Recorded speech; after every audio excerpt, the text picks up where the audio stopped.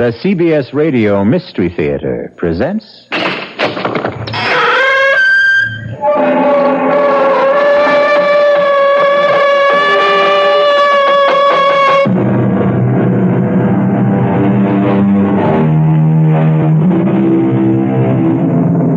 Come in. Welcome. I'm E.G. Marshall, bidding you welcome to the sound of suspense. Welcome to the fear you can hear. Welcome to the world of mystery. This is a tale of young love. The love of a charming young man for a charming young girl. It is also the story of a mother's love for her child. As you can see, this story is positively dripping with love.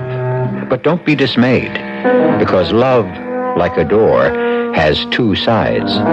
And when the other side is hatred, it can drip with venom and gore. You're a liar, Mr. Snowden. Don't you think I know what you are? You're wrong, Mrs. Daniels. I love your daughter. Why? Because I do, that's all. You can't explain something like that. Listen to me, young man. Even her own father couldn't bear to look at Bonnie's face. That's why he left her so much money, because he felt guilty for what he felt for his own poor, homely daughter. Mrs. Daniels, listen to me. You're a liar, and a thief.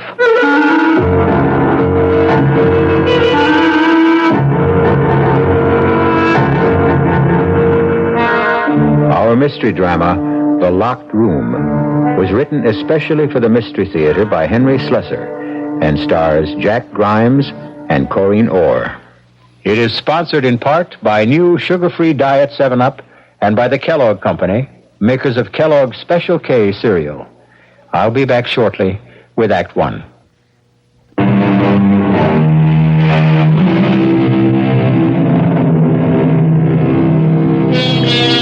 We're on a lonely highway that winds its way into the hilly regions upstate. The hour is late, and the sleek white sports car whose hood ornament faces north is the only vehicle for miles around. Even the sound of its purring engine doesn't seem to disturb the quiet of the countryside. But inside the car, the sound level is something very different. Davy, please, turn that down before I go deaf. Oh, what's the matter? Don't you like music? Yeah, that's why I'm trying to save my hearing. Okay. There, is that any better? Much. Hey, how much longer is this going to take? You said it was only 30 miles or so to the house, and we must have driven 50. We have not. You're not watching the mileage. Listen, there are so many gadgets on this dashboard, I wouldn't even know where the speedometer is. But you do like the car, don't you? Like it? Hey, Bonnie, do you know what I've been used to driving all my life? Second-hand pickup trucks. That's about all our folks could afford. I hated this car at first when Mother gave it to me. I mean, she must have thought it was what every young girl wanted on her 17th birthday. But the truth is, I was scared stiff of it. Well, why should you be? I don't know. Just was. It always felt like it was running away with me. Ah, but now you're running away with it. And me. Oh, don't put it that way. I don't feel we're running away, Davy. Oh, of course not, kidding. It was just a figure of speech. Davy, look! We're almost there! Oh, there's the old red barn I told you about. Hey, great. Do I make a right here? Yeah, a sharp right. And then straight up the hill until you come to the sign. If it's still there. When was the last time you were here, anyway? About 10 years? No kidding. Yeah, that's right. I was only 8 when we left. Oh. Davy, there it is. You can see the chimneys. Oh, wow. Yeah, how many chimneys does the house have? It seems like hundreds. There was a fireplace in every room except the bathroom. Wait till you see it, Davy. Oh, just wait.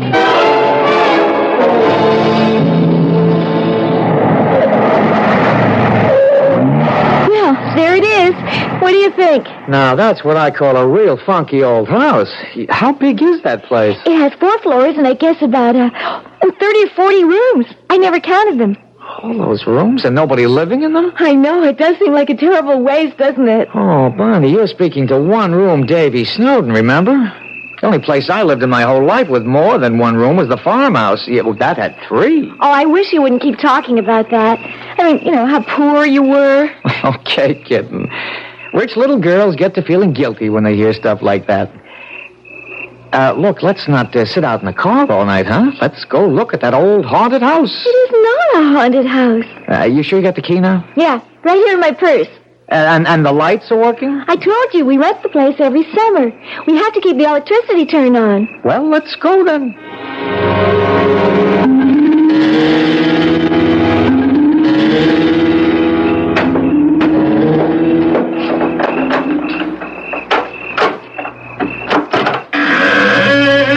There's a light switch right near the door. Yeah, here it is. There. Look at the size of this place. I know, it's a terrible old barn of a place. That's what my father called it. When he died, well, Mother just thought it was foolish, the two of us living here all by ourselves. Looks kind of run down. I'm afraid it is. But the foundation is still solid. Well, there's plenty of furniture. Hey, come on, show me the rest of the house, huh? What would you like to see first? Well, upstairs. That's where the bedrooms are, right? Yes. Well, that's the first thing we have to do. Decide which bedroom we want. Oh, Davy. Do you love me, Bonnie? Oh, you know I do. Say it. I love you. Say, I love you, Davy. I love you, Davy. Well, in that case, let's pick out the bedroom. How many choices do we have? At least 10. Oh, might take us all night. Come on.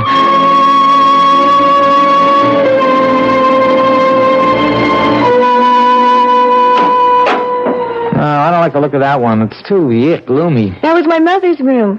You mean your folks had their own room? That's right. Well, maybe that's how they do things when you're rich. But me, I'm just a country boy. Now, let's see about this door. Hey, this one's stuck. No, it's locked. It's always been locked. Well, what for? I don't know. Well, what's behind it? Another bedroom? Honestly, I don't have the faintest idea. It's been locked ever since I can remember. Daddy once told me never to go near this room. Once I remember my mother talking about it, sort of nervously. Oh, that sounds very mysterious. What do you say we break it in, huh? Oh, Davy, no, we can't do that. Well, gee, aren't you curious? Maybe it's full of hanging women, like in Bluebeard's castle. Or maybe that's where the family jewels are hidden. Oh, let's leave it alone, Davy. I was always scared of that door. Yeah, but what's it locked for? Seems to me when a door is locked, that means there's something pretty interesting behind it. Stands to reason, right? Well, I'm sure it's just some old storeroom or something. Bonnie, listen, there could be something valuable in there, something worth money. And since the house is yours, I mean, this is your house, isn't it? Your father left it to you, didn't he? Yes. Well, if there's anything valuable in there, it belongs to you. Oh, Davy, all those promises not to talk about money. I'm not talking about your mother's money. I'm talking about what's yours, rightfully yours. But the house isn't really mine. Not yet. Not until I'm 21, and that's almost 4 years from now. Now, don't be technical. Oh, Davy. Okay, if that's how you feel about it. We got plenty of time anyway. Davy, remember what you said about the fire? It's getting late, Bonnie. Don't you think we should be in bed? Couldn't we have a fire first, please? Sure. Anything you say. We want this night to be perfect, don't we?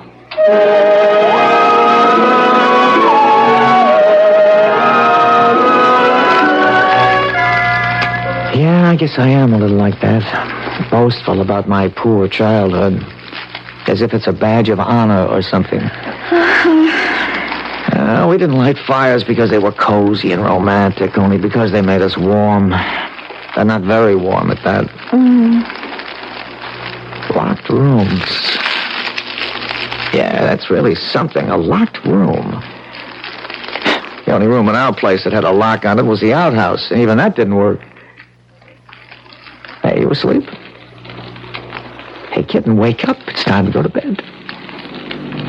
Come on, Bonnie, wake up. Hey, what's that? Pete's sake, there's a car outside. Hey, Bonnie, wake up. There's somebody coming up. What? We got company. Oh, no. Well, who is it? Oh, Davy, it can't be. Yes.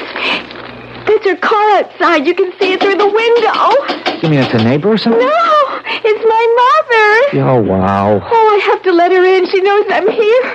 She saw my car outside. Well, I'm surprised you two aren't in bed already. That was the general idea, wasn't it? Mother, please, let me explain. I suppose you're David Snowden. Yes, I am, Mrs. Daniels. I see we have no trouble recognizing each other.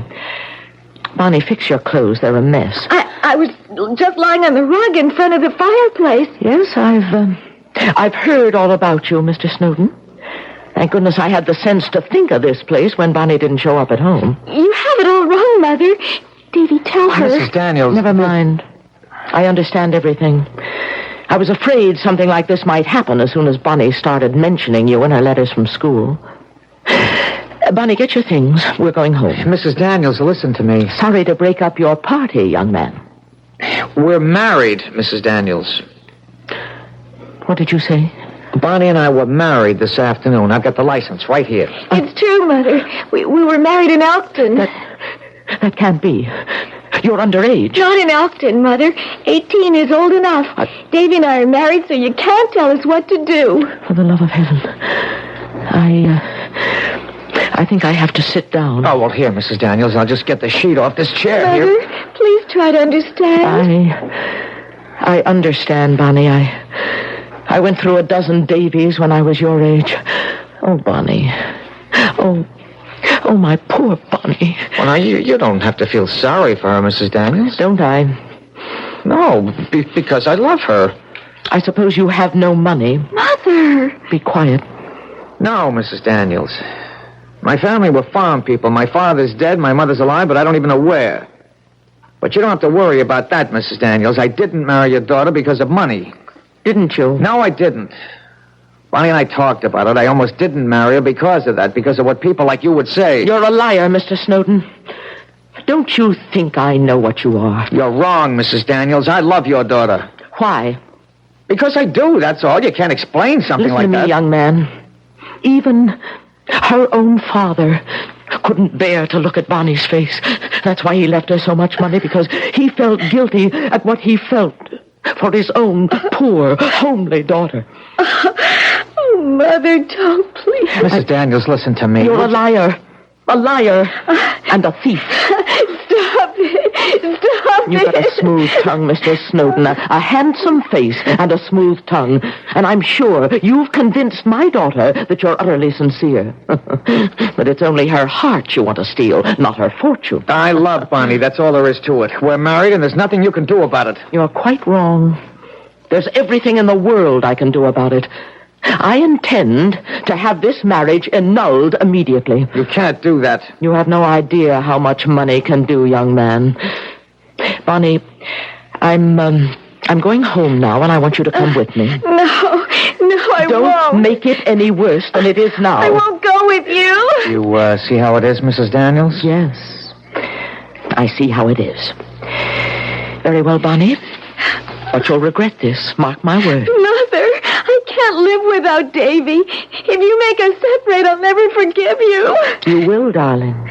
Strangely enough. I'll kill myself. Do you hear, Mother? I'll kill myself if you do this. Now, don't talk nonsense. You think your heart will break, but it won't. A heart doesn't break. It withers. That's what I don't want you to find out. Goodbye, Bonnie. I mean it. I'll kill myself. Oh, Davy.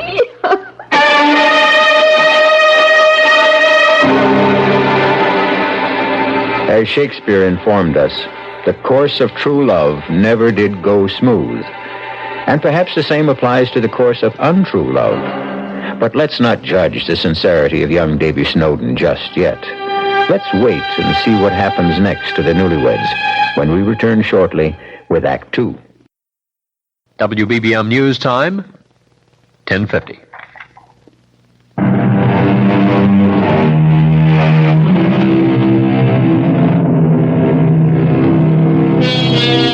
Now let's return to the locked room. The door we're looking at right now isn't the door to the old Daniels mansion upstate. This door is reached by walking up several long flights of stairs before you can read the faded numerals 4G. Are we there, Davy? Yeah, honey, here we are. Hey, you're wounded pretty bad. No, I'm all right. I warned you that I'm not very strong. And I warned you that a fourth-floor walk-up is no fun. We don't have anywhere else to go, Davy. Yeah, I know that, all right. Well, brace yourself. Here's the Snowden residence. I suppose I should carry you over the threshold. Well, come on in. Don't just stare at it. It's, not at all bad, Davy. Really.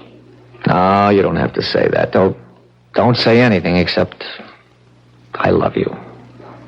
That's always nice to hear. You know that I love you, Davy. Then close the door and show me. Oh, Davy. Davy, I'm so worried. Yeah, I knew that my room would affect you that way. I don't care about the room. Anywhere is all right if I'm with you. We'll get along. And then I'll have the money my father left me. Yeah, and 3 years, if you survive that long. I'm sure my mother will change her mind about us. I'm sure of it. As soon as she gets to know you. Oh, Bonnie, couldn't you tell? It was hate at first sight. She took one look at me, and it was hate killed. Davy, do you think she can really do what she said? Get our marriage annulled? I don't know. It was a legal marriage. I mean, you didn't need parental consent in that state. But she's so smart about such things. She's run my father's company since he died. She has all these lawyers on her payroll. Stop worrying about it, Bonnie. But what if she could do it? I couldn't stand that, Davy. Stop worrying, I said. You got one thing going for you, kitten, and that makes all the difference in the world. Your mother loves you. She wouldn't hurt you for anything. Davy, tell me the truth. Do you think I'm homely? I think you're beautiful. Oh, I know that isn't true, but I'm not really repulsive, am I? Are you kidding? Come here. Oh, Davy, it's true about my father. I know that. He was so disappointed that I wasn't pretty. He must have needed glasses. Who's that? Nobody even knows I'm here. Hello? Is this Mr. David Snowden? Yeah, that's right. Who's this? My name is Hedinger, Mr. Snowden. I'm an attorney, Hedinger and Dowles. We're on Vanderbilt Street. Yeah, so? One of my clients is Mrs. Harriet Daniels. I'm sure the name is familiar to you. Yes, I've heard of her. I was wondering if we couldn't get together to discuss a certain matter regarding her daughter, Bonnie. You mean my wife, Bonnie? Who is it, Davy? Yes, that's right. I wonder if it would be convenient for you to come to my office sometime this afternoon. Well, I'm sorry, Mr. Hedinger, but Mrs. Snowden and myself are a little busy at the moment. Well, what about tomorrow, then? Would that be possible? Is it my mother's lawyer? Yeah, one of them anyway. I beg your pardon? All right, Mr. Hedinger. I'll come to your office tomorrow. Say about 10 o'clock? That would be just fine. The address is 50 Vanderbilt. We're on the 21st floor. I'll be there. Well, it looks like the fun is starting. Oh, Davy.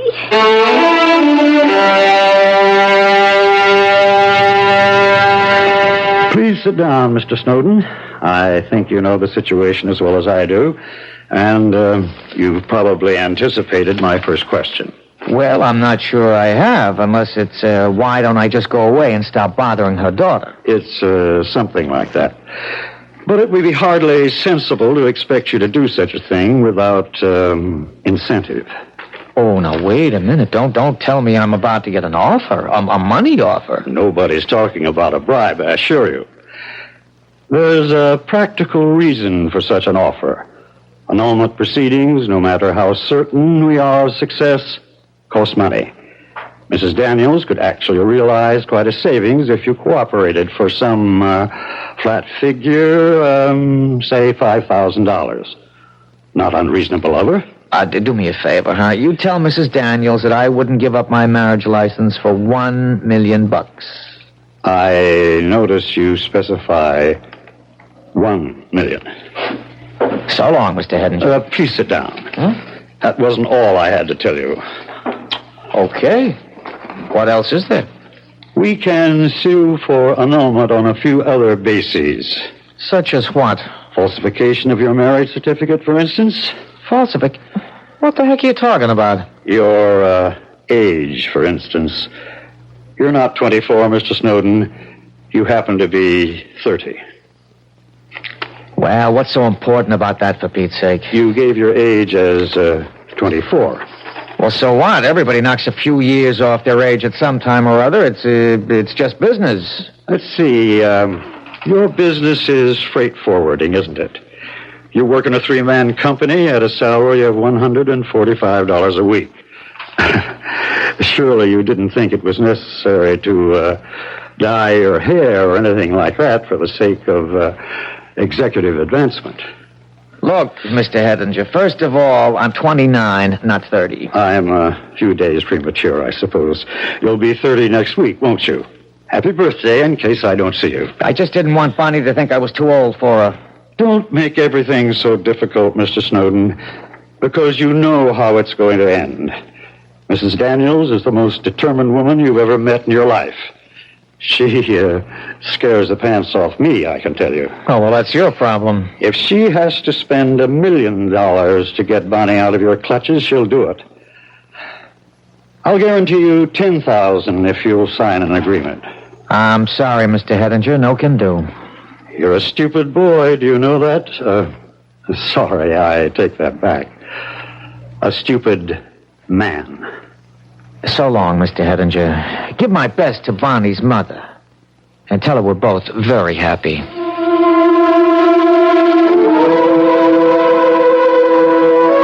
Oh, Davy, it's horrible. We don't have a chance. I know we don't.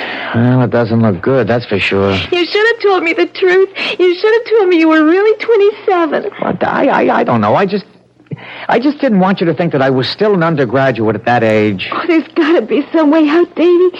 There has to be. If you could just talk to her. She won't give me the chance. She's made up her mind that all I want is your lousy money. Well, what if there wasn't any money? What if I signed away the rights to the money my father left me? That would make her believe us, wouldn't it? Well, that's pretty drastic, kitten. I mean, that money is yours. When you come of age, you're entitled to it. But I don't care about money, Davy. Well, you don't now, maybe, but later. I couldn't have you making that kind of sacrifice for me. Bonnie, you'd probably hate me for it later. Oh, I could never hate you. I love you so much. I think I'll love you after I'm dead. Davy? Davy, what are you thinking? Nothing. Davy, you don't care about the money, do you? Please talk to me. Bonnie, I have an idea. I have a very crazy, very good idea. About what? Well, I wouldn't blame you for not going through with it. I'd understand. But what is it? You remember what you said, what you told the old... Yeah, what you told your mother up at the house about your killing yourself? Yeah, I remember. Well, she didn't believe you, of course. What if your mother really thought you were serious about killing yourself? Wouldn't that make her change her mind in a hurry? Well, yeah, I suppose it would, but we could never fool her about such a thing. No. If we were smart, we could. No, she's smarter than both of us put together. I know her, Davy. There's just no fooling her. Wait a minute. Wait. Don't throw it away so fast. Let's talk about it. Let's think for a minute. But it just wouldn't work. Yeah, but if you really did try, Bonnie, only you didn't try too hard, only enough to make it look good. Well, how can I do that? There's a couple of ways. Gas, for instance. We could fix up a phony gas suicide. Bonnie, don't look like that. I'm sorry. All right, forget it. Forget I ever said it. No, go on. It could be something like, sleeping pills. You've got sleeping pills, haven't you? Yeah, I have. What, you wouldn't have to take more than 2? Maybe 3. Now, that won't hurt at all, and we'd make her think you took the whole bottle. Now, don't you see how easy that'd be? Yes, I suppose so. Oh, Davy, hold me, please. Oh, kitten, you could write your mother a letter. You could tell her what you were planning to do, but that I don't know about it, see? You could say you were going to swallow the whole bottle of pills. But you'll actually take just a few. Then when your mother shows up here... I'm so scared, Davy. I promise you nothing will happen except that your mother will know that you meant it, Bonnie. About loving me so much. You do love me, don't you? Yes. Yes, Davy. I do. I do.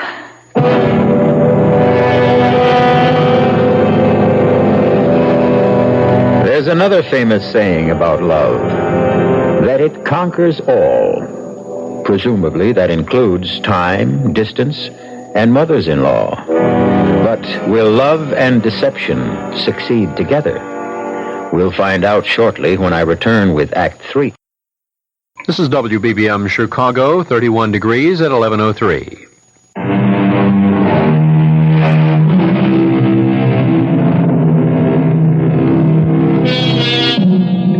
Things seem very normal in apartment 4G, the one-room residence of the newlyweds, Bonnie and David Snowden. Music is playing on their transistor radio, a frozen dinner is thawing slowly, and Bonnie and David are hunched over the kitchen table, composing a letter. The only thing that makes this domestic scene a bit bizarre is that they are collaborating on a suicide note. Dear Mother, I warned you what I would do if you tried to get our marriage annulled. Tonight, I'm going to take a whole bottle. Davy, do we have to have that music? Okay. I didn't know it was bothering you. I'm nervous enough as it is. Okay, I said. Dear Mother, I warned you what I would do if you tried to get our marriage annulled. Tonight, I'm going to take a whole bottle of sleeping pills. Oh, Davy, it just doesn't sound right. It's not so bad, Bonnie. Look, maybe you better put in something about me not knowing about it. I think that's important, that your mother realizes that I had no idea you were going to try to take your life. Well, maybe you better write it, Davy. I'm just no good at this sort of thing. Yeah, I guess you don't have much experience writing suicide notes. Well, I just can't help feeling it's wrong. Wrong? What? How? Well, you know. No, I don't. The only thing that could be wrong about it is if it didn't work, but... Okay, if you've got cold feet, okay, we'll let your mother go through with it. We'll let that lawyer Hedinger get our marriage annulled. Is that what you want? Well, you know it isn't. And have you got a better idea than this, have you? No. Then tell me what you want to do, Bonnie. You name it. Well, just tell me what to write in the letter. Well, the first line is okay. Only after that, I think you should say, Davy doesn't know I'm doing this. I didn't want anyone to know so that nobody would stop me. Wait a minute, not so fast. Right, well, you don't have to put it down exactly the way I said it. Make it sound like yourself, you know. Yeah, I'll try. And, what else? Say something about, I'm doing this because I love Davy, because I can't live without him. Yes. Well, that'll make her understand. You see, she'll realize that you might try to kill yourself again if she broke us up. And if she loves you, she won't want that to happen, Bonnie. You see? Yes. Hey, come on. You're getting tears all over the letter. Oh, Davy. Go on, Bonnie. Now sign it. That's right. That's just perfect. Now, you got the envelope? Here. Okay, if I get it into the mail now, she'll have it tomorrow morning. Now, she's sure to phone here as soon as she receives it. Davy, she might even call the police. Well, it doesn't matter who she calls. Police, a doctor, it'll be okay. I mean, you'll really be asleep, Bonnie. You'll take just enough pills to put you into a nice, deep sleep. Understand? Yes, I understand. Now, I'll be right back, sweetheart. I'll just run downstairs and mail this, huh? All right, Davy, but hurry back. I don't want to be alone.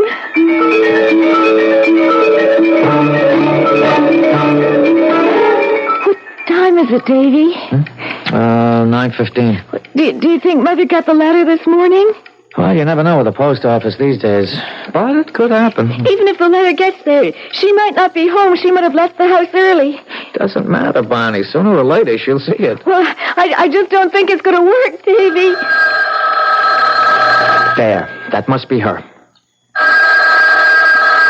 But do you think it is, really? There's no doubt about it. I don't know anybody who'd call me this early in the morning. Well, how about the people at your office? No. I'm away on a 2-week honeymoon, remember? They don't even know I'm in town. Davy, shouldn't you answer it? No, kitten, no. Don't you understand? She's got to get worried enough to do something. And you've got something to do, too. You mean take those pills?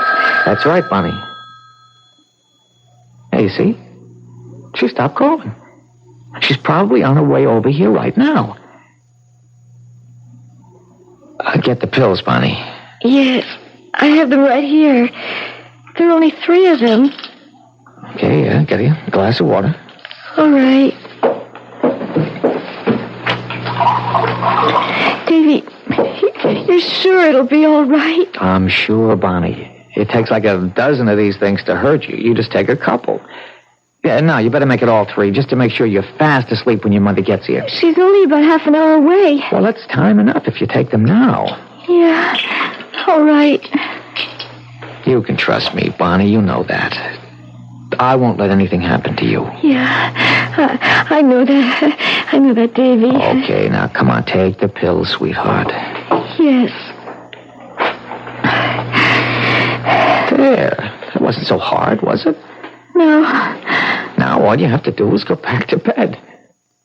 Go to bed and to sleep. That won't be so hard either. Even without the pills. I slept so badly last night. Yeah, I know. Davy, Yes, kitten? please kiss me. Kiss me. Good night.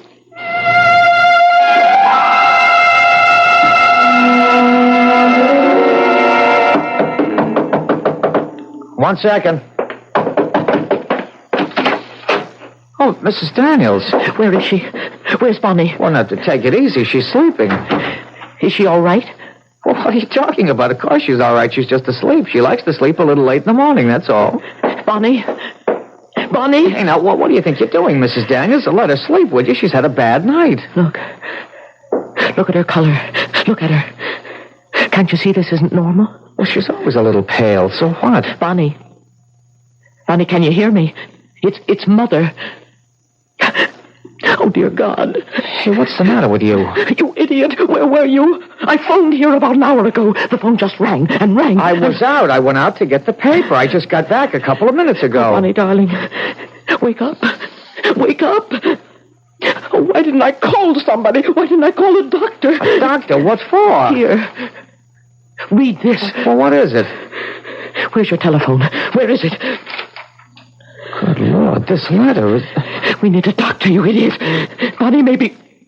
Oh, no. Mrs. Daniels. She's dead. She's dead.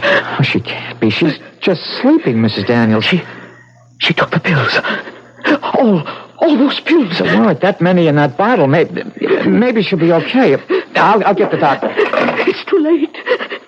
Too late. I'm not dead, I tell you. Bonnie, wake up, kitten. Wake up. It's all right. Everything's all right. Bonnie, for Pete's sake, it's all over now. You've got to wake up. Oh, she's so cold. Bonnie, wake up. Leave her alone. Can't you leave that poor girl alone, even now? Mrs. Daniels, I swear there weren't many pills in that bottle. It wouldn't have taken many. Not with Bonnie's heart. It wouldn't take us... Well, it wouldn't take many. What are you talking about? Bonnie had rheumatic fever when she was 12. Her heart's been weak ever since. Oh. No. Bonnie, please. Please. You've got to wake up.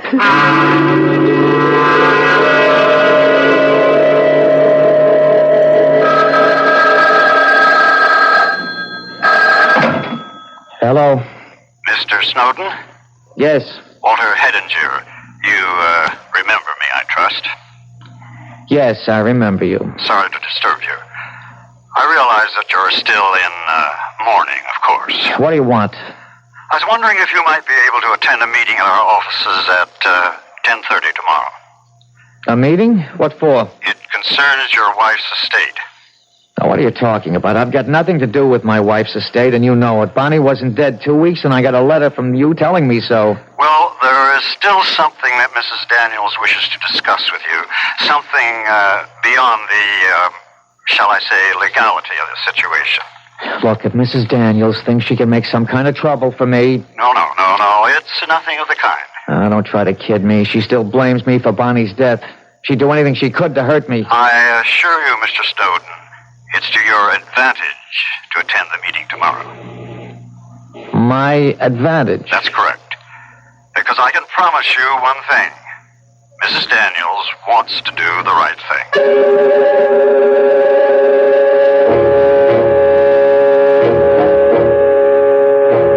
Please come in, Mr. Snowden. Yes.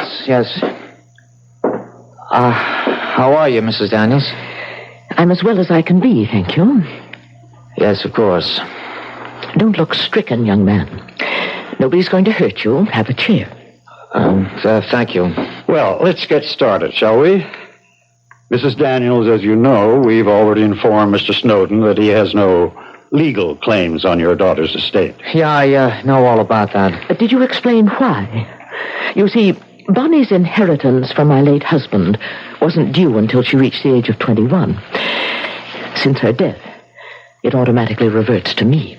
I didn't expect anything, Mrs. Daniels. Very kind of you, I'm sure. However, Mr. Snowden, the fact that you did marry Bonnie imposes a certain kind of obligation on me. Some kind of gesture regarding your welfare. I don't understand. Mr. Snowden, you seemed most impressed by that old house we own upstate. You recall the one I mean? Yes, of course. It was once valued at a great deal of money. And it's yours. What was that? I'm deeding you the property. It would have been Bonnie's in a few more years. I have no further use for it. You may have complete possession of the land, the house, and everything in it. Everything? You really mean everything? Of course. Mr. Hedinger will see to the formalities. Now, if you'll excuse me, I have to go. Well, gee, Mrs. Daniels, Please don't thank me. I can stand anything from you now except gratitude. Good day.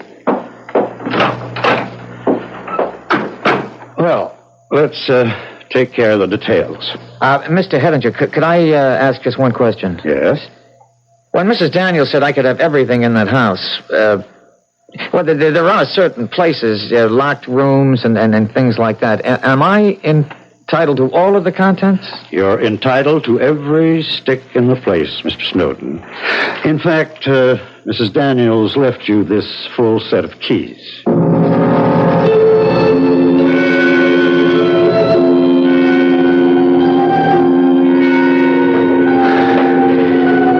Look at it. Look at it. It's all mine. The whole house. Mine. God knows how much it's worth. Yeah, sure, it's run down, but the furniture alone. Where's that light switch? Yeah, here it is. Yeah, what did Bonnie call it? A terrible old barn. Yeah, but it's all mine, sweetheart. It's Davy's barn now. Maybe it's not $1 million, but it's something. Where are the rest of those keys? A dozen keys, but one of them must open that door. Yeah, one of them will do it, so let's just get going, Davy boy. It was really something, her giving me this house. Noblesse oblige, I guess. I gotta give the lady credit. She's got class. Let's see. It wasn't this floor. No, it was the next. There's got to be a very good reason for locking up a room. There's got to be something very valuable inside. Yeah, that's the door. That's the one. Okay, now to find the key. No, not that one. This is, no, it's obviously too small. How about this one? No, that didn't do it. This one's too big. No, not yet. I hope it's here. The lawyer said they were all here. I'll try this one. Well, it slipped in all right, but will it turn? Wait a minute, it's stuck, but I think it's gonna do it. I think it's gonna work. That did it. The lock's open. Now, all I gotta do is open the door. It's pretty dark in there. Shades are down. But I see a lamp over there.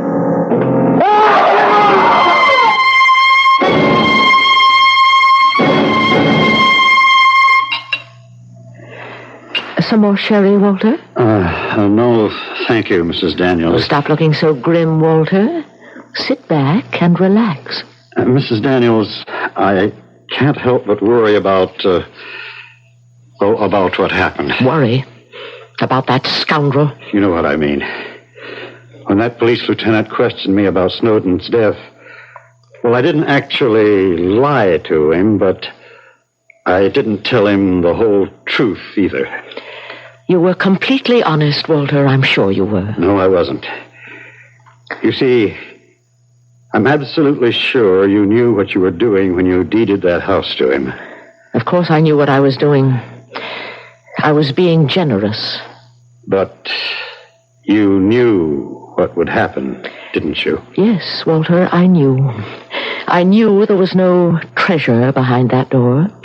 Only the rotten floorboards that made us shut up the room 15 years ago. I used to argue with my husband about it. I used to say that we should have the floor repaired before someone fell through to the basement.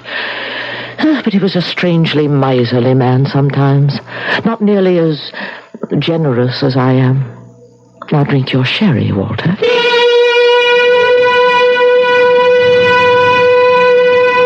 Well, what can you say about an 18-year-old girl who dies? Or her 30-year-old lover, for that matter? Regretfully, this love story has ended with both the lovers gone, which ought to make it twice as popular as the movie. I'll be back shortly.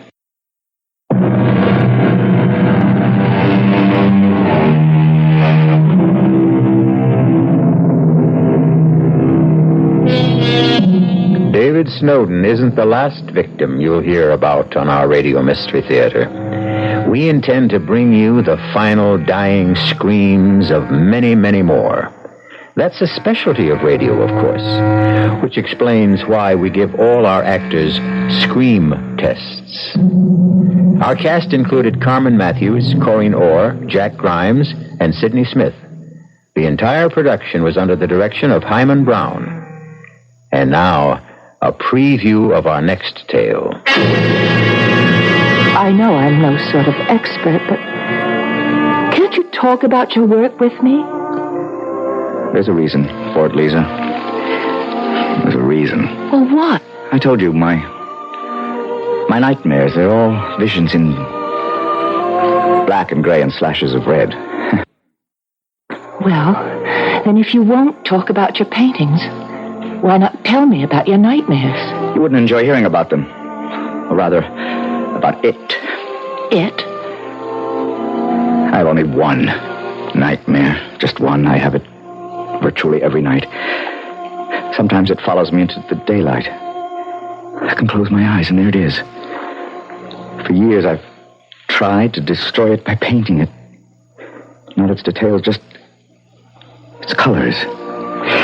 But the therapy hasn't worked. Radio Mystery Theater was sponsored in part by Anheuser-Busch Incorporated, brewers of Budweiser.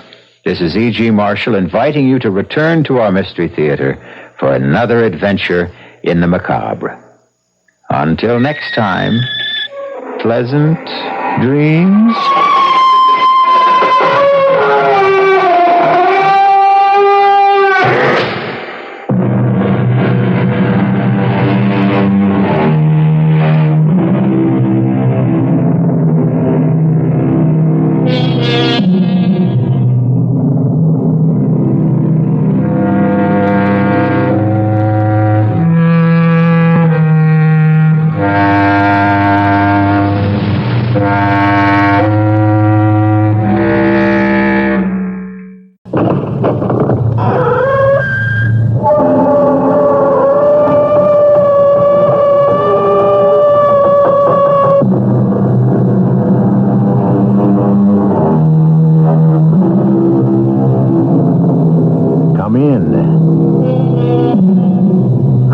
Marshall. Welcome. Doubly welcome this special eve, of course.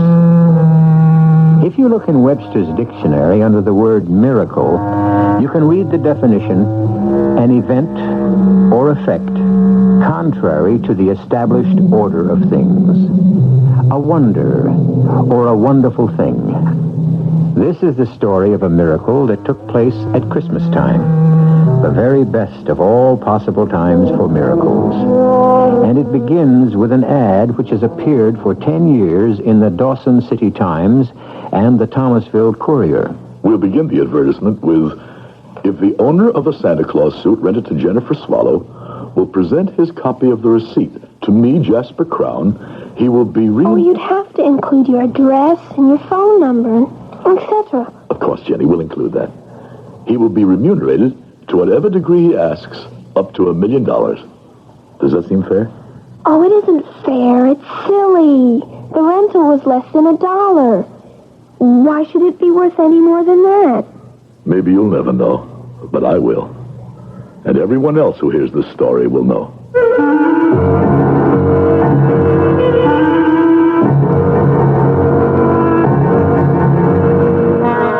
Our mystery drama, A Very Private Miracle, was written especially for the Mystery Theater by Ian Martin and stars Howard Da Silva.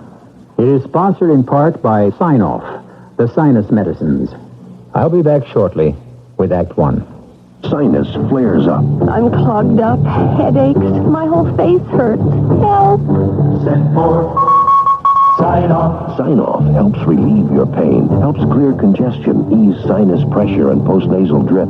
Sign-Off does it all. Send for Sign-Off. And for the fastest known form of congestion relief, Sign-Off Spray. Sineoff. Sign-Off. The sinus medicines in the bright red box. Is here. For occasional use only as directed.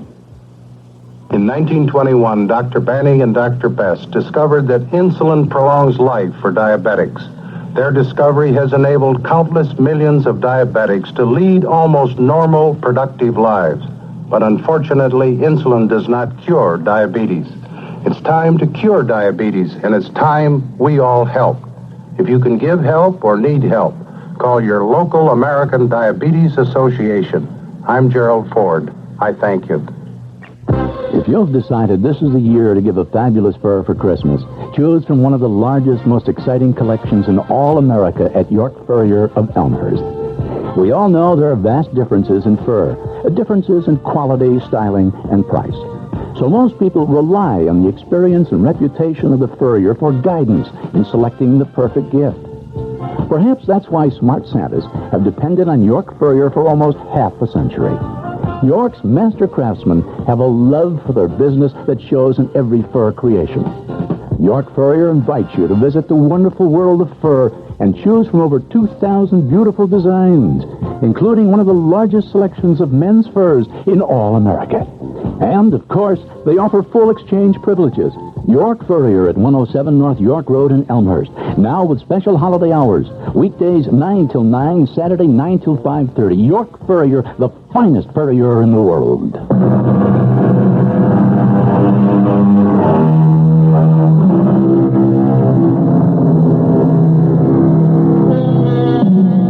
This is a story of a very special time and a very special love affair between a bright and artless 10-year-old and a bitter, soured man who made himself old before his time. But however it ends, it begins with hate.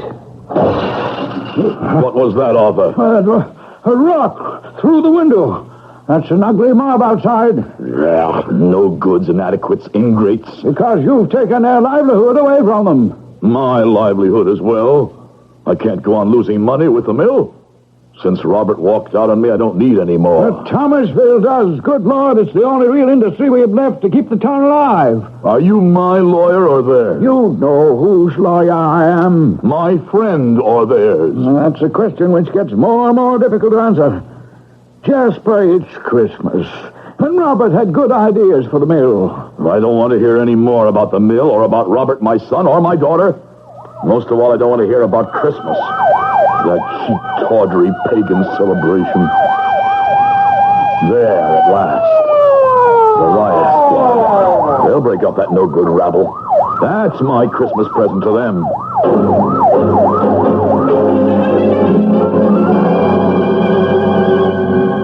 Finally, the police have dispersed them. Cowards all. A mob has no courage. Well, what are you going to do about the window? Close the room off. Heaven knows there are enough other rooms for me to wander through alone since I've been deserted by my family. Well, that's scarcely fair to Emily. Emily? Did I once really have a wife? Was there some warmth in this house? While my sister lived. Well, she's dead. Too many years ago for me to want to count. There's no one left but my housekeeper and me. At least Mrs. Murchison hasn't deserted me, as you want to. Go then, Arthur, go. It's safe now. The papers are all signed. I won't execute these till after the holiday. The day after Christmas. The day after Christmas is Sunday, so I can't do anything till Monday. Very well, but the execution is signed, sealed, and delivered. When I sell the mill, I'll be not a millionaire, but a multi-millionaire. Or do you mean that crowd of hicks the police just chased away? You think I'm frightened of them? Oh, I didn't mean physically, and I didn't mean concerned either. I mean terrified for your immortal soul. Oh, don't trouble. I'll let myself out. Oh, Mrs. Murchison, if I don't see you again before the great day, Merry Christmas. And a Merry Christmas to you, Mr. Daly. Who was on the phone, Mrs. Murchison? Oh, such good news for you, sir. It's little Mary herself. What did she want? Sure, she's still on the phone waiting to tell you herself. I have no wish to talk to my daughter. Ah, but when you hear her news... What news? Well, she wanted to tell you herself. If she's leaving that damn foreigner and coming home alone, I'll talk to her. Otherwise, go and hang up. Without listening to what she has to say? There's only one thing I want to hear from her. An apology. Oh, you're not going to talk to Miss Mary? No. I wanted to save the news for her to give you. Oh, but now, sure, I have to say it myself. It's a baby she's going to have. She wanted you to know you're going to be a grandfather. No, some penniless foreigner. No, thank you. You can tell Mrs. Blumenthal it won't work. She's still as completely cut out of my will as her brother. When you hang up the phone, you can bring me a cup of tea. I'll be in the library. Oh, the good Lord favor me and put the words in my mouth. Mary, sweetheart, forgive me for being gone this long. Well, that's all right, Murch, honey. Is Dad there? Well, my Vernon, to tell you the truth, he's after having a little bit of a lie down, and, Well, it's all right. I know what he's lying down on. Any reconciliation with me. I thought maybe the time of year and the baby... Did you tell him about the baby? Well, I didn't want to. I wanted it to be your surprise, but... Okay. Forget it.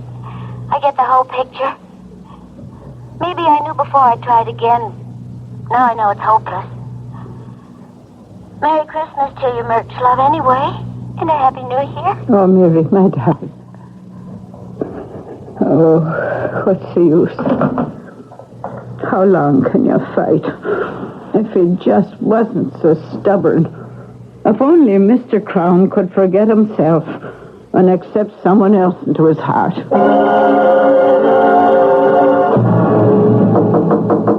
Come in. It's your tea, Mr. Crown? No, thanks. Just put it on the table. Yes, sir. Well, was there something else? Yes, Mr. Crown. This next Christmas would be my 25th that I've served your family. Oh, in heaven's name, spare me the Christmas spirit. It's choking me. Well, it's choking some of the rest of us, too, Mr. Crown. Everyone has a limit. You're not alone in that. I've just been talking to Mary, and I've lived through a long, difficult time in your family. I'm giving my notice. Before dinner? I honestly don't care if you ever eat again, or live. I just have time to catch the next bus. I'll send someone else to clear out everything that's left of mine in this house. I want no part of it, or you, ever again. little while later, the front doorbell rang. With Mrs. Murchison gone, Jasper was tempted not to answer it. But when it rang again, some secret urgency drew him down the long corridor. On the walk, he winced. His elbow pained him, and the arthritis in his right leg jumped and sent shivers. Every ache and pain he had ever known seemed to assail him, till the magic moment he opened the door and saw, standing on the stoop, her freckles burning bright in her snow-white face, her pigtails stiff in the icy wind, Jennifer. And even though he didn't realize it, magic was upon him. Yes? Who are you? Jennifer Swallow. What are you doing on my doorstep? If you please, Mr. Crown, I'm freezing to death. You came here of your own free will? What do you want? I have a business proposition to put to you.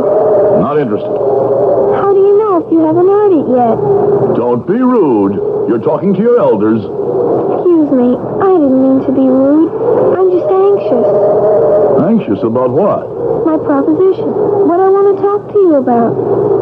All right. What is it? I'm too cold to tell you here. My father says that no gentleman keeps a lady waiting. You're no lady. You're just a child. And you're no gentleman. You're a... what? You're a kind man who's going to offer me shelter.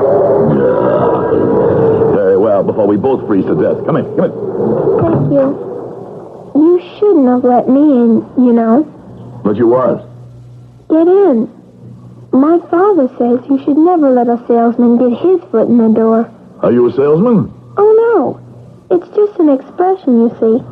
In a manner of speaking, so to speak. What is it you want, young lady? My name's Jennifer. Jennifer? I'm not interested in names. All I want to know is what your business is here. Shouldn't we go into the parlor? No. You're kind of old. I thought you might want to sit down. Well, maybe I'd better. It would be much cozier. Very well, then. Follow me. Even though it is quite cold, it's very nice weather for this time of year. What? I'm just making conversation. My father says... I don't believe it. Believe what? I don't believe your father ever gets a word in edgewise with you around. All right. It's warm in here in the library. There's a fire. You can sit over there on the other side of the fireplace. Thank you. So many books. A lot of knowledge in the world if you young folks would take time to pick up some of it. Now, Miss Jennifer, just what is it you want? Well, it's at the church, you see. Nobody is working this year on account of you closed the factory down. You blame me for that? Oh, no. I mean, that's your business, of course. But it meant somebody had to do something special. About Christmas, I mean. I might have known it. Sending a child here to blink her innocent eyes at me. Who put you up to this? Who sent you here to ask for money? No one. I just wanted... Don't lie. For a moment, you almost fooled me, young lady. But I might have known there was something behind this. There is, isn't there? Well... What is it? Present for the church? Oh, no. I already won those. From Win the Booty. You what? I said I already got those from Win the Booty. You know. No, I don't know. What is Win the Booty? It's on television. Don't you watch it? I don't have a television set. Oh, it's fun. The man asks you questions, you see, and then you have to answer them. And that's what you did? Of course. Why are you so surprised? I'm just amazed that you didn't ask him most of the questions. So you won some prizes, eh? Oh, scrumptious ones. So you see, we don't need you for that. You don't say. But what do you need me for? Well, see, the presents are to be handed out tomorrow night at Christmas Eve. And we have no Santa Claus to do it. I wanted you for that. Of course. Because I'm rich and you thought that I might bring some extra presents. That wasn't it at all. Somebody else had an idea you should come here and ask me? No, sir. This was my own idea. Really? Just what's the matter with the guy who knows all the answers? Who? Your all-wise father. Oh, he isn't here this year. What's keeping him so busy? A first-class son of a gun. A what? His superior officer. My father's in the Navy. Both of them are. Who? My father and the first-class son of a gun. That isn't exactly what he called him, but I promise not to repeat the other. I see. Well, if it can't be your father, what's the matter with your minister? Nothing. I mean, as Santa Claus. Oh, too skinny and too serious. He never understands a joke. He's really an old stick. But what on earth would make you think of me, child? You don't just want me to be Santa Claus. You have an ulterior motive. What's an ulterior motive? You want me to do something else, don't you? Oh, that. Of course. You admit it. Oh, sure. We don't have a budget for the Santa Claus suit. So I thought if you'd be him, you could afford to rent it. Where are you going? I'm opening the door for you to leave, Jezebel. My name isn't Jezebel. That's a matter of opinion. Just keep heading for the front door. Then you won't be Santa Claus? I'm afraid I'm not the type. You could be just perfect if you'd let yourself go. I wish I could believe that. Oh, couldn't you? Only one way I could. Well, how's that? You get me the Santa Claus suit, and if you still want me, I'll be your Santa Claus. Honest to Pete? Honest to Pete. Well, I'll try, but it's going to take a miracle if I do. You know, I wouldn't put it past you.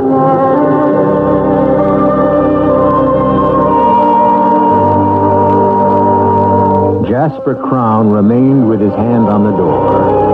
One part of him congratulating himself for having resisted that elfin charm. The child was just trying to use him and his wealth, as people always were, egged on by her elders, no doubt. But another part of him, lonely and forgotten and rusty with disuse, cried out for her return, for a miracle. I'll return shortly with Act Two. Here's a tip from your Better Business Bureau. Are you in the market for a used car? If you are, it would be wise to shop around until you get a feel for the market. It's important for you to find out if the car is covered by a warranty. A used car warranty is limited. For example, it may cover the first 1,000 miles or 30 days.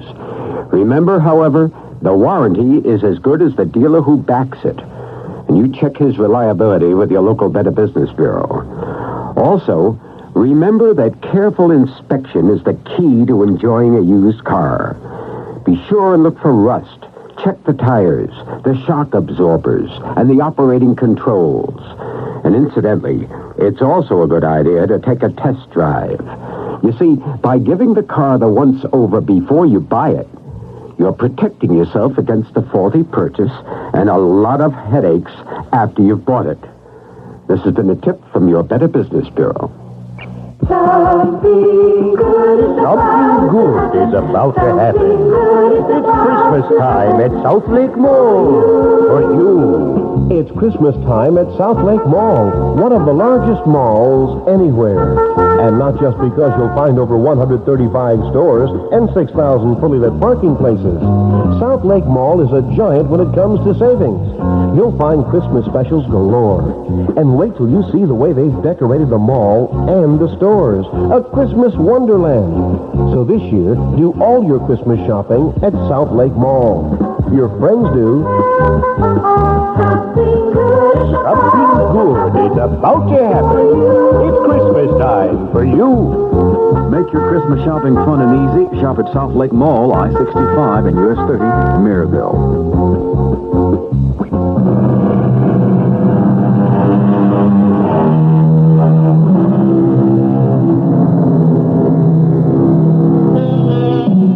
Never underestimate the power of Jennifer. That night, Jennifer broke open her piggy bank and counted her capital. $2.23. The following morning, she bought a return trip ticket on the bus to Dawson City, which cut into her budget to the tune of $1.62. Once she got there, she set her jaw and started to comb the city. It was well after lunch when suddenly the freckles were dancing across her nose and her pigtails vibrating with delight. For there, just as she told herself there had to be, was a sign saying, Santa Claus suits for rent, dirt cheap. The proprietor was a wonderful man with a jolly round face and bristling white eyebrows and a shock of snowy white hair. As Jenny said afterwards, she almost wished he might be persuaded to come and play Santa Claus. But that's really a silly idea. He lives too far away. I beg your pardon, miss. Did I say something? Well, there are only two of us here, and I didn't say anything, so I think it must have been you. There I go again, thinking out loud. You couldn't, could you? Or didn't I think that part out loud? What part? About wanting you to come and be Santa Claus in Thomasville at our church tomorrow evening. Oh, I'm afraid I couldn't. Some other people are expecting me. Oh. But I can rent you a suit, you know, a Santa Claus suit. Do you see one that you like? Well, there are so many. What's this one made of? Red velvet with ermine trim. You like it? It is nice. How much would it cost to rent it? Well, now, that's a very handsome suit and quite cheap at the normal rental of $100. $100? Too much? Oh, much too much. Well, now, how much were you thinking of? 61 cents? 61 cents, eh? Now, isn't that a coincidence? As a matter of fact, right down beneath the counter here, I may have just the thing. Yes, here we are. Now, let's see. Boots, belt, hat, pants, and a tunic. And, of course, the whiskers to go with it.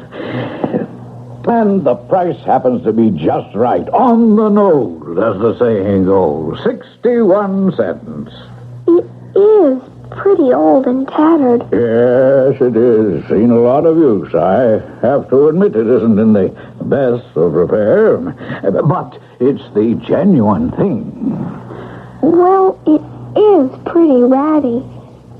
But I'll take it. After all, the price is right. And the kids who are going to see it won't notice the condition.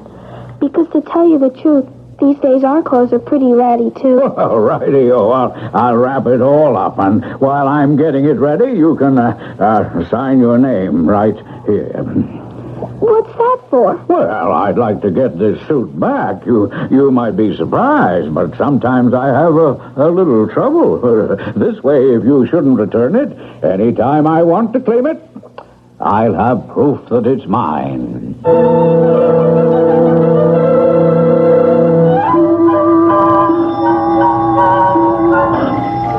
Oh, now why doesn't Mrs. Murchison answer that bell?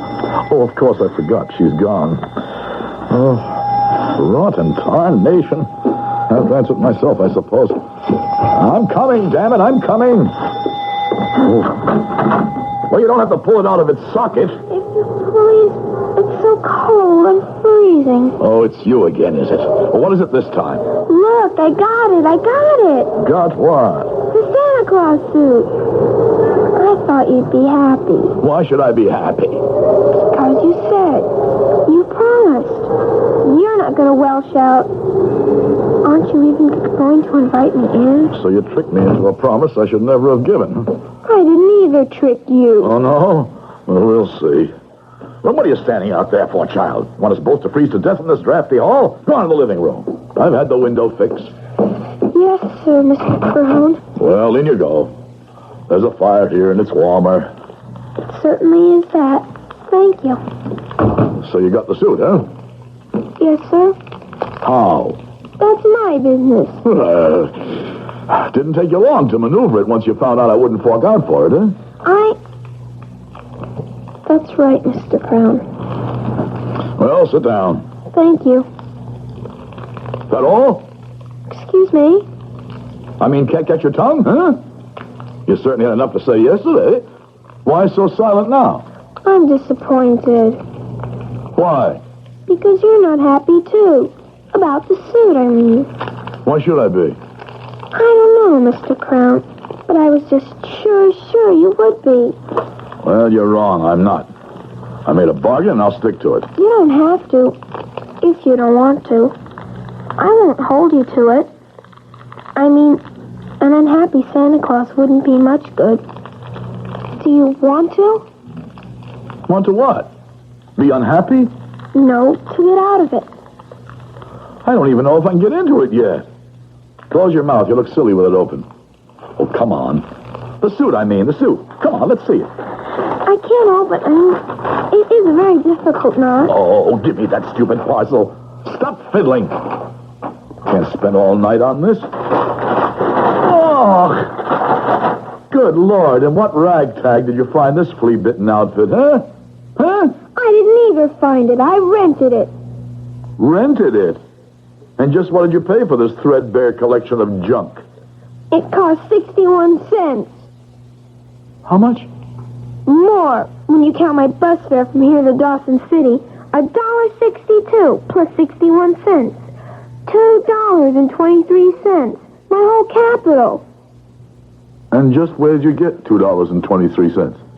It was my tree money for Christmas, but I'd rather have a Santa Claus than a tree. So I broke my piggy bank, and I hate you.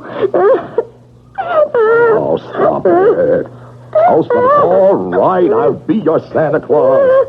Oh, I'll even try the suit on now if you like. Oh, if you still want me, that is. I'll be a pretty gruff Santa Claus, but... Oh, shall I try the damn thing on? Yes, please. After all, I spent the money. And something is better than nothing, isn't it? Honesty, Jasper. The startling white honesty of a child. It's what you've been looking for, grasping for. Something to believe in again. And yet, too late. Too late. You're so conscious of the age in your body, the bile in your gut, your loneliness, that rheumatic elbow, that gnawing peptic ulcer, the tight place around your heart. Or is what you fear most your mean and tiny soul?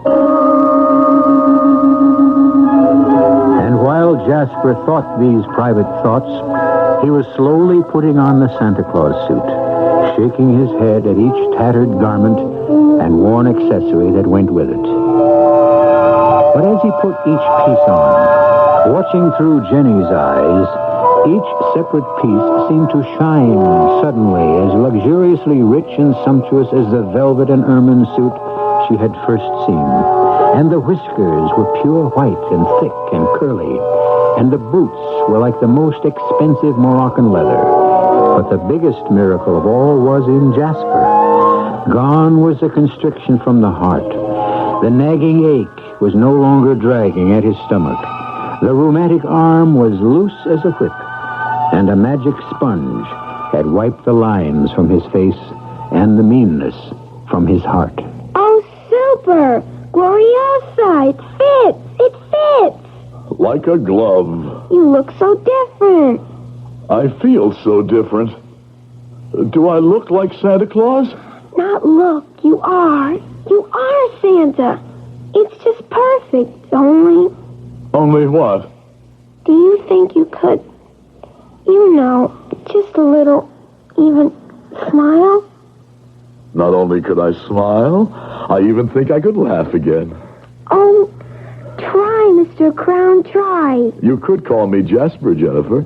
And you can call me Jenny, Jasper. Hello, Jenny Jasper. Oh, Jasper, this is going to be a good Christmas. Oh, Jenny, this is going to be the best Christmas ever.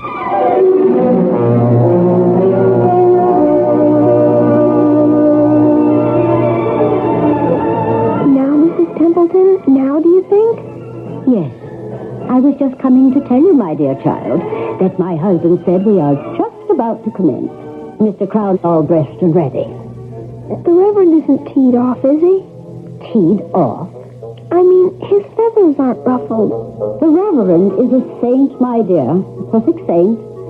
Why on earth should he be angry? Well, Grandmother said he always played Santa Claus. And if someone else wanted to be it, he'd be mad as a wet hen. And I said, why is a wet hen mad? And she said, upset because his feathers get ruffled. Your grandmother, I should say your family in general, Jenny, doesn't quite understand a man of God. The minister, my beloved George, is only too happy to welcome back a sinner and a backslider like Mr. Crown. He would sacrifice any of his little pleasures for that. Which reminds me. Yes, ma'am? For some reason or other, Mr. Crown says he has to see you before he comes in. Oh, dear, I hope nothing's gone wrong. Because if Jasper's feathers are ruffled, this whole party could lay an egg. I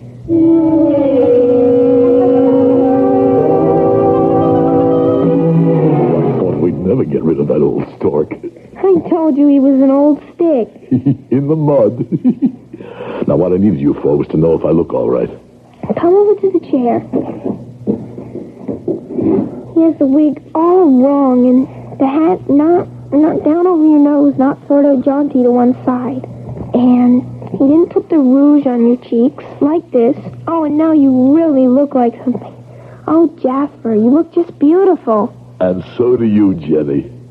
Oh, I don't matter. You're the star of this show. Now you go out there and twinkle. Watch my stardust. Just call me Jasper, Jenny, and everything's all right. And you just call me Jenny Jasper, and I know it's going to be. Here he comes, everybody, all the way from the North Pole. Merry Christmas, everyone. Merry Christmas.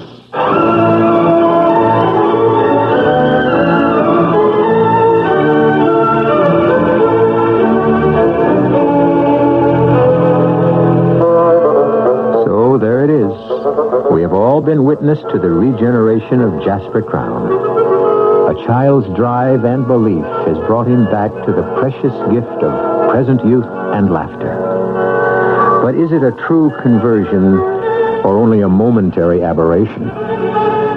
Is the magic of this moment in the Christmas legend, in the suit and in Jenny? What happens if he loses either or both? I'll be back shortly with Act 3. If you're a driver, if you're actually driving a car right now, consider this. 55 miles per hour saves you gasoline, and you know how much money that can cost you these days. 55 miles an hour saves you other troubles you don't need, like the worry about that car behind you with the flashing light on top. It's after somebody else. 55 also saves wear and tear on your car. But even more important than any of those things, 55 saves lives. Since 1974, when this national speed limit began, driving 55 miles an hour has been the single biggest factor in reducing highway deaths by more than 36,000 people. That's a lot of lives. So check your speedometer frequently. And remember, 55 saves lives. One of them could be you. A public service of this station, the U.S. Department of Transportation, and the Advertising Council. This is WBBM Chicago. You're invited to Northwest Federal's grand opening celebration. It's another new savings center in Elmhurst, Elk Grove, with free gifts for savers and a Hawaiian vacation sweepstakes. Stop by any Northwest Federal Savings Center, including Elmhurst, Elk Grove, and choose from over 20 terrific gifts. Free or for special low prices with a deposit of $250 or more. Our new Elmhurst Savings Center has the same convenient hours as all our Northwest Federal Savings Centers, 63 hours a week. Come celebrate our Elmhurst grand opening. You could win one of 2 free trips to Hawaii. No transaction is necessary. Void where prohibited. Entrance must be 18 years of age or older. Contest ends March 8, 1979. Register today at any Northwest Federal location, including our including both our new locations at Elmhurst and Elk Grove. It's Northwest Federal Savings Time, 63 hours a week. One more time. It's Northwest Federal Savings Time, 63 hours a week.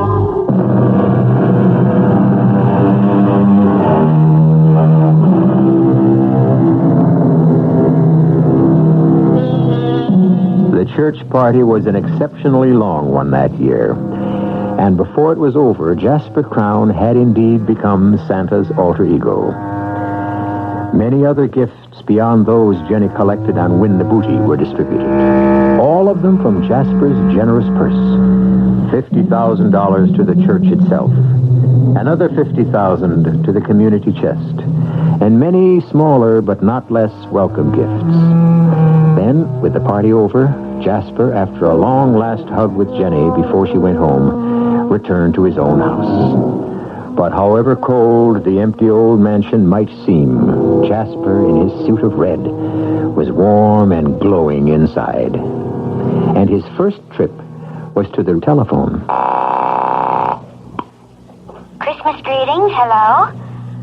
Happy Christmas, my darling daughter. Dad? Daddy? Yes, Mary. You're a miserable, old, wretched, stupid father. I can't believe it. I mean, you don't... Oh, you never were stupid. And you certainly don't sound miserable, old, or wretched. Well, I'm none of those, but I was stupid. How can I make up for it to you and Leon? Make up? Oh, Daddy, I wish you could be with us for Christmas. It's a little late for that, but I have another idea.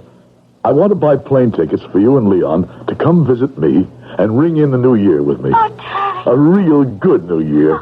I just called Robert, and he and his wife are coming home with the children.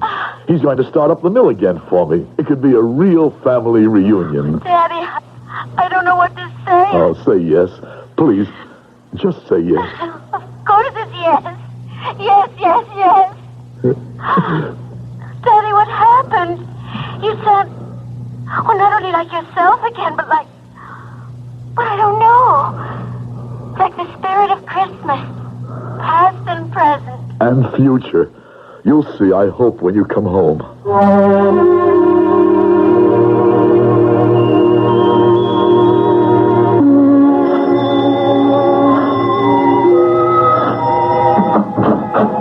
Mrs. Murchison, come in. God, his angels be with me. I thought, Mr. Crown, for a moment you were the real article. I can't claim that. I wish I could. Oh. But I feel as cheerful as him. What brings you here Christmas morning? Well, now, sir, I felt real bad, particularly this time of year and all walking out on you. And here it's Christmas Day, and you even without a dinner. So I was after bringing a little basket here, if you'd accept it. I accept it from the heart, and with my thanks. But I'd like to ask you something in return. What is that? Will you come back to work for me, Murch? I need you. Oh, you called me Murch. Mary's name. She's coming home with her husband and her child-to-be for New Year's, and Robert and his family. Oh. They're moving back to open up the mill. I'll need you, Murch. Ah, the Blessed Mary preserve us, so you will. And glad I'll be to come home. Good. But what is it that's come over you, Mr. Crown? A child brought me this suit, Murch, and putting it on, I went back to the man I was. I don't want to question either, because I believe them both to be a miracle. And I thank God to have found happiness and peace again. And pray to him it will not be taken away from me.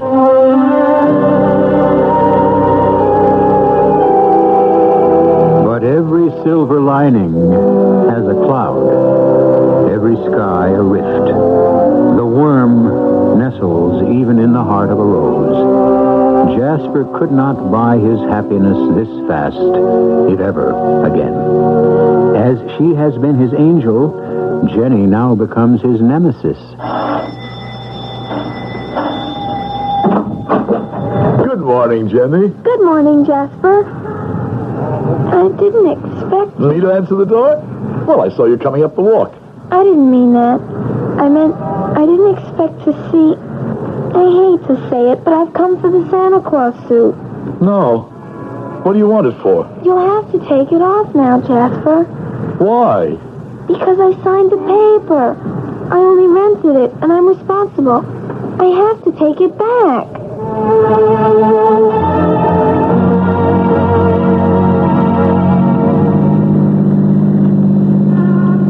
It's funny to see you out of the Santa Claus suit again, Jasper. Oh, Jenny, I feel naked.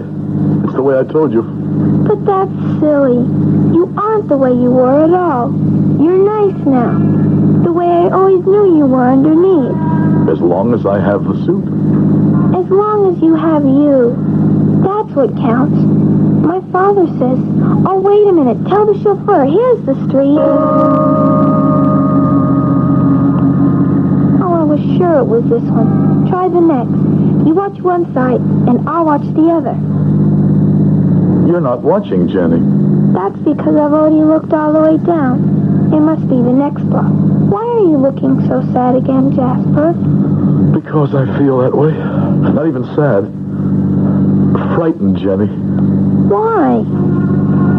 I like the way I am. I didn't like the way I was. And I'm afraid that if I let go of the suit, I'll go back to being what I was. Never.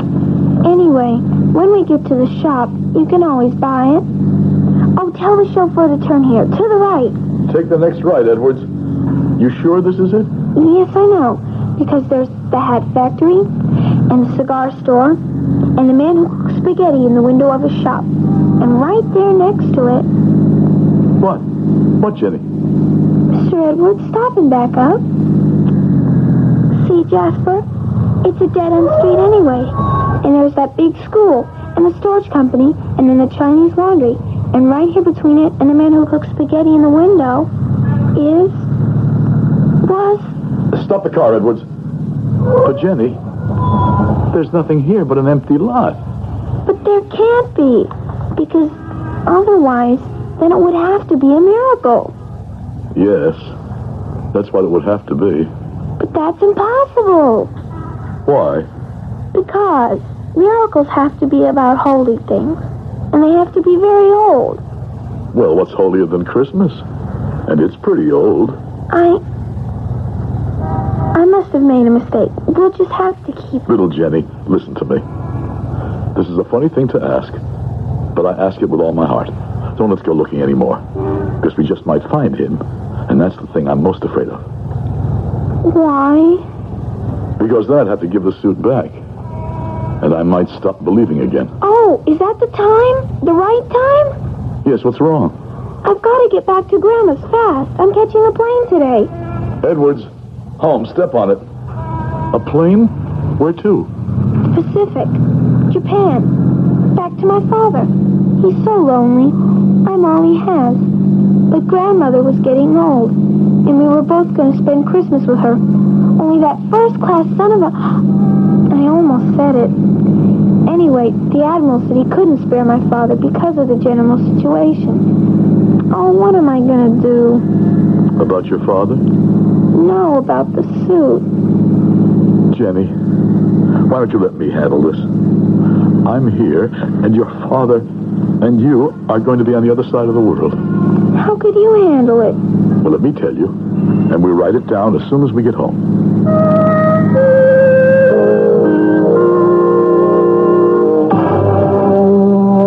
Now, here's the advertisement, Jenny. I'll read it.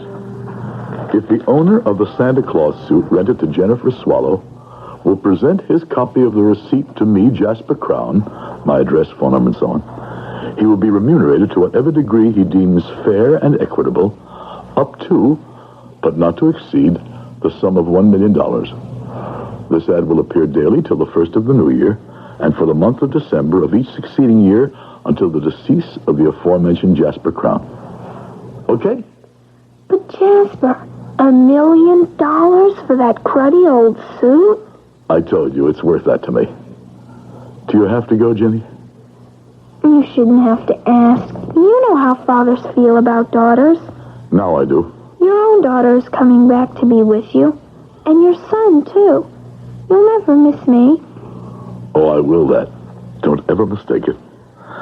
But I'm finally realizing all this fuss about a suit I thought was a key that unlocked my heart. When it wasn't the suit at all. It was you. I hate goodbyes. They're always sad. Why can't they be laughing goodbyes? Couldn't you laugh? Just a little? You said that to me once before, remember? And you laughed. I don't think anything can make me laugh now. I bet I could. Try it, Mr. Crown. Try what? That's not what you're supposed to say. What am I supposed to say? You're supposed to say, you can call me Jasper, Jenny. And you can call me Jenny, Jasper. Hello, Jenny Jasper. Hello, Jasper, Jenny. Oh, Jasper, it's been such a good Christmas. The best ever.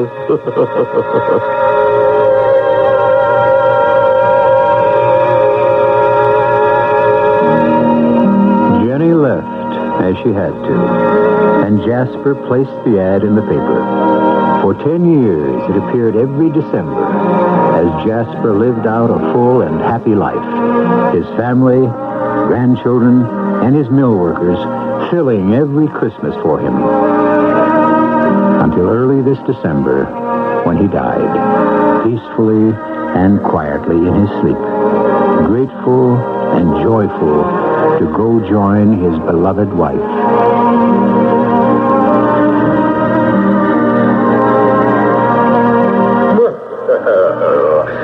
Hello, Mr. Crown.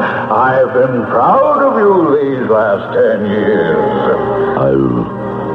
I've felt at peace with myself. The suit is in that rosewood box on my bureau. And here's a blank check signed. Fill in what you want. Oh, no.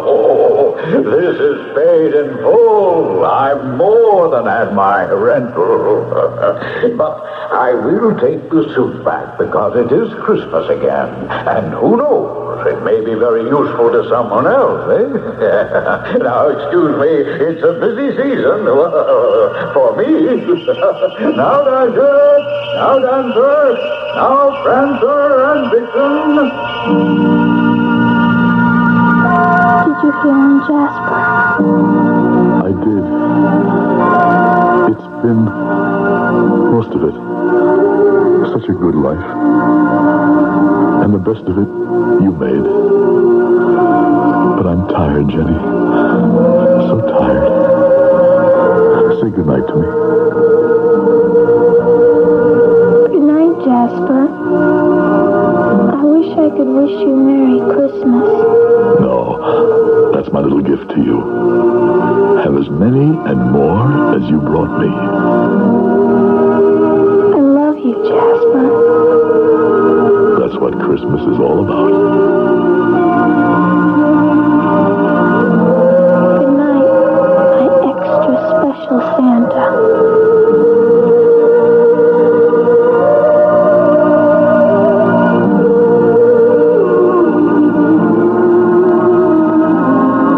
Event or effect contrary to the established order of things. A wonder or a wonderful thing. Webster's definition of a miracle. I'll be back shortly.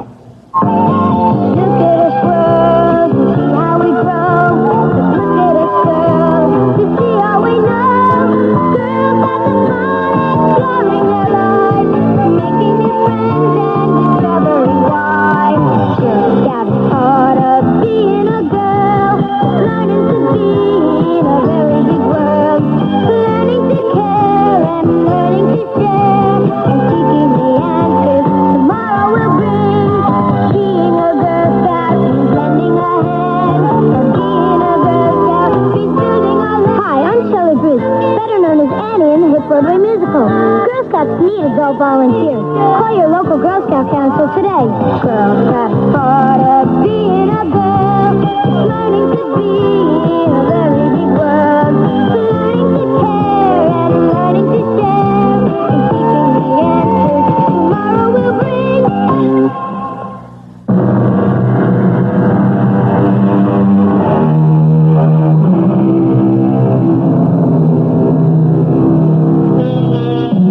For this special night of the year, there remains nothing to say in closing but God rest you, merry gentlemen and ladies, and a merry, merry Christmas to all. Our cast included Howard Da Silva, Jennifer Marlowe, Virginia Payne, E.V. Juster, and Ian Martin. The entire production was under the direction of Hyman Brown. And now, a preview of our next tale. You will be haunted by 3 spirits. That is the hope you mentioned. It is. I think I'd rather not. Without their visits, you have no hope but to shun the path I tread. Expect the first tomorrow, when the bell tolls one. But couldn't I take them all at once and have it over? Expect the second on the next night at the same hour. The third, when the last stroke of 12 has ceased to vibrate on your mantle clock. And for your own sake, remember what has passed between us. Passed between us. Jacob, do not leave me yet. This is E.G. Marshall inviting you to return to our Mystery Theater for another adventure in the macabre. Until next time, pleasant dreams.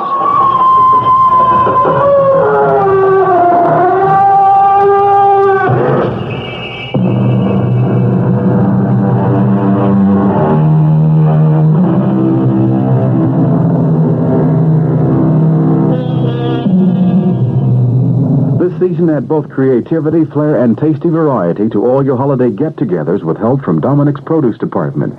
You'll always find the freshest fruits and vegetables at the lowest possible prices. For instance, surprise your family and friends with the homemade goodness of fresh banana cake pudding or scrumptious banana cream pie. Right now, golden ripe bananas are only 17 cents a pound. When you're involved in the spirited crackling conversations, crack up any of the 7 variety of holiday mixed nuts. They're only 99 cents a pound. While walking through Dominic's Produce Department, be sure to order a dazzling centerpiece for that holiday buffet table. You'll receive lasting enjoyment from the large selection of fresh and artificial plants and flowers. And don't forget about Dominic's gift baskets.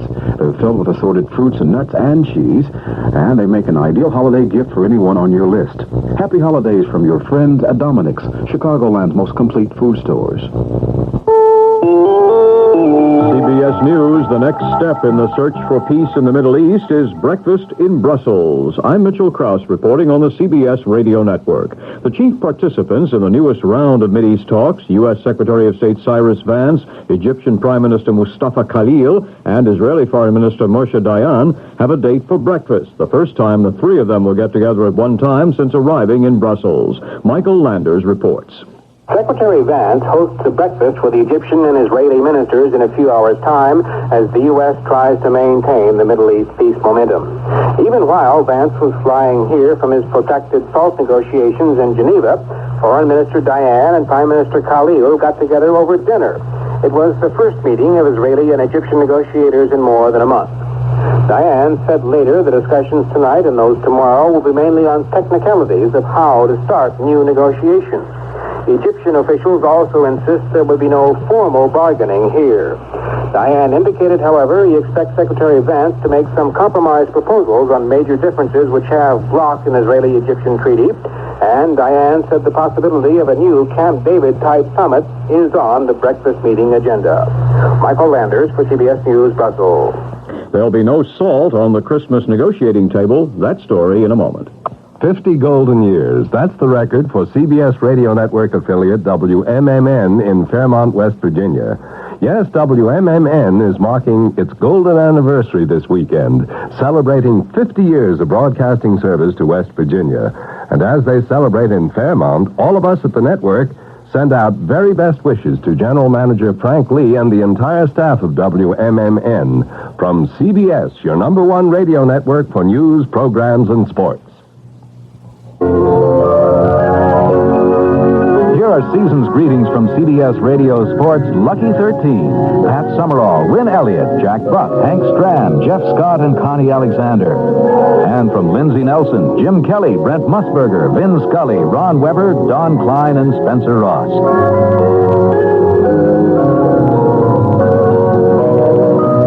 From the CBS Radio Network, best wishes for a happy holiday season. The SALT talks are over in Geneva, with some differences still remaining between the U.S. and Soviet positions. Secretary of State Vance and Soviet Foreign Minister Gromyko failed to conclude an agreement Saturday, but both sides say progress was made and a treaty signing could still come soon. One thing they apparently agreed on was that the signing ceremony might be a summit meeting attended by Presidents Carter and Brezhnev, possibly in Washington. But when remains a mystery. If a treaty is signed, Senator Henry Jackson, who supported the first SALT agreement, says the Senate will, of course, look at SALT II very carefully before the ratification vote. especially when it comes to some of the specialized weapons the treaty is supposed to regulate. We've got the problems of the backfire bomber. How do you know whether or not the plane is being deployed in such a way to reach the United States, and what kind of engines are they using? Those are difficult questions of verification, and you have to have a means of doing it. In the past, the Soviet Union has always rejected any on-site verification procedure, insisting that compliance with the treaty be taken on the word of the governments involved. Fire broke out Saturday night at the 175-room Beach Harbor Motel in Miami Beach, Florida. Officials say the blaze was brought under control within about an hour, and no residents were hurt. The motel used to be called the Beachcomber. In Los Angeles, 2 runways have now been opened at the international airport, but there are still major flight delays in and out of the facility. Dense fog virtually closed the busy field for part of the day, one of the busiest travel days of the year. An American was killed in Iran Saturday, and an Englishman died Friday in Cambodia. The American was an executive of an American oil company. He was machine-gunned to death as he went to work in a southern Iranian oil city. And from Peking comes word that a British university lecturer was killed when a guest house he and 2 American journalists had been living in Phnom Penh, Cambodia, was attacked by 3 Cambodians. The Americans were unhurt. Now this. This is Max Morath to tell you about Choice Magazine Listening, a free service for the blind and others with a sight handicap. 6 times a year, Choice Magazine Listening brings you, on phonograph records, 8 hours of selections from leading publications featuring writers like Kurt Vonnegut, Lillian Hellman, E.B. White, Art Buchwald, Saul Bellow, and many others. It's all free as a service of the nonprofit Lucerna Fund, and the special record player required is also free on loan from the Library of Congress. If loss of sight or other handicap deprives you or a friend of the joy of reading, Choice Magazine Listening can help you. For more information, telephone 516-883-8280. I'll repeat that, 516-883-8280. Or write Listening Box 10, Port Washington, New York, 11050. That's Listening Box 10, Port Washington, New York, 11050. West Germans are opening their homes to GIs this Christmas to help Americans in the military service there get through the holidays with the reduced value of the dollar. U.S. Army European Headquarters says about 4,200 GIs will be partaking of the traditional German Christmas dinner Monday. Thousands more have been invited back by families they spent Christmas dinner with last year. And in one German town, local residents provided food baskets for 30 needy GIs. Mitchell Krause, CBS News. The CBS Radio Mystery Theater presents...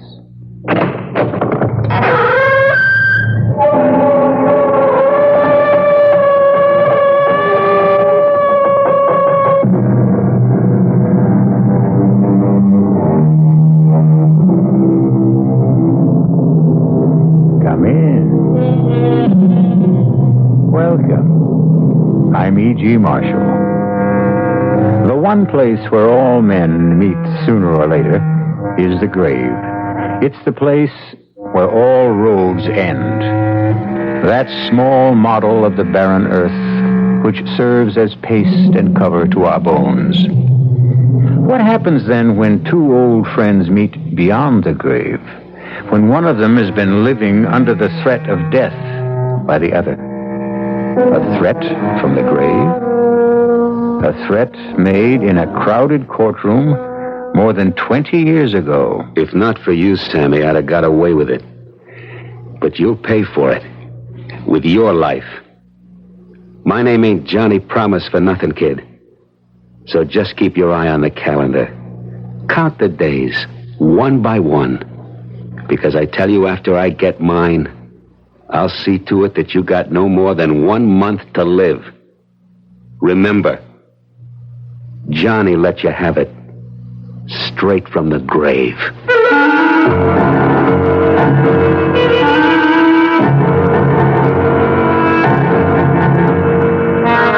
Our mystery drama, Deadline for Death, was written especially for the Mystery Theater by Arnold Moss and stars Michael Tolan and Joseph Julian. It is sponsored in part by Buick Motor Division and Anheuser-Busch Incorporated, brewers of Budweiser. I'll be back shortly with Act 1.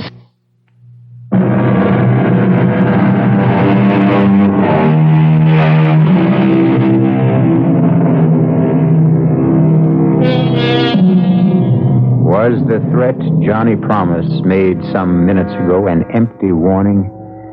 Can a dead man moldering under the damp earth for 20 years doom the life of another man? Can a corpse, long dead, wreak vengeance on another human being from the immeasurable distance of another world?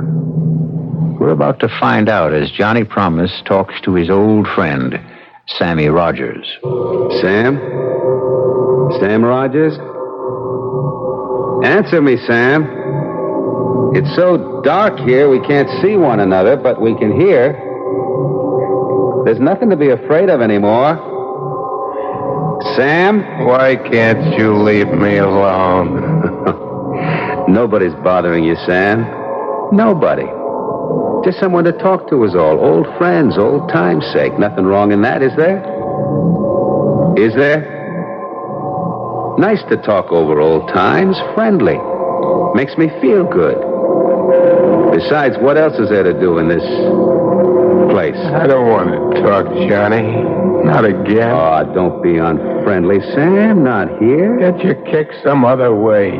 Leave me alone. Stop torturing me. It's been finished all over for a long time. Oh, tell me again how it was. Just one more time. Like what went wrong on our bank job? How we had it worked out so good? How some way we goofed? How the cops broke in on us and we began to run? How the big one took a shot at me and I shot back and let that cop have it right through the head? How they all started to target in on me?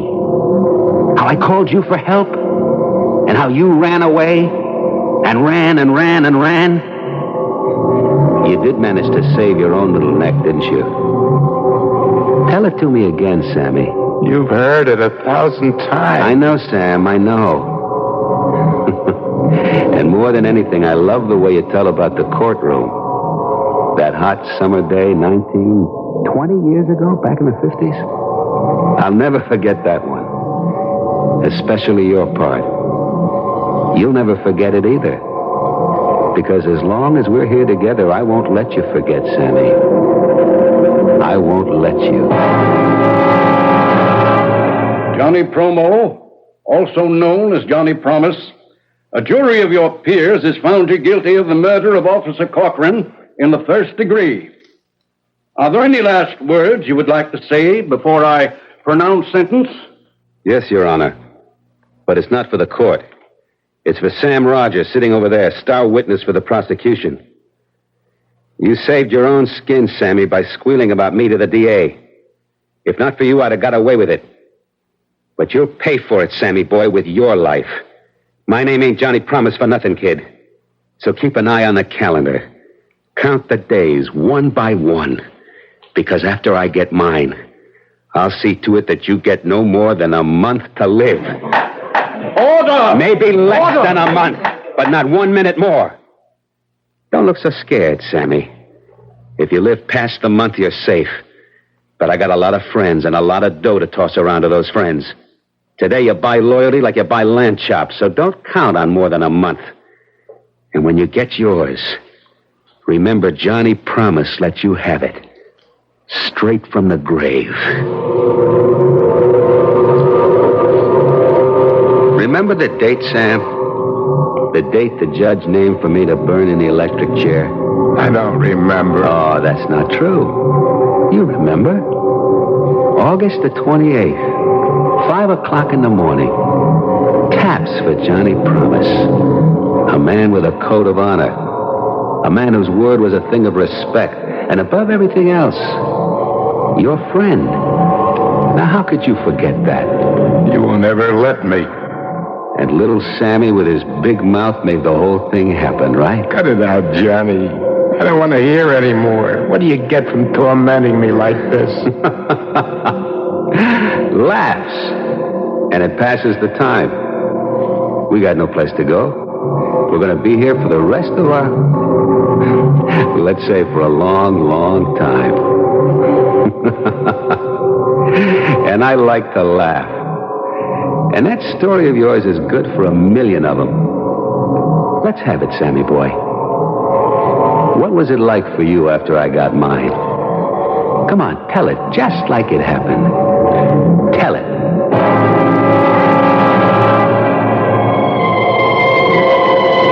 After the judge pronounced your sentence, I sat there in the courtroom like it was me he had sentenced. A cold sweat was pouring out of my body. I couldn't move. I could hardly breathe. All I could hear was your voice laughing and saying, "A month to live. 1 month to live." I knew for sure that within the month after you burned, you'd see to it somehow that I got mine. So I holed up in that scrubby hotel room, way up on the 9th floor. And for 2 whole weeks, I didn't see anyone. I wouldn't answer the phone. I wouldn't talk to anybody. I wouldn't open the door. Except for Linda. She was the only one I could trust. It's me, Sam. Come in quick. Here's your dinner, Sam. Thanks, Linda. And today's newspaper? September the 12th. 15 days since Johnny... You've got to stop thinking about it. Stop thinking about it. By 5 a.m. of the 28th, I'll be a dead man. And it could come at any time. In a week, tomorrow, in an hour. But you've taken care, sweetie. Nobody can get at you up here. And once you get past the 28th, you're a free man. Johnny said so, didn't he? Yeah, he did. And he never broke his promise, did he? Yeah, that's what I'm counting on. But just the same, every morning I wake up after a bad night and I hear myself talking to myself. I say, today, will it be today? Is this my last day on Earth? That's what's driving me crazy. Sam, you've got to find things to take your mind off of it. It's only another couple of weeks, and then... And then? We'll go away someplace, far away, start a whole new life. Why don't you eat something? It'll make you feel better. I'm not hungry. Maybe a little coffee while it's still hot. I got the change from the 20 you gave me. Forget it. It's right here in my bag. What are those? The keys. What keys? To this room. To this room? Of course. Where did you get them? You gave them to me, don't you remember? I never gave you any keys to this room. Who gave you those keys? I told you, Sam, you did. You lousy little liar! Where did you get those keys? I don't know what you're talking about. He even got to you. Oh, Sam, how could you think that He got to that crummy desk clerk first, didn't he? And then to you.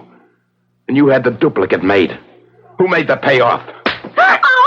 I said, who made the payoff? Sam, you're insane. Why would I ever do anything to hurt you? Because for $500, $1,000 you'd do anything. Now get out of here, you little tramp, but fast. Oh, you're wrong, Sam. You're wrong. I love you. Get out. Oh, wait, Sam, please. I don't need you or anybody. Get out before I kill you.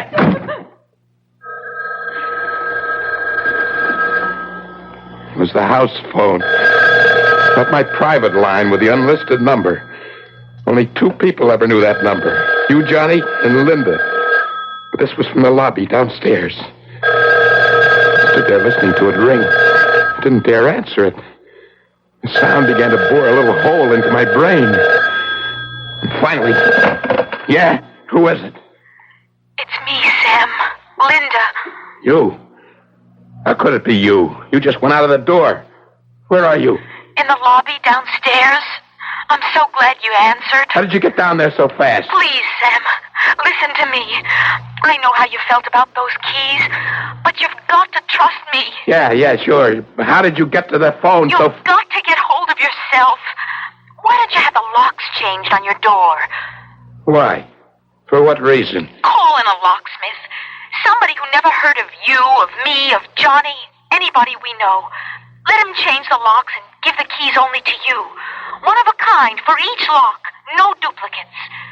Do that, Sam. Please. You know I'd never do anything to hurt you. Yeah, sure, sweetie. It's a good idea.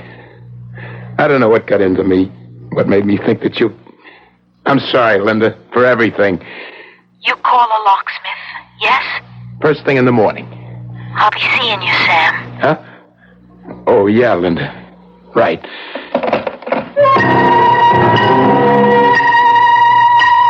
That was real tricky of you, Johnny. Leading me to suspect that Linda might be the one you'd pick to get me. After I put the phone down, an idea came to me. hit me like a thunderbolt. Made the best sense of anything in the past couple of weeks. What was the point of living holed up like a rat? Like a sitting duck in that lousy hotel room, waiting, just waiting for you, Johnny, to make me a target for whoever you paid off to let me have it. For once you thought Johnny Promise is going to be outsmarted, right? For once you thought Johnny Big Mouth was going to meet his match. How could you have been so dumb? Why hadn't I thought of it before? All I had to do, Johnny, was to find out who it was you picked to put the finger on me. Once I knew who it was, I could take care of him before he ever got the chance to get to me. Pretty good thinking, Johnny, right? And I knew the first and best place to start looking. The bowling alley was one of the crowd's favorite hangouts.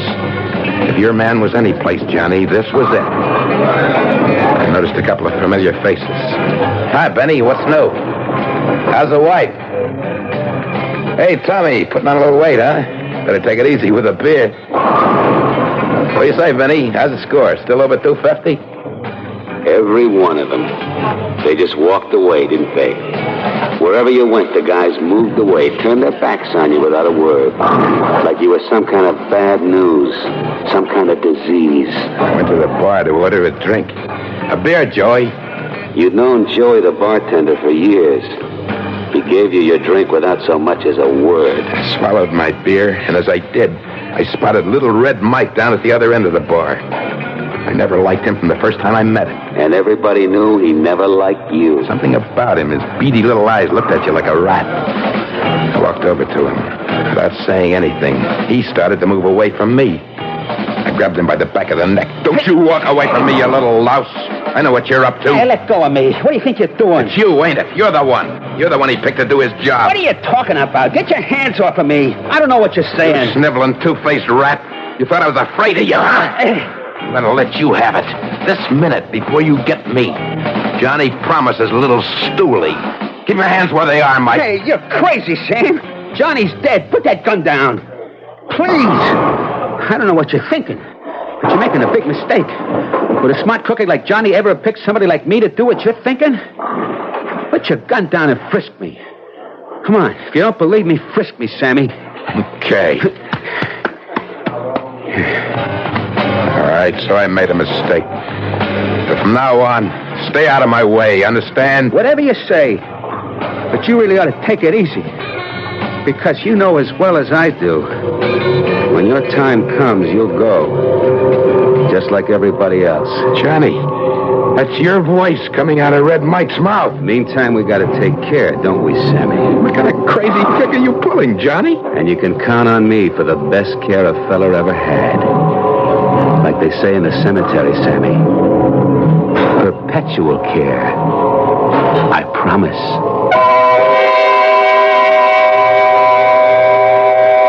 There's a delicate little mechanism inside the heads of all of us. When you're threatened by an overpowering fear, for example, whatever or whoever is the cause of that fear turns the little machine on. And wherever you go, you see that person. Hear his voice, feel his touch. Like what's happening to Sammy, right? Just how far and to what ends will the little machine drive Sam Rogers? We'll find out shortly when we return with Act 2.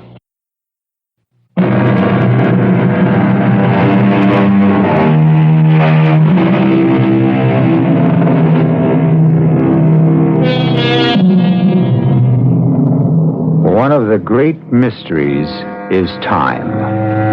It often happens that time seems never to move forward, when the minutes are suspended in some terrifying space and refuse to move. And then there is that silent, never-resting thing called time that rolls on, rushes along, swift as an ocean tide, on which we and the whole universe ride. For Sam Rogers, time was beginning to take on a new meaning. The end of the month was getting closer and closer. The days were racing by. Every night I shut my eyes to try to get just a couple of hours sleep. But I kept myself awake thinking. What were you thinking, Sammy? Tell me. That I had to find the guy you picked. The guy that was going to let me have it. I kept telling myself, get to him before he gets to you, and there'll be nothing to worry about. Sooner or later, I had to find him. Once you made your mind up about that, you began to feel a whole lot better. Yeah, I began to live almost a normal life again.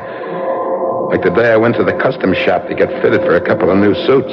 I congratulate you on your choice of materials. The silver mohair and silk will make up into a perfectly lovely suit. And so will the tweed. And don't forget the extra padding on the shoulders. Well, if you'll forgive me, it's the natural look this year. The real look of the 50s. No padding. Extra padding on the shoulders. Well, of course, as you wish. I wish. Certainly, sir. Now, if you'll just stand still for a moment while I drape this material over your shoulder. Hey, what do you think you're doing? Hey, let go of my arm, Put that please. scissors down. Drop it, I tell you. Drop it. What, all I was trying to do, sir. I know what you were trying to do. Well, I'm very sorry, sir. Very sorry. I assure you it won't happen again. But you see, Sammy, you gotta realize it could be anybody. Anybody at all. It was happening again. The tailor was standing there in front of me, right in the middle of a sentence. It was your voice that was coming out of him. Your words. And there was that day in Luigi's barber shop. I hadn't been to the barber in weeks. Luigi had been my barber for 15 years. There was one guy in the world I could trust. It was him. That's what the guy on the radio says, Sam. If we get the same kind of heat tomorrow like we had today, it's going to set some kind of record. Imagine. The end of September, 96 degrees. Yeah, that's what they call real Indian summer. If it don't cool off, Sam, they can give this summer back to the Indians. You understand? I sweated out every stroke of that sharp razor. While Luigi went droning on about the weather, I held my breath, thinking, maybe my friend. He was your friend too, Johnny. No, so... My eyes are shut. All he has to do is to let that blade slip just one little bit. Accidentally, you know. All right, chin up a little higher, Sam. Just a little more. And who would know the difference? Ah, there we go. Let me just lower the chair a little, huh? Hey, what are you doing? Well, like always, a nice hot towel. Opens up all of the pores. When they're open, a little lotion closes them up again. He could have let me have it right then and there while he was shaving me. But he didn't. When he wrapped that hot towel over my face, instead of it feeling good, I suddenly got the idea that this could be it. Luigi could smother me to death. And there I sat, helpless, beneath that hot towel. I ripped it off, screaming, you thought you had me, didn't you, huh? You and your hot towel. What's the matter with you? Here's what you can do with your towel. Hey, I have to think of something better than that. Well, you'll never get the chance. You've seen me here for the last time. I don't know what you're talking about, Sam. But it won't do you no good. Getting excited this way. It was your voice again, Johnny. You gotta learn to calm down. Take things easy. Listen to me, Sam. Easy does it. After all, there's only 3 more days to go. Right?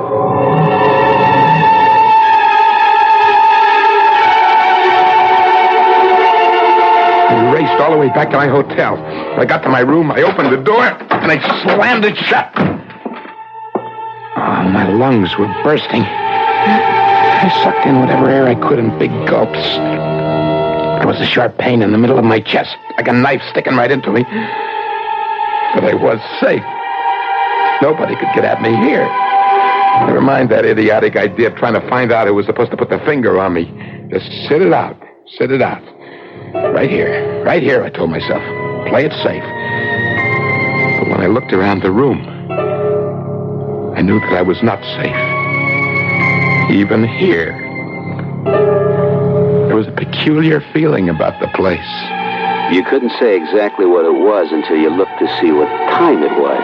And then I saw that my little electric clock on the dresser was turned around with its face to the wall. And it was unplugged. In the bathroom, there was broken glass sitting on the sink. Somebody had been there, that's for sure. No maids. I never let the maids in. Maids or anybody else. Except Linda. Linda was right. She was right. I had to get those locks changed today without waiting another hour.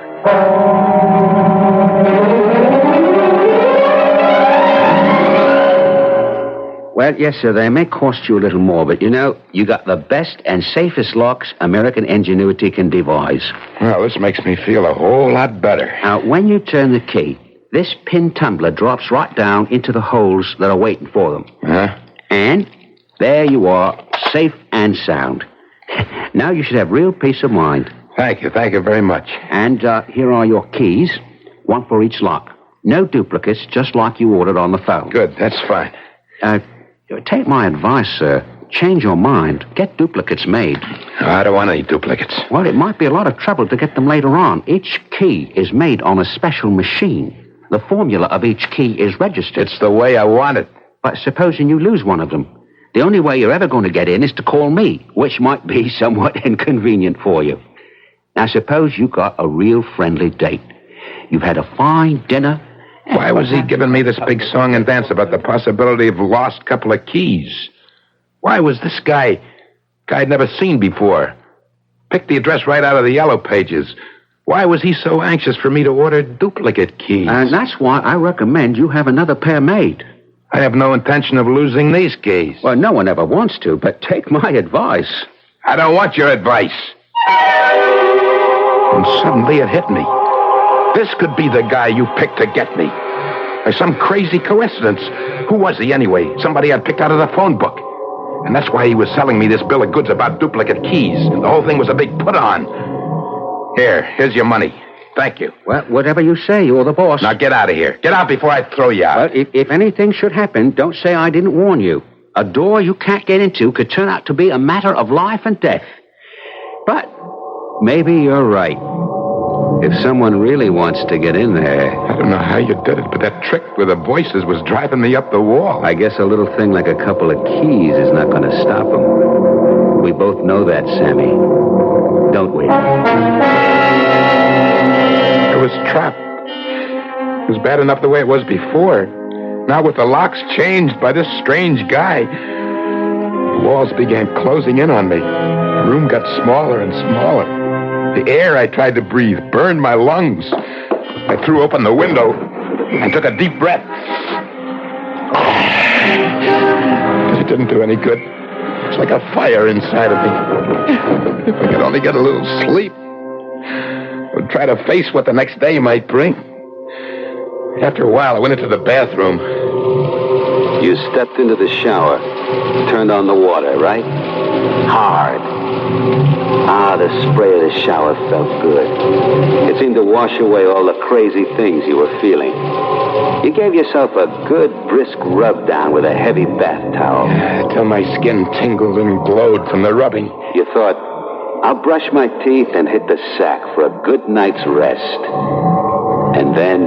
And as I started to put the toothbrush into my mouth, there in the bathroom mirror, I saw something that blew my mind into little bits. The teeth I was brushing, the eyes that were watching what I did were not my teeth, not my eyes. They were not mine, Johnny. They were yours. I'll never see that face in that mirror again. And then, instead of panicking, the funniest thing happened. Everything suddenly became clear. For the first time in weeks, my thoughts were not confused. It all came into focus. For the first time, it got to me that I was letting the whole pattern of my life be spelled out by a dead man. And where the day before that idea would have hit you like a wallop in the pit of your stomach, where yesterday the idea would have made you dizzy and sick, right that minute, as you looked at the mirror you just smashed, you realized it didn't have to be this way, didn't you? It was a cinch from this point on. You'd been trying to rattle me, Johnny. But now I knew exactly what I had to do. And that was to stay just where I was, with the door locked, till the month was up. Tell me how you caught the dateline of the newspaper that was lying on the bed. How you stared at it. How it kept moving towards you. The print grew bigger and bigger. It exploded at me. Today was September 27th. One more day. One more day, and the month would be over. And you, Johnny, would be out of my life forever. My head began to swim with excitement. Kept telling myself, live through this one day, Sammy, get through this night, and then 5 o'clock tomorrow morning, you've got it made. What made me so absolutely 100% sure? Simple. Johnny Promise never went back on his word, right? Right. I made a grab for the phone.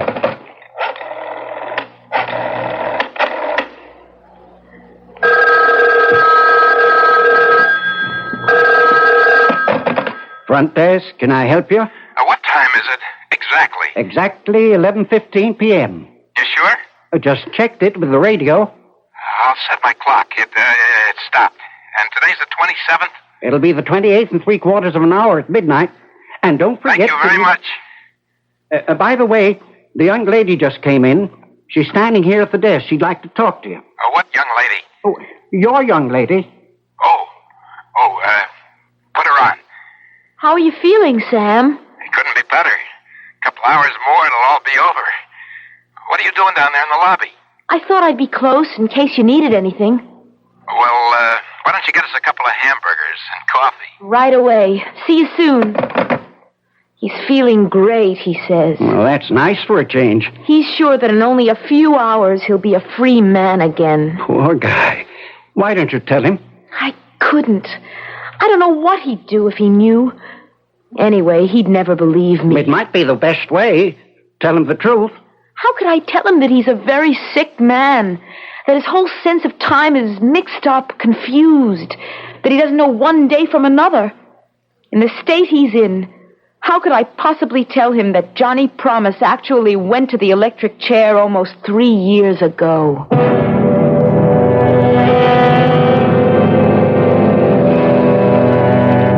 Does one tell a dying man what he's about to meet? Or keep the secret from him? I suppose it depends on how you see death. If you look at it as a friend, you entertain it. If it comes as an enemy, you prepare to overcome it. Death has its greatest advantage when it comes as a stranger, as it may or may not be coming to Sam Rogers. We'll know the answer when we return shortly with Act 3. This is WBBM Chicago.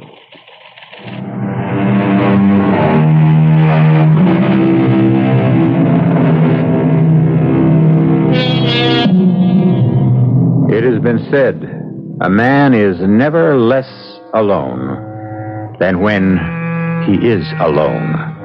Thoughts crowd in on him. His imagination summons up multitudes.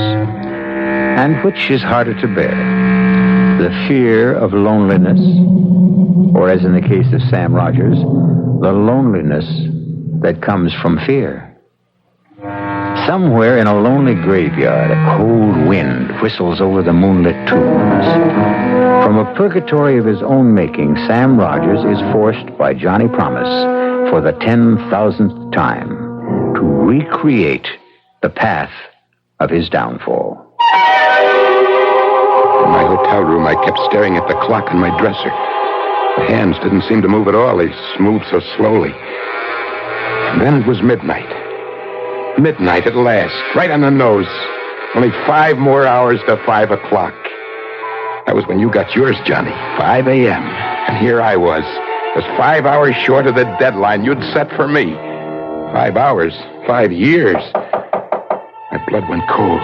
Little bumps on the back of my neck. My throat scratchy and dry. I wasn't about to fall for any more of your tricks, Johnny. Smart boy. You sat there on the bed waiting. You weren't going to answer. The knocking kept on louder and louder with more and more force. You sat so still the muscles in your back and legs began to stiffen and ache. There was a dull pounding at the base of your skull. Finally, you saw the sheet of paper come sliding under the door. 4 words written in red with what seemed to be lipstick. It's me, Linda. Open. Carefully, quietly, I got off the bed, went to the door, and I whispered, "Who is it?" It's me. Open the door. Did you forget? The hamburgers and the coffee? Get in, quick. Are you all right? Fine. Here's your coffee. Light, the way you like it. And no sugar? No sugar. The rare hamburger is yours. In less than 5 hours, Linda, we're going to leave this town for good. I never want to see it again. We'll start all over again, fresh. Maybe Alaska or Mexico? Whatever you say, Sam.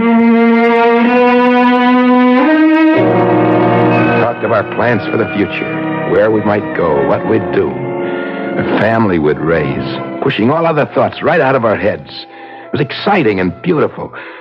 I looked at the clock again. Where had the time gone? It was 5:15.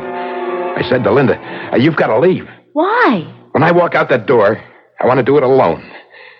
You understand why? Of course I understand. I'll meet you in about an hour at your place. Good night, Sam.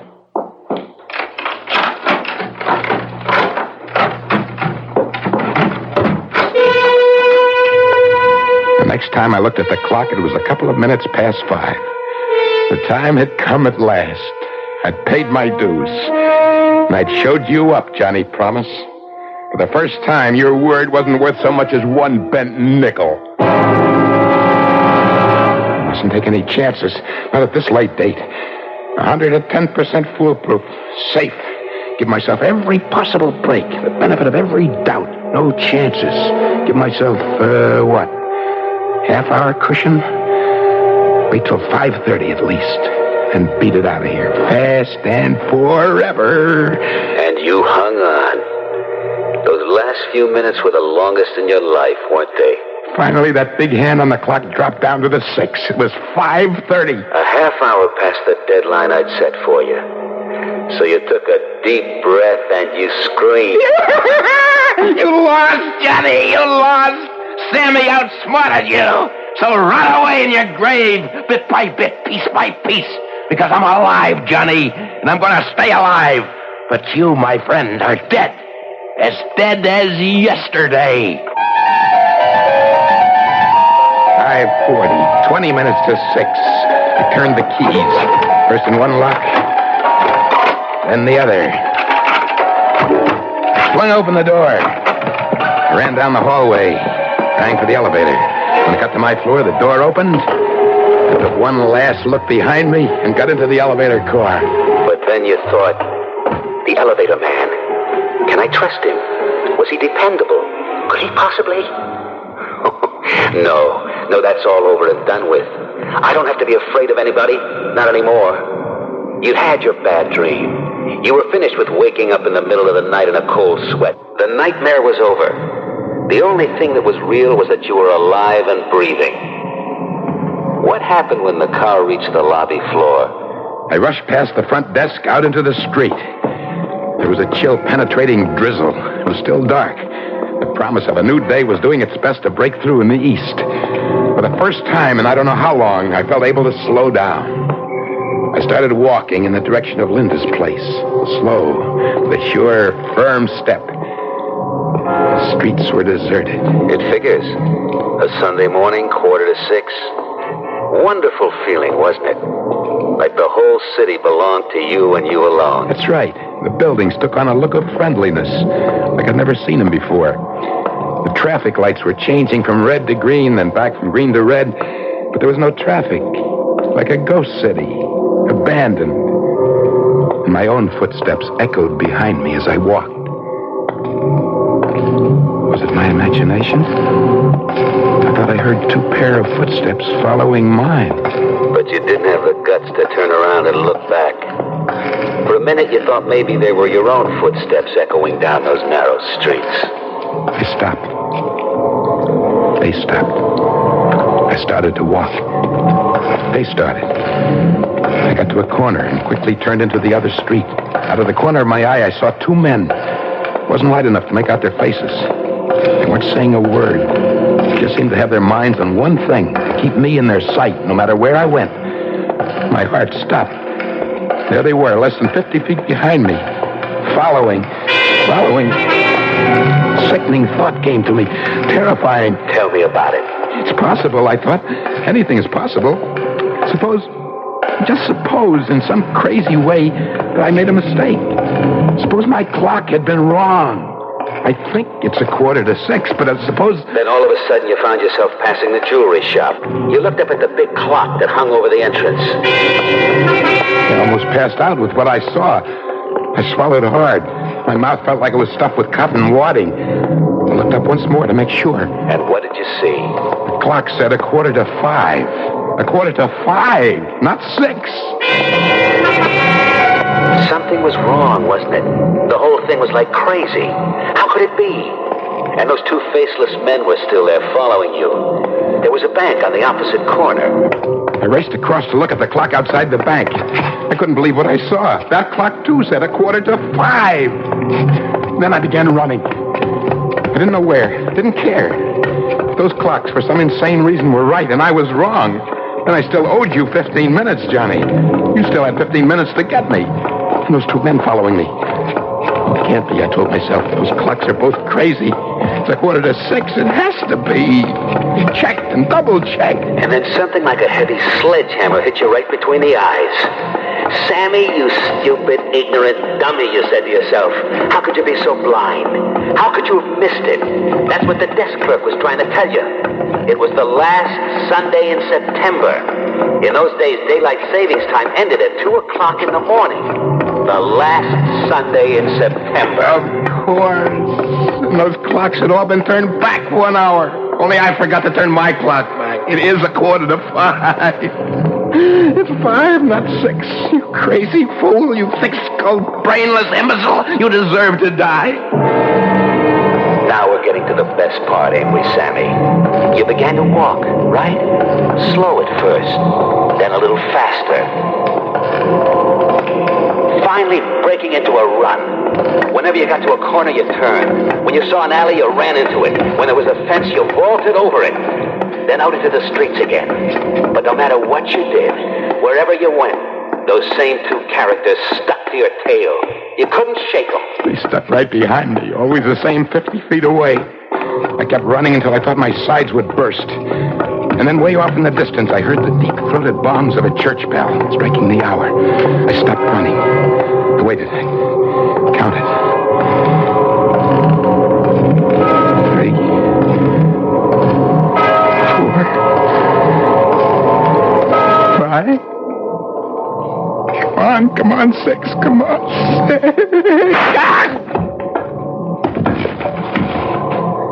That was it, Sammy boy.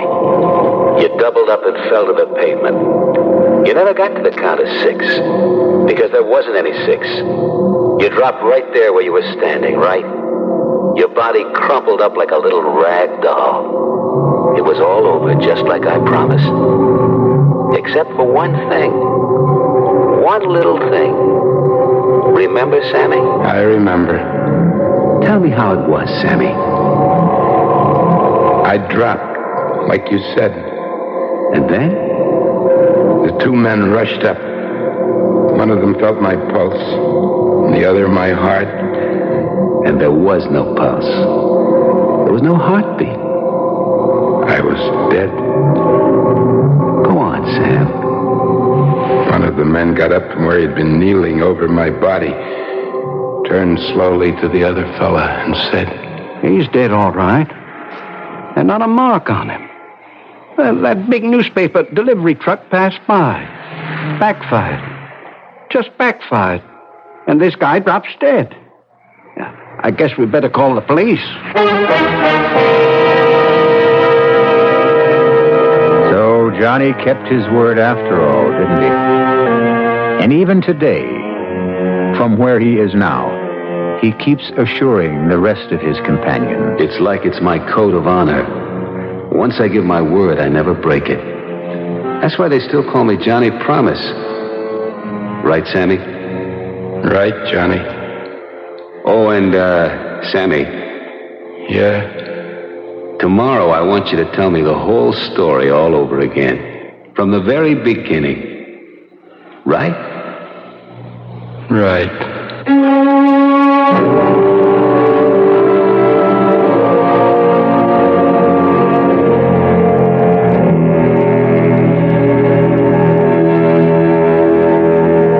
I'll be back shortly.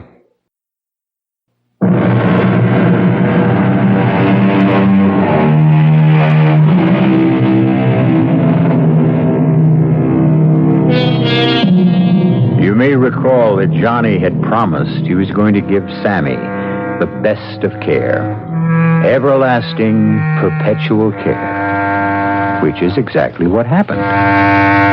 Before he passed away, Johnny signed a contract with the cemetery to provide Sammy Rogers' grave with perpetual care. Weeds removed, flowers 4 times a year, neat and beautiful, till the end of time. Always a man of his word.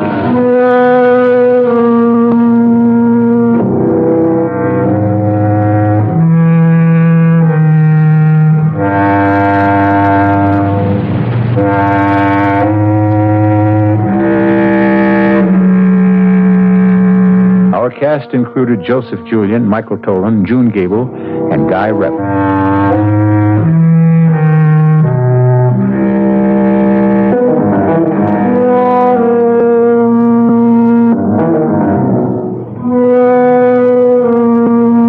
The entire production was under the direction of Hyman Brown. Now, a preview of our next tale.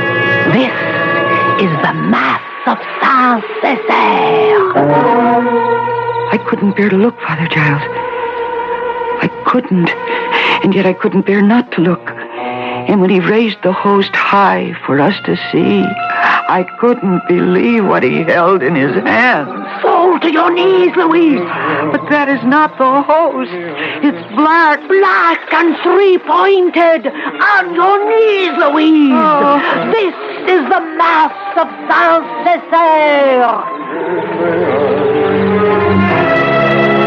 The awful Mass had started at 11, and now it was drawing to a close as the hour of midnight struck. It is over, Louise, and Peter Sorel has begun to die. Radio Mystery Theater was sponsored in part by Anheuser-Busch Incorporated, Brewers of Budweiser, and Buick Motor Division. This is E.G. Marshall inviting you to return to our Mystery Theater for another adventure in the macabre. Until next time, pleasant dreams.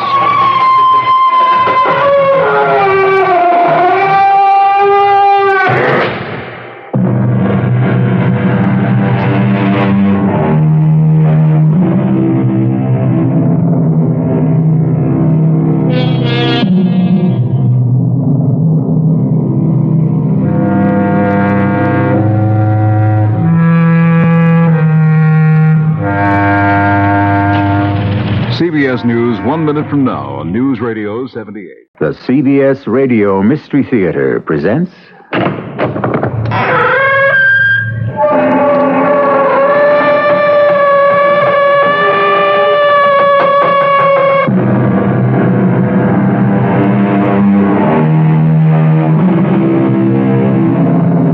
Come in. Welcome. I'm E.G. Marshall. Power, the possession of sway or controlling influence over others. Control, authority, influence, ascendancy, whether personal, social, or political. That is a definition of power. And the story we're about to bring you concerns one particular exercise of it. If it's true, if it's real, this power you say you have... Oh, it's real, all right. It's true. If you really have it... Well, you saw it, didn't you? With your own eyes. Then use it. For me. Make me get up and walk.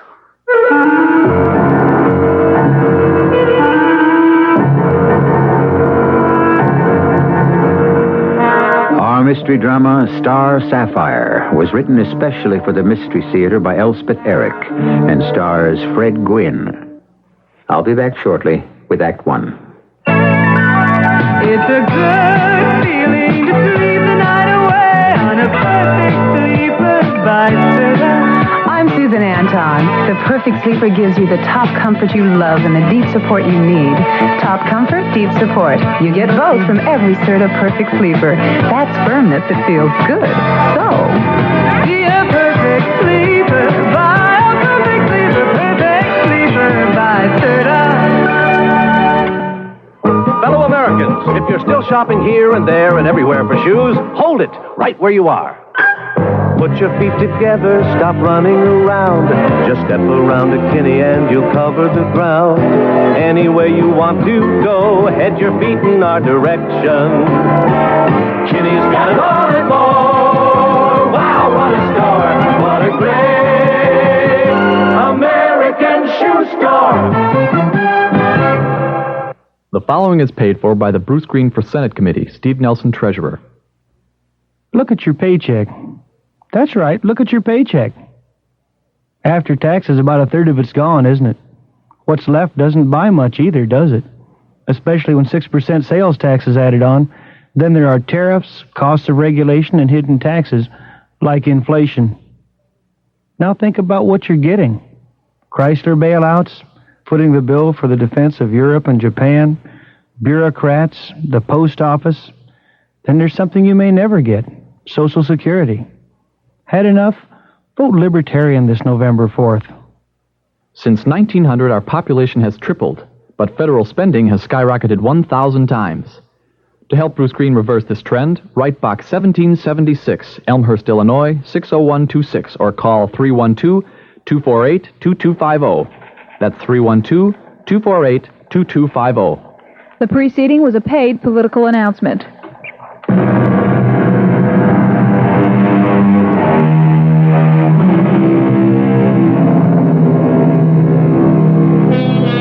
Ask 100 people what they most desire in this world. They may tell you money or fame or even love. Any one of a number of conventional things that we're all supposed to be seeking. But if you persist and probe deep enough, you will find that most of them are concealing a voracious appetite for power. All else is only a means to attain it. Will you come into my office, Mr. Ferris? Thank you, ma'am. Please sit down. Thank you, ma'am. I'm Helen Riley. Ms. Riley. I'm the acting head of the Foundling Home. They told me. The regular head of the Foundling Home is at home. She's ill. Oh, nothing serious, I hope. Well, we all hope for the best. Now, Mr. Ferris, I'm told you and your wife wish to adopt a child. Yes, ma'am. Well, forgive my candor, but, how old are you, Mr. Ferris? 52. And your wife? The same. Well, aren't you both a little beyond the age thought proper for taking on the responsibilities of a child? Well, we got a nice home. Oh, well, I'm sure you have. We live out in the country. I'm a truck farmer. The house belonged to my father. My wife and I moved into it when we got married, and we've lived there ever since. I've kept it in good repair. There's a church about 5-6 miles down the road, and Bessie and I attend regularly. Oh, well, I've been told nothing but the best about both you and Mrs. Ferris. But to take a little child into your home... We wasn't thinking of a little child. Oh? We was thinking more of a young girl, 16, 17, somewhere in there. I see. I've always heard it's the older children that have a hard time finding a good home. Well, yes, that's true, but... And someone about that age would be company for my wife. You see, Bessie's an invalid, more or less. Well, now, Mr. Ferris, we've had requests like yours before, and they often haven't worked out. Well, people have been willing and, in fact, anxious to take a young person into their homes and make servants out of them. Unpaid servants. Oh, we got no such idea as that. My Bessie may be in a wheelchair, but she gets around right smart. She's done all the housework, cleaning and cooking ever since she had her stroke. And that was 10 years ago. She don't like the idea of anybody laying a hand to anything. Well, then why would you want to adopt a child? Because I worry about Bessie. You see, I work from sunup to sundown, and Bessie's alone in the house. Besides, we need somebody to leave the farm to. A girl of 16, 17, she could inherit. And she'd be about the same age of whatever child we might have had if the Lord had seen fit to so bless us. Well, I don't know. Isn't it better than living here in an institution? Seems to me a place like this isn't much better than being in jail. No offense to you, ma'am, of course. Would you like to see the children? Oh, I don't need to. I already know the one I want. Oh? You do? I've seen her other times when I was here. I talked to her a little bit. Her name's Edna. Oh, yes. Edna Kelly. I saw her today. She's out front raking leaves. Well, now, suppose we ask her to come in here, and we'll talk about your plan. See how she feels about it. Oh, she'll like the idea. You've talked to her? Just in a roundabout way. Nothing definite. Well, excuse me a minute. Certainly. Would you ask Edna Kelly to come into my office? Would you? She's raking the front lawn. I think, Mr. Ferris, that we'd best not rush into an adoption. If you want to take Edna home for a trial period, and if she wants to go with you, and if your wife approves, well, then perhaps we can work things out. Now, I don't want to stand in the girl's way. She's been institutionalized for so long, her entire life. Well, no one ever wanted to adopt her. You see, she has a slight deformity. Her left hip, I suppose you noticed. It makes no difference. Maybe we could have it fixed. Well, that would be wonderful. And, of course, she's never been a pretty child. Oh, makes me no never mind. Oh, come in, Edna. Edna, dear, It's Mr. Ferris. Oh, have you come to take me home with you, Mr. Ferris?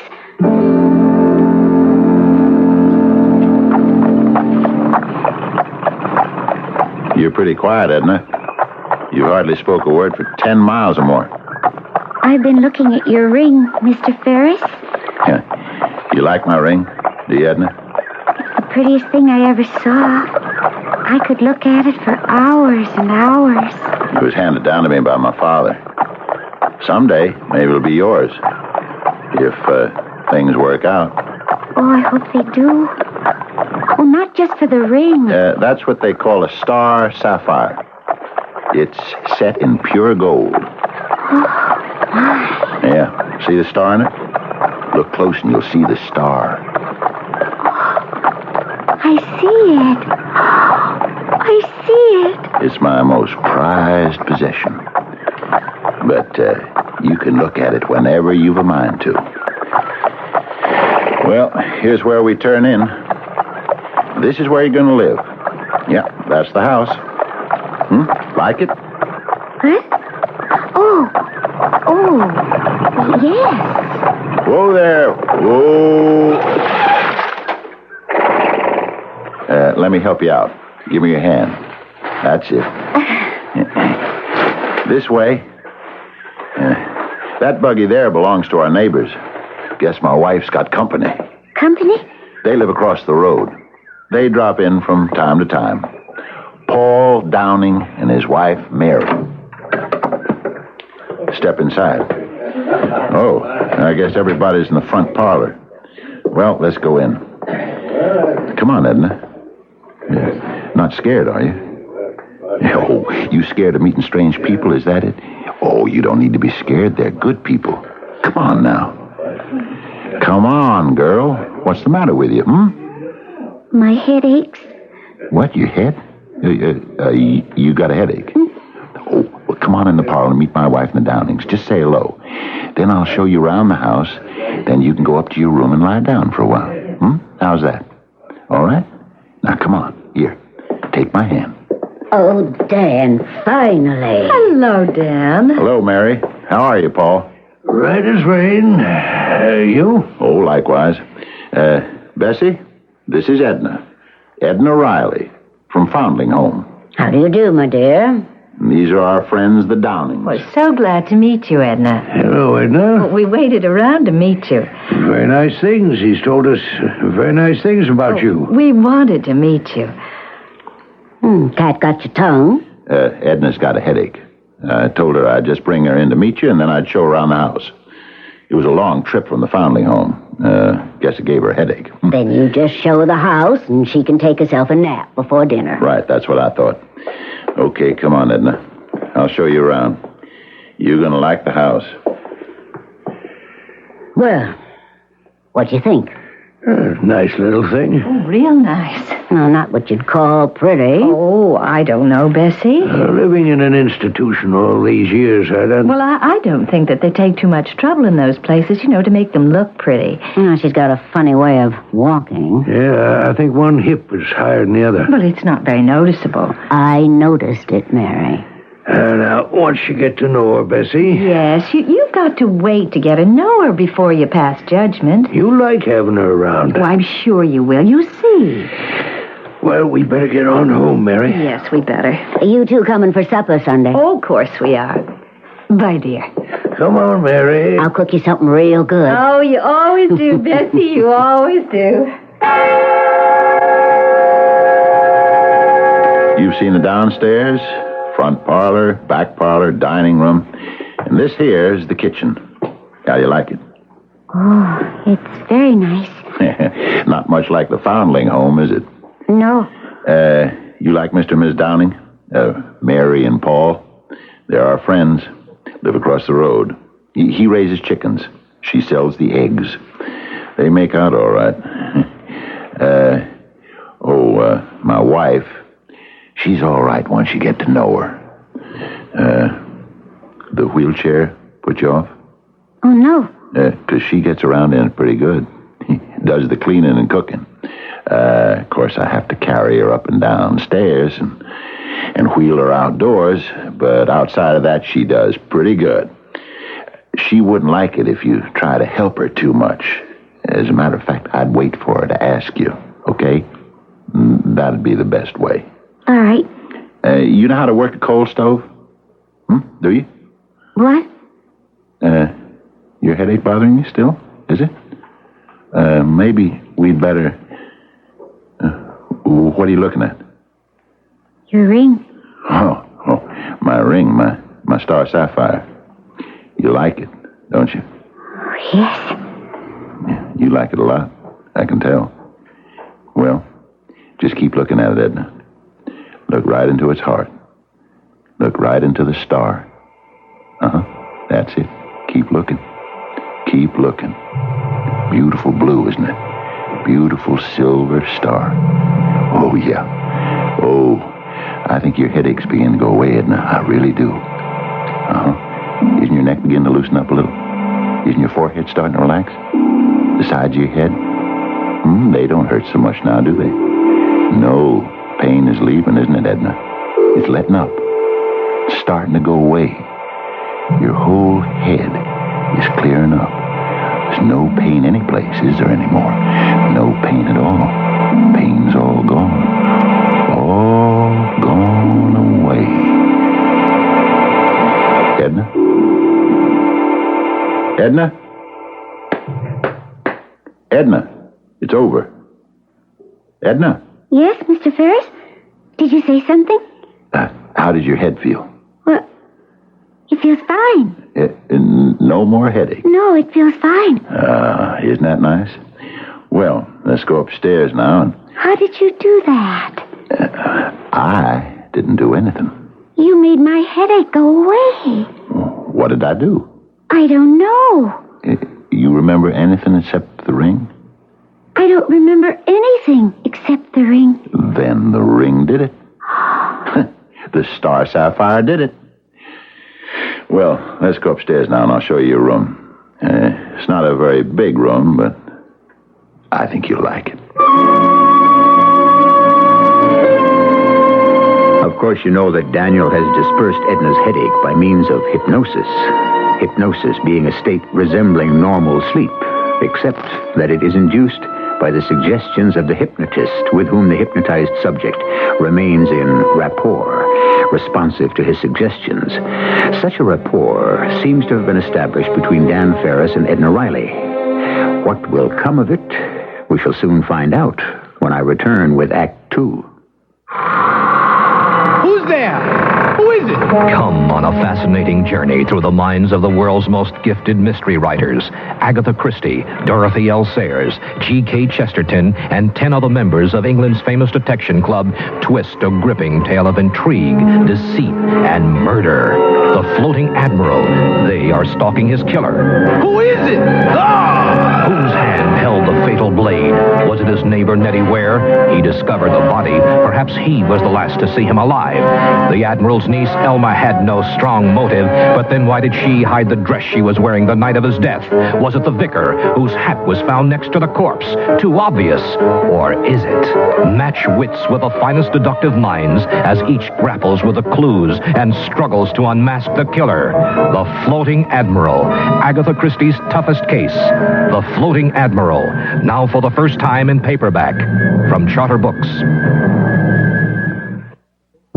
There are times that say to you, nothing but great taste will do. It's times like this when you begin a special thirst for Heineken. Great taste in a glass, the number one in its class. That special taste from Holland, Heineken. Fine food deserves a great beer. That's why Heineken should be on your table. Pick up a six-pack of Heineken and make your next dinner something special. Heineken, brewed and bottled in Holland. Imported for you by Van Munching of New York. Great taste in a glass, the number one in its class. That special taste from Holland, Heineken.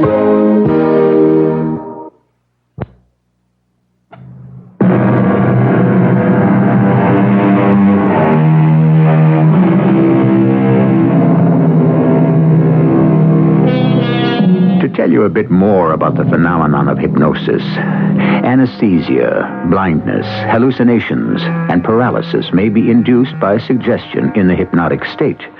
And suggestions of curative value may also be accepted. I trust that this explains to your satisfaction Dan Ferris's ability to dispel Edna Riley's headache in Act 1. Well, just take the cookies out of the oven for me, will you, Edna? Oh, yes, Mrs. Ferris. What was that? It sounded like a gun going off. That's what it was. Just Dan. Well, what was Mr. Ferris shooting at? Oh, rabbits, most likely, or squirrels. We don't get much in the way of meat around here. Plenty of vegetables, but not much meat. So we have to make do with what's on the property. Rabbits are pretty good if you know how to cook them. Oh, I wouldn't know how. Well, I'll teach you. Guns scare you, I have never seen a gun. That's a .22 rifle Dan's using. They're easy, very light. Maybe you'd like Mr. Ferris to teach you. Oh, here he comes now. Got himself a nice big jackrabbit. Here's your dinner. Oh, poor thing. Poor rabbit. Now, don't go getting upset. When it's fried up crisp for dinner, you'll appreciate it. Know what I saw out there? Great big snapping turtle. Snapping turtle? Well, that's good meat. Oh, big fella. Like to get a shot at him. Edna here thinks she'd like to learn how to shoot. Yeah? Would you, Edna? Well, that little old .22 is just about the right weight for a young girl. Well, we'll think about it. Maybe just practice a little. How would you like that, Edna? Sure she would. Gets pretty monotonous staying inside all the time. Tell you what, Edna. Tomorrow we'll set up some bottles on the fence and let you take some shots at them, Yeah, you got plenty of old bottles, haven't you, Bessie? Oh, plenty. Plenty of old bottles. Maybe I'll come outside and watch.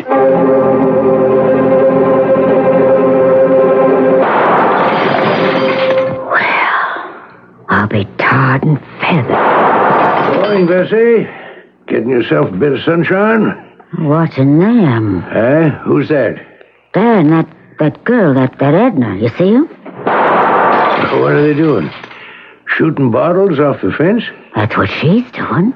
Dan's teaching her. She's pretty good at it. Well, she's better than that.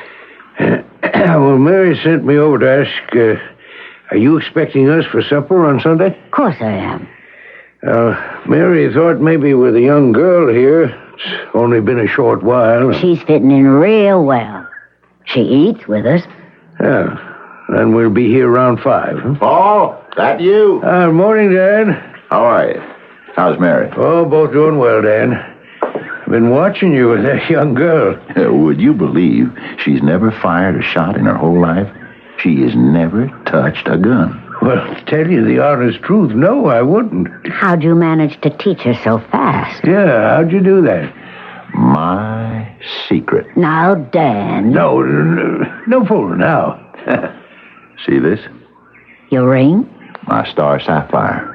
That's what does it. Oh, how could it? Well, all by itself, it couldn't. But when it's got the power behind it. What power are you talking about? I don't know as I should tell you. Dan. Well, you gotta tell us. Well, I've been reading up on this thing they call hypnotism. Seems it's not so hard. You get the subject. That's the person you aim to hypnotize.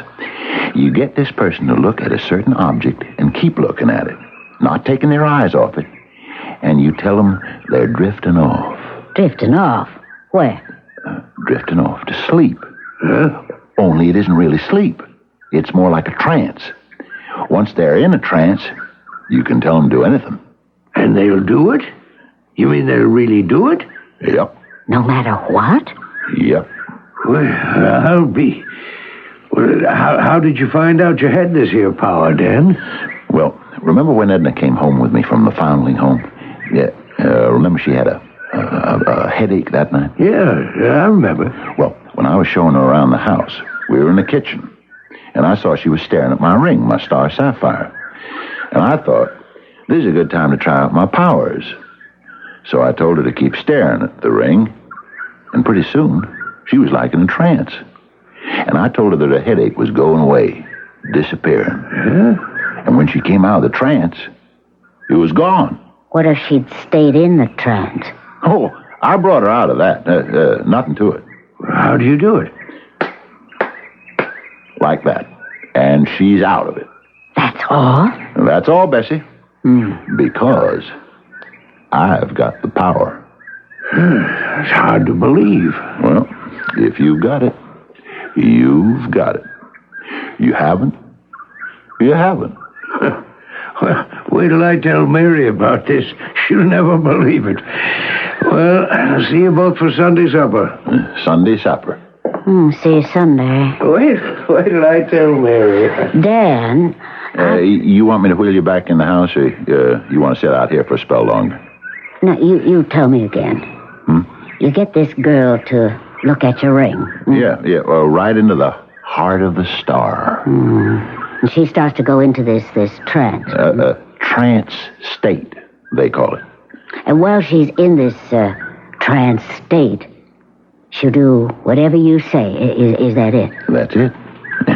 And that's all there is to it. It was while she was in this state, this trance state, she shot all those bottles off the fence? That's right. Oh, holy Moses. I left her in the trance state. I told her to wait for me. I'd be back. I'd better... Wait a minute, Dan. Wait a minute. Now let us stand there for a minute. If you got this power... Oh, I got it. I got it all right. If you can put people in this trance state where they'll do whatever you tell them, then use it. Use it on me. What? You've got the power. You've got the ring. Use both of them for me. I don't know exactly what you mean, Bessie. Make me get up and walk. Why, Bessie? Get me out of this wheelchair and on my feet. Make me walk. You said you had the power. Well, show me. Show me you got it. You've been spreading it all over that young girl, that Edna. How about using it on your own wife? How about letting me have the benefit of it? Well, I don't know. Bessie, I just never thought about it. Well, think. And then do something. I will. I'll think about it. I'll see what I can do. Now I'd better go and get that poor girl. She's just standing there. Poor girl. What about me?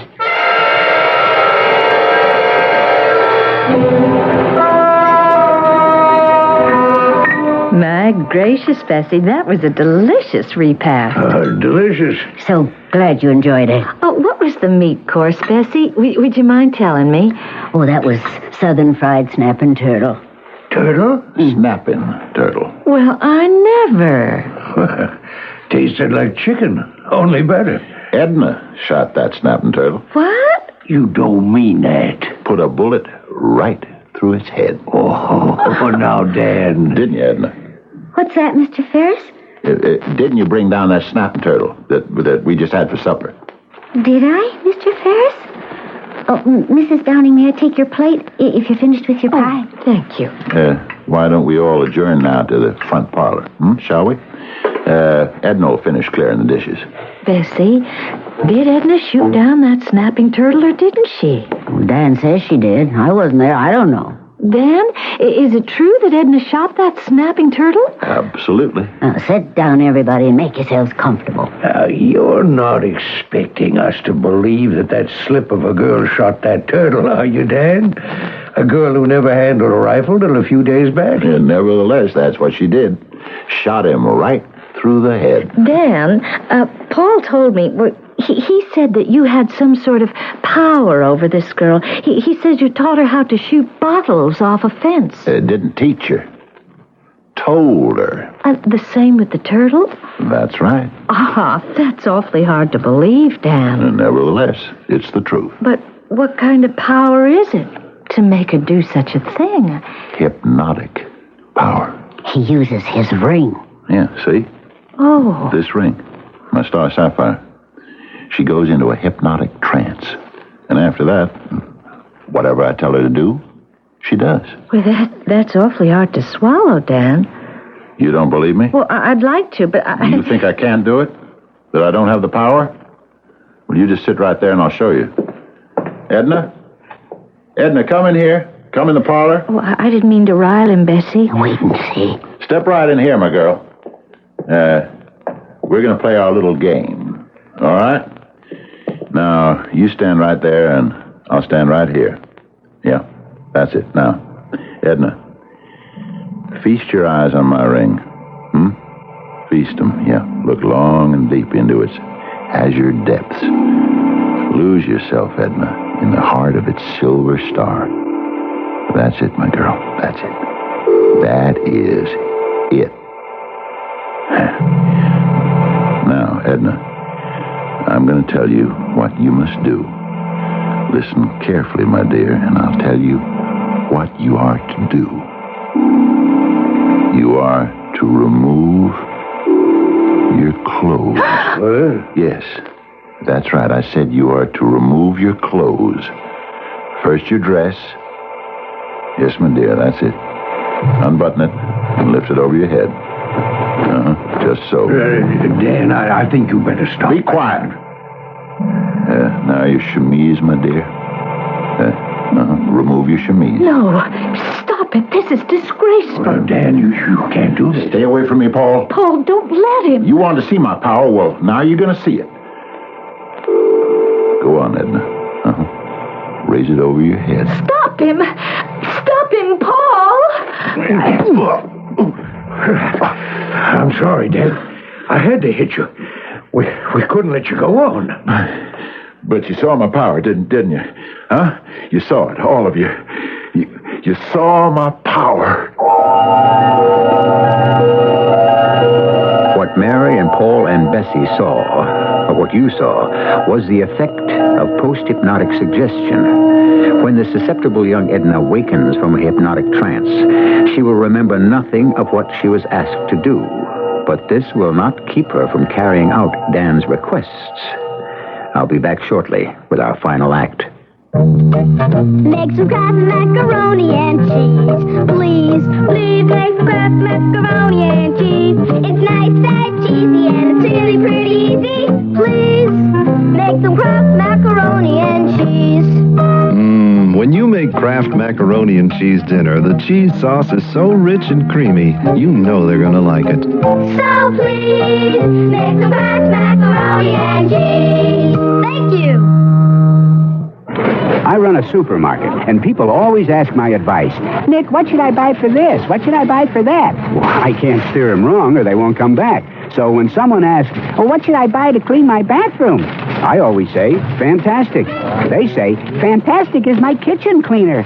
Look, I tell them, as fast and easy as Fantastic cleans your kitchen, it'll clean your bath.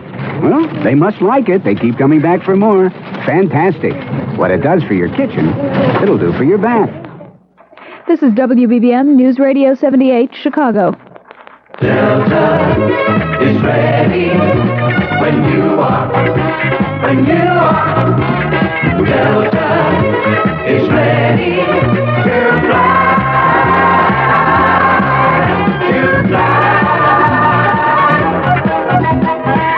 You name the time, we've got the plane. If you're pining for Carolina, Delta's ready with the most flight times to Raleigh-Durham. 2 nonstops, 2 through jets, 2 connecting flights. Delta's #1 to Greensboro High Point, too. 4 flight times with 2 nonstops. And Delta's your main plane to Nashville with 3 daily nonstops.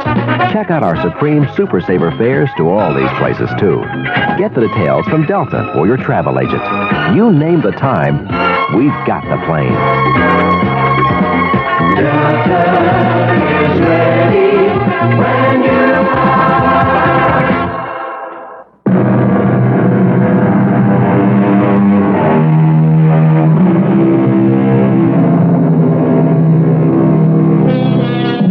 Remember back to the start of our story when we told you that it would concern the exercise of power, one person over another, or one person over more than one other? What greater power can there be than the ability to produce a state of mindlessness where the innocent subject can do nothing but obey and comply? Paul, I brought the lemonade out on the front porch. Fine, Mary. Oh, it's a beautiful day. I'll be right there. Dan and Bessie are home from church. Oh, Edna's with them. I know. I saw from the window. Oh, I'm so ashamed we stayed away from church. Well, we go to prayer meeting tonight. I just couldn't face the Ferrises after last Sunday. I couldn't face Edna either. Oh, I don't suppose she remembers. Dan says she doesn't remember anything she does when she's, you know, like that. Under the spell. Oh, whatever it is.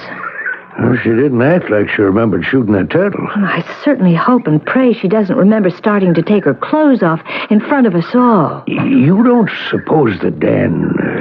Dan what? What were you going to say? Oh, no. He wouldn't do that. Dan wouldn't do anything like that, no. Oh, no. If I catch your meaning. No, he wouldn't do anything like that. Oh, no, he's too fond of Bessie. Well, he wouldn't do anything like that. I mean, in her own house? We supposed to go over there for supper tonight? I haven't the slightst idea. We always do. It's a regular thing. I haven't talked to Bessie all week. Oh, I waved to her across the road a few times when she was sitting outside in her wheelchair. Uh-huh. She waved back? Oh, yes. Just like nothing had happened. Matter of fact, she waved first.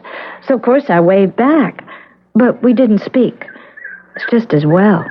I wouldn't have known what to say. Makes you darned uncomfortable. They've been good neighbors. Paul, did you notice last Sunday when Dan cast that spell over Edna, told her to take her clothes off? Did you notice that Bessie didn't seem to mind at all? Oh, she must have minded. But she didn't say a word. She just sat there. Probably too shocked to say anything. Well, I certainly said something. So did you. Well, I did more than say something. Well, you knocked him down. I'm glad you did that. Somebody had to do something. Oh, look. Dan and Bessie are coming out of the house. Probably he's going to wheel her out on the lawn to get some sun. They're stopping to talk. What wouldn't you give to know what they're saying? Mary and Paul are sitting out on their front porch. Never mind about them. Looks like they're having lemonade or something. Would you like me to make you some lemonade? Or I'll ask Edna. I don't want any lemonade. Mary and Paul didn't come to church, huh? I suppose you noticed. I wonder why. I know. I never should have played that little game. You call that a game? Well, it is. Kind of. I just wanted to show them that I could do it. that I had the power. I wanted to show you. You have the power, all right. I know I shouldn't have done what I did. Paul was right to knock me down. I'm glad he did it. Maybe one of these days I'll walk over there and apologize to both of them. Tell them I'm sorry.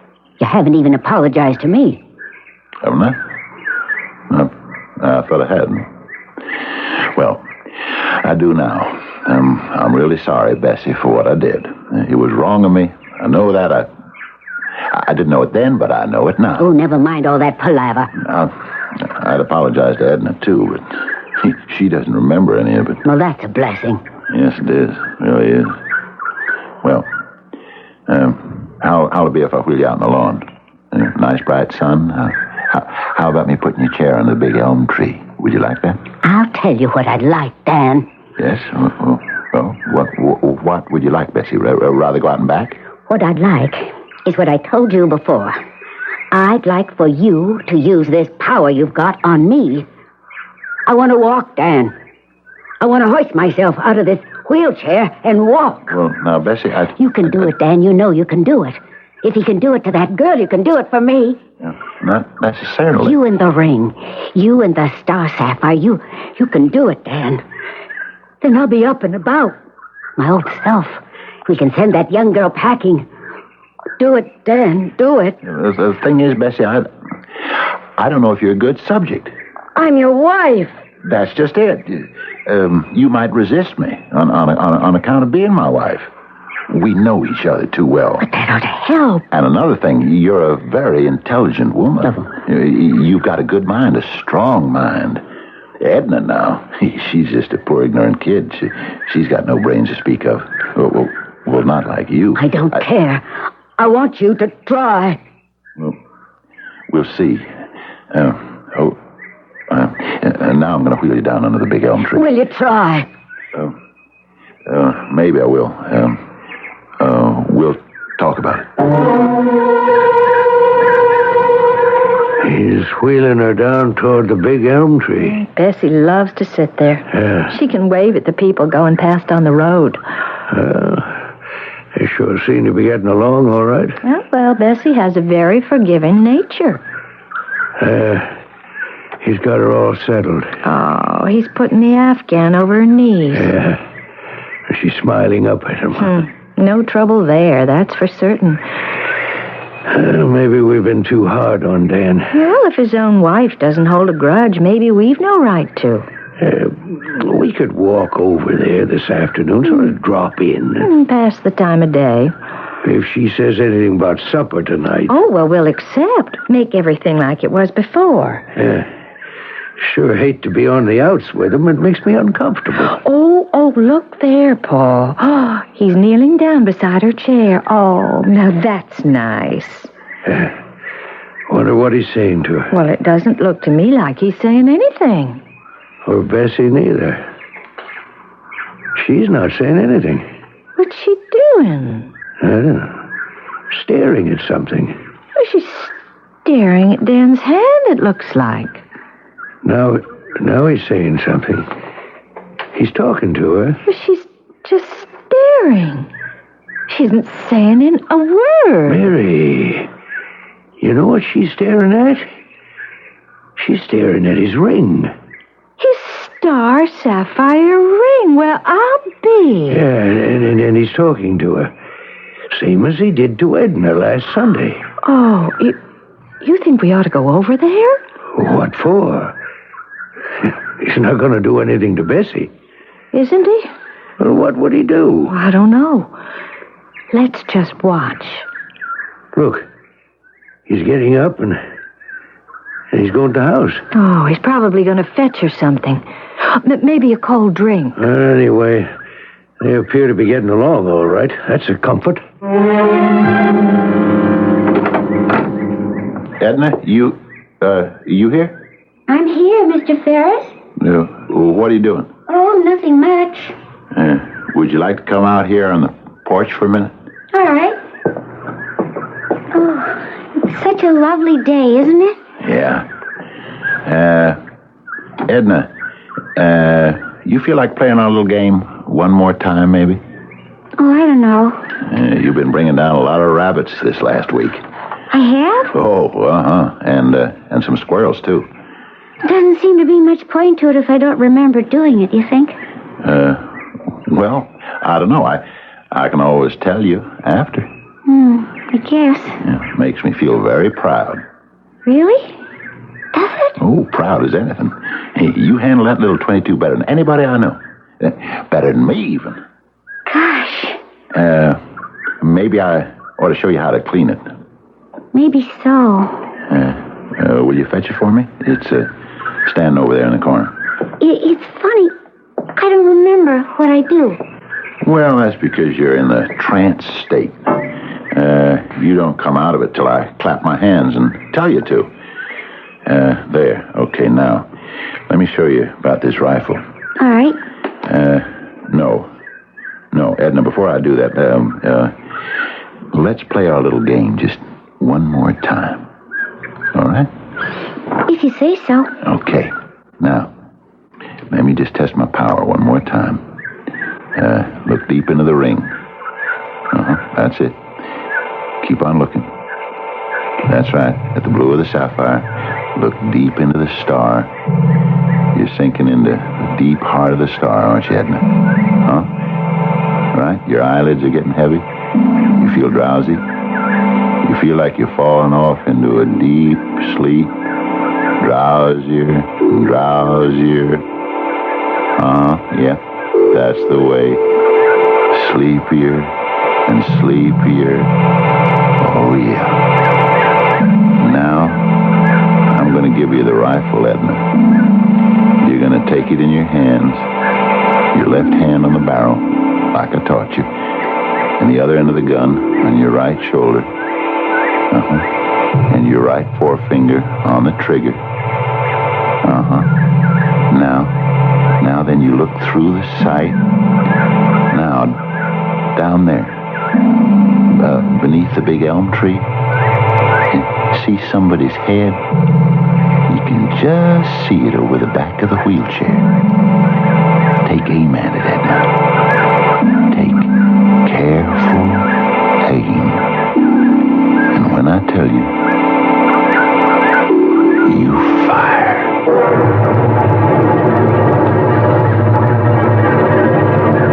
Now he's got Edna out on the porch.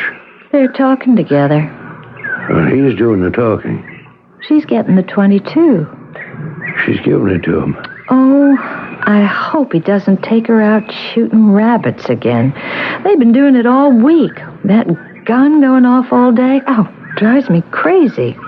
He sure spends a lot of time with that girl. Now, Paul, we weren't going to scandalmonger. I didn't necessarily mean anything like that. As long as Bessie is content. Well, she seems to be. Oh, look at her, sitting under that old elm. I think she's content. Lonely, maybe, but she seems happy. What do you say we go over there and keep her company? Say we're sorry for neglecting her this past week, huh? Sort of make things up between us and them. Oh, yeah, let's do that. Paul's got Edna heisting the gun to her shoulder. If I hear one more shot this week, I swear I'll scream. She's sighting it. Oh, come on, let's hurry up, Paul. Funny to be taking a shot from the front porch. Maybe a rabbit in the front yard. A squirrel, maybe. Or a chipmunk.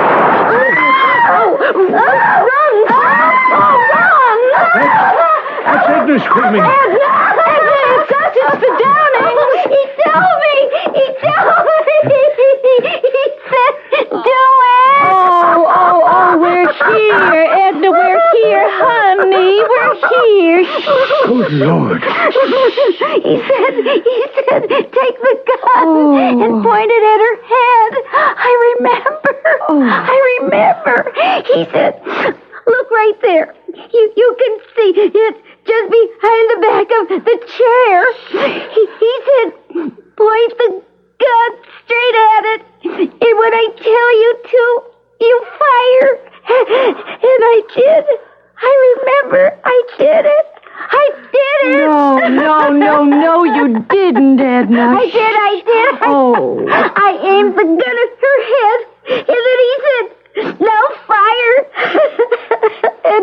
Ed. I fired.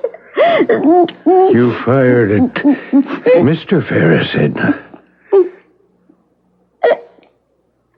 Mr. Ferris? That's not what he told me to do. What he told you to do, Edna, you couldn't do. When it came right down to cases, you couldn't do it. You just couldn't. Now, I'm going to take you to our house, Edna. I'm going to make you a cup of tea, and I'm going to let you lie down for a while.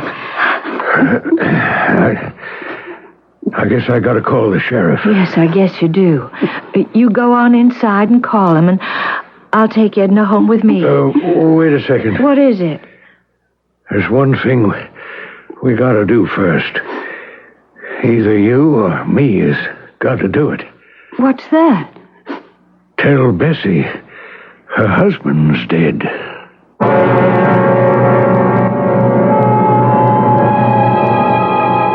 They say that a person under hypnosis can be made to do anything. Anything that is up to a point. And that point is reached when the hypnotized subject loses the rapport earlier established with the hypnotist. And that rapport is broken when the subject is asked to do something contrary to his moral convictions. That's what they tell me, anyway. I'll be back shortly. This is no ordinary club. Let Holland kill him. They've planned the deaths of hundreds, and tonight they are free to kill again. No, I know who killed the Admiral. Their crimes are known to millions. Agatha Christie, Dorothy L. Sayers, G.K. Chesterton, and 10 other masters of mystery twist a gripping tale of intrigue, deceit, and murder. Let's just dump him in the river. The Floating Admiral. It takes you from the opium dens of Hong Kong to the tranquil country village shattered by a brutal murder. The Floating Admiral, a fascinating journey through the minds of England's finest mystery writers. Each submitted a step in the crime, and each supplied a solution. Which one would you choose? They're solving a murder tonight, and you are there. The Floating Admiral. In their book, he's a dead man. The Floating Admiral. Now for the first time in paperback from Charter Books. And this mattress is called the what? The King Coil Posture Bond. You can't buy any better in our store. Well, it's very comfortable. Oh, yes, and you'll get firmness and durability year after year. Oh, gee, I wish my husband were here to try it out with me. That's the best way. Oh, say, that man over there, he's about the same size and weight as my Excuse me, sir? Yes? Could you lie down on this King Coil Posture Bond mattress for a moment? Well, I'm just waiting for my wife Oh, it'll here. just take a second. She's buying a throw pillow for our breezeway. There you go. Now, let me get on the other side. Ooh, this posture bond is very comfortable. It's the unique construction of the King Coil Posture Bond. Say, could you throw your arm over me? That's what Walter does. Like this? Exactly. Now, could you put your foot in the small of my back? Okay. And the pillow over your head. All right. No matter how you scrunch up, this King Coil Posture Bond is still firm and comfortable. Yeah, golly. You know what Shirley and I do? We sometimes... Hi, Shirley. I was just lying in bed here telling this lady how we... See, this is a King Coil. She needed my foot to help. Try a King Coil Posture Bond. Its unique bonded construction assures comfort and durability year after year.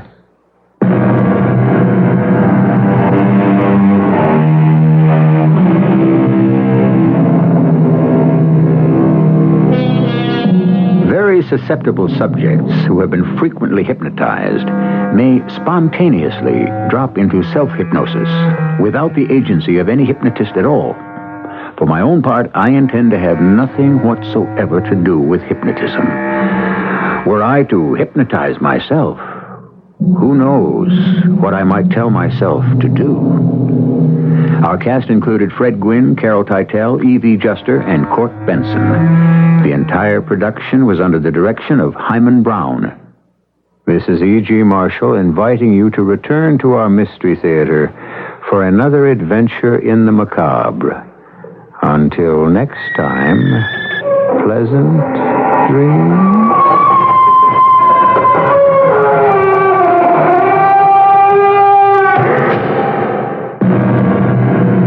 Thank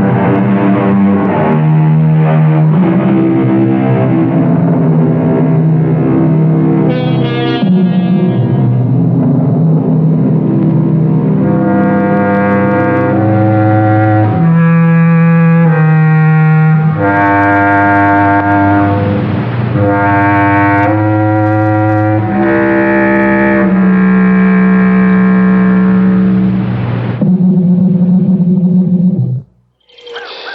talking today with one of Chicago's first signs of spring, a bee. Hello, Bee. Listen, don't call me Bee. Oh, what's that? That's a girl's name. Oh, sorry. Yeah. Well, okay. We were just wondering what you insects had planned for spring. Oh, the usual. Some pollinating, some fixing up around the hive. Right. Maybe do a little shopping for the queen. Shopping? Sure. At the Wingding sale at Carson Peary's Cotton Company. Oh, what's a wingding sale? You serious? That's Carson's name for the biggest sale of the spring season. They've got bargains on items from all over the store. Well, is price important to a bee? Hey, look, I'm not just some drone who lays around the hive all day. I'm a worker. You know, just a working stiff. Give me a break. Just what kind of bee are you? Well, actually, I'm a spelling bee. No kidding. No kidding. N-O-K-I. No, that's not necessary. Well, give me something tougher then. No, I believe you. No, please, come on. Look, please. drop it. Carson's Spring Wingding Sale. A honey of a sale. Now through Sunday, State Street and all suburban stores. Wing. Sound it out. Sound it out. Wing. Wing. Ding. Wingding. CBS News, there are new warnings of a Soviet threat just north of Iran. I'm David Jackson reporting on the CBS Radio Network. White House National Security Advisor Zbigniew Brzezinski says there are credible reports that the Kremlin is massing troops on its side of the Soviet-Iranian border. He says the action is reminiscent of the Soviet buildup north of Afghanistan before the invasion there in December. He does not give an estimate of how many Soviet soldiers are being stationed just north of Iran. International Red Cross representatives were inside the American embassy in Tehran for nearly 10 hours Monday. They think they saw all the hostages and say they think all seem to be in generally good physical and emotional health. But some, they say, shows strain of 5 months of captivity more than others. Barbara Tim, mother of hostage Kevin Hermaning, would like to get into the embassy. She and her husband left New York Monday night for Paris, where they'll try to get visas to enter Iran.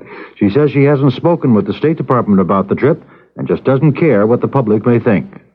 I'm sure that there will be people that will criticize our efforts to try and go to Iran. But I'm not concerned about public opinion. I'm concerned about the fact that we may be heading toward military action. I'm concerned about the fact that there are 50 Americans that are being held hostage. And right now, the feeling seems to be that 50% of all Americans feel that we are not taking a hard enough line. She wants to try a softer line, saying it's time the Iranian militants were dealt with as people with grievances rather than as enemies. We'll have more news after this. If you'd like to take advantage of the current high interest rates in today's money market, but want your money available when you need it, take a moment now to call this toll-free number, 800-228-5000. Ask the operator to send you information on Dreyfus Liquid Assets 2. Find out just how much income growth you can get without tying up your cash for months or years. With Dreyfus Liquid Assets 2, you have the advantage of making withdrawals by phone or paying larger bills with free redemption checks and continuing to earn high yields, compounded daily till your check clears. You can put money in or take it out anytime with never a sales charge or penalty. But call now, 800-228-5000. For free information and a prospectus explaining management fee, charges, expenses, and the new Federal Reserve requirements. 800-228-5000. Study the prospectus carefully before you invest and learn how Dreyfus Liquid Assets 2 can help you get the lion's share from today's high interest rates. 800-228-5000. Dreyfus pays for the call. Some new labor negotiating rules that ban strikes over national issues in the steel industry resulted Monday night in a tentative agreement way before the deadline between the United Steelworkers and 9 major steel makers. A union official calls it the richest agreement in the history of the union, but released no details. The union ratifying committee votes on it Tuesday, and if passed there, it'll go to the general membership for a vote. The new Trudeau government in Canada opened a new session of Parliament in Ottawa Monday with an outline of its plans, and Rick Miller reports. The speech was read by the Queen's representative in Canada, Governor-General Ed Schreier. The Liberal government, headed by Prime Minister Pierre Trudeau, has promised a new and higher domestic oil price, as well as more incentives to develop gas and oil reserves. Social programs announced will increase financial assistance to the elderly and will help those who need it most fight record high interest rates. As for efforts at keeping the country together, and with particular respect to French-speaking Quebec, Schreier spoke of a renewed federalism. My government will revive the process of constitutional reform. My ministers are committed to the full development of Canada's 2 major linguistic communities and to the enhancement of our mosaic of cultures. My government will seek to constitutionally entrench a Bill of Civil and Human Rights, including language rights. Schreier said the government has but one response to those forces of discontent in the country. Canada will endure, grow, and prosper. Rick Miller for CBS News, Ottawa. Trudeau will address the Parliament Tuesday. Update on the Oscars. Kramer versus Kramer has picked up a host of awards so far. Dustin Hoffman won Best Actor Award, Meryl Streep Best Supporting Actress, and Robert Benton for Best Direction and Best Screenplay, all for Kramer versus Kramer. Sally Field won Best Actress for Norma Ray. Melvin Douglas won Best Supporting Actor for his role in Being There. Now this. The CBS Radio Mystery Theater presents...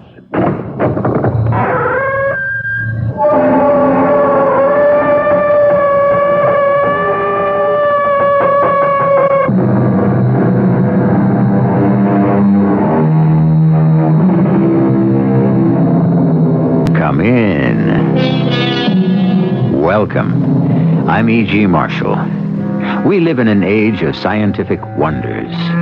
The far-out science fiction of yesterday has become today's reality. And yet, despite these giant strides unlocking the secrets of nature, mankind suffers from confusion and fear. Fear partially engendered by these very scientific advances that are first hailed as triumphs. Why? Perhaps because the science of technology lacks soul. You can't help Amelia. Don't you understand? She's beyond help. If she is, it's your doing, Professor. You and your computers, your laboratories have done this to her. You're too emotional, Gerald. Why can't you look upon this as a noble and successful experiment? Never. I look upon it as a monstrous denial of the human spirit and the destruction of love.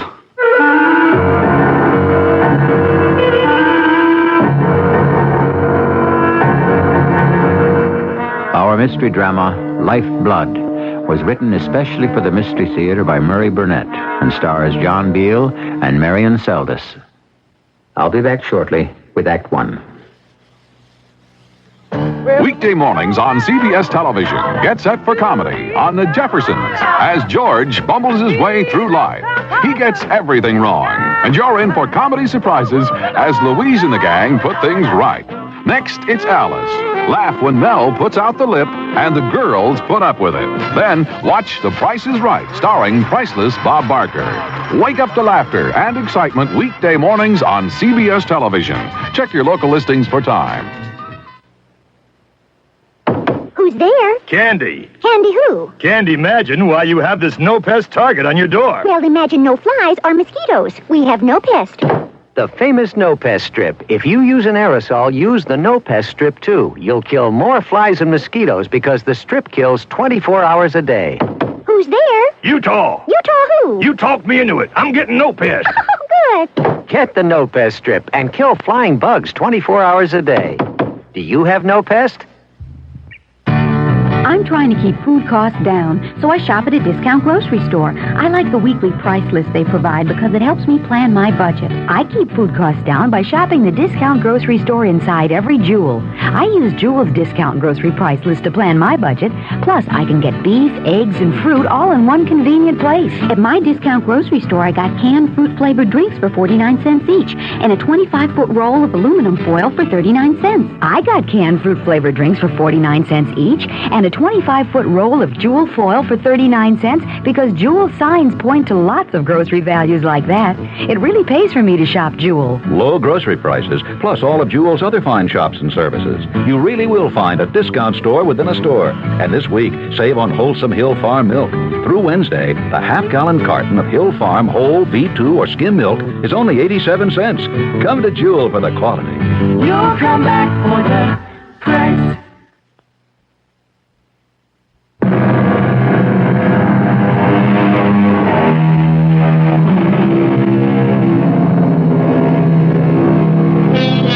The Bible has it that the Lord created Eve from one of Adam's ribs. Pygmalion fell in love with a statue of Aphrodite and brought her to life as Galatea by his earnest prayers to the gods. I'm sure every man has dreamed of his idea of the perfect woman. Our story today is the tale of a man who made that dream come true. Gerald, you surprise me. You can't be serious when you say you're nervous about seeing Uncle. He may think I'm too old for you. By the way, Amelia, just how old are you? Now that is a question no gentleman asks a lady. You should know that. Anyway, isn't Uncle waiting for you? Yes. And I want you to wait here in the den for me. I'll be right back. I'll wait for you, darling. Nice to see you, Gerald. Now, sit down. Make yourself comfortable. Well, I'm glad my niece has come to visit with me. I see a lot more of you since she's here. Well, that's exactly what I've come to talk with you about, Arthur. Your niece. Oh? Something important? Very. I've asked Amelia to marry me, and she said she would. Oh, no. Now, I've never lied to you, Arthur, and there's certainly no reason for you to... Don't be a fool, Gerald. I didn't mean that Amelia had turned you down. Of course, she accepted you. I don't understand. I know, and I'm reluctantly forced to explain. When you hear why, you won't want to marry Amelia. Impossible. There's nothing you can say about Amelia that would make me love her any less. She's the perfect woman. She's not a woman. What did you say? I said Amelia is not a woman. She's a robot. My creation. You can't be serious. If I had a niece, Gerald, I'd be the happiest man in the world if you and she wanted to get married. You have everything to make a great husband. You're good-looking, successful, intelligent, and you've got integrity. Well, thank you, but we're off the point. Are you trying to tell me that Amelia is a mindless, soulless replica of a woman? And I didn't know it? Exactly. When was the last time you saw a doctor? I see you all the time. I mean professionally. You think I've gone over the edge, huh? All right. It must be a big shock to you, and you deserve some proof. Ask Amelia to come in. I don't think that's a good idea. You've inferred that I've lost my mind. Now I want to prove to you that I'm perfectly sane. Ask her in. Now. All right. Whatever you say, Arthur. Amelia, would you come in for a minute? Certainly, Gerald. Have you spoken to Uncle Arthur? He has. Come here, Amelia, and listen to me carefully. I always do, Uncle. You taught me that. Of course. Who are your parents? Parents? Yes, your mother and father. Oh, my father was your brother, and he and mother are dead. Good. Excellent. But who made you, shaped you, taught you, told you what to do and say and how to behave? You, Uncle. And are you grateful? I owe everything to you. My very existence. I understand Gerald has proposed marriage to you. Yes, Uncle. Whom would you rather kiss now? Me or Gerald? It really doesn't matter to me. Amelia, kiss me then. Of course. Well, Gerald, do you still think I'm out of my mind? I don't know what to think. If you've really accomplished this miracle, how did you do it? What is she made of? Sugar and spice and everything nice. If what you're telling me is true, this is a scientific miracle.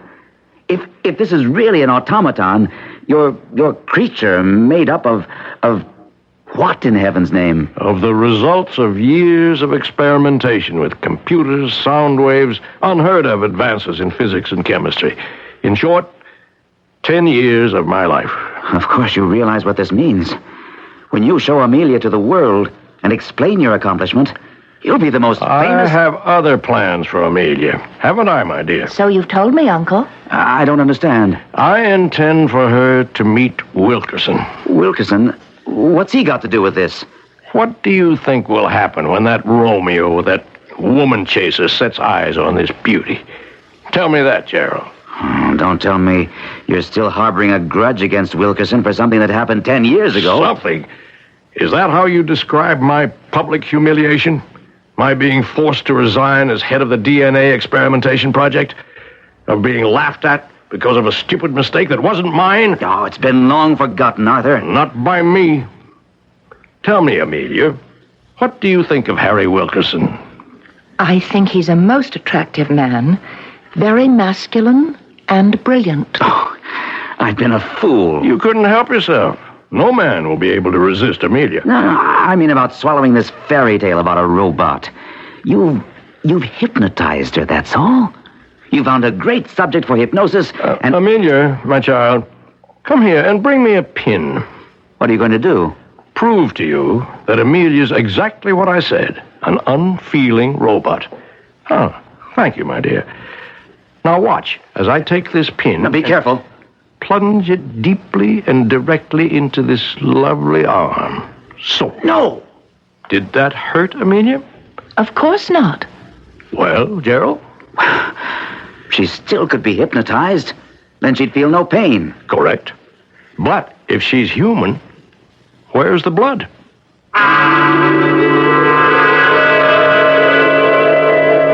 You all right, Gerald? Would you like some brandy? No, nothing, thank you. But I would feel better if you sent Amelia out of the room. Of course. Amelia? Certainly, Uncle. I'll be in my room if you want me. A computer. I fell in love with a computer. Oh, come on, Gerald. I assure you she's far more sophisticated and intricate than any computer. The most advanced computer is childish in concept compared to Amelia.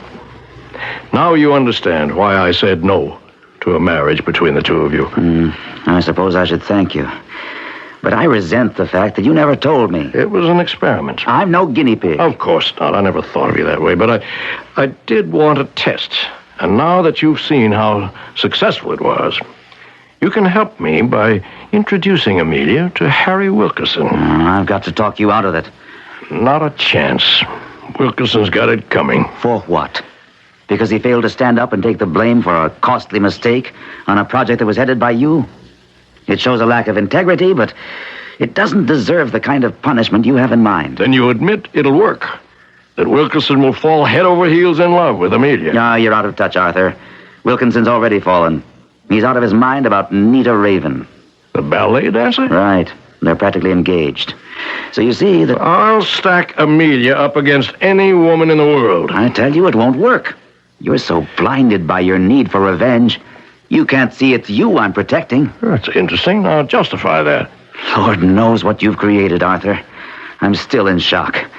But you think you've made the perfect woman. A creature of real flesh and blood. When, as you so graphically demonstrated, Amelia has no blood. And what do you think will happen when that fact is inevitably discovered? At the time, I thought I'd won the argument with my friend, Dr. Arthur Moore.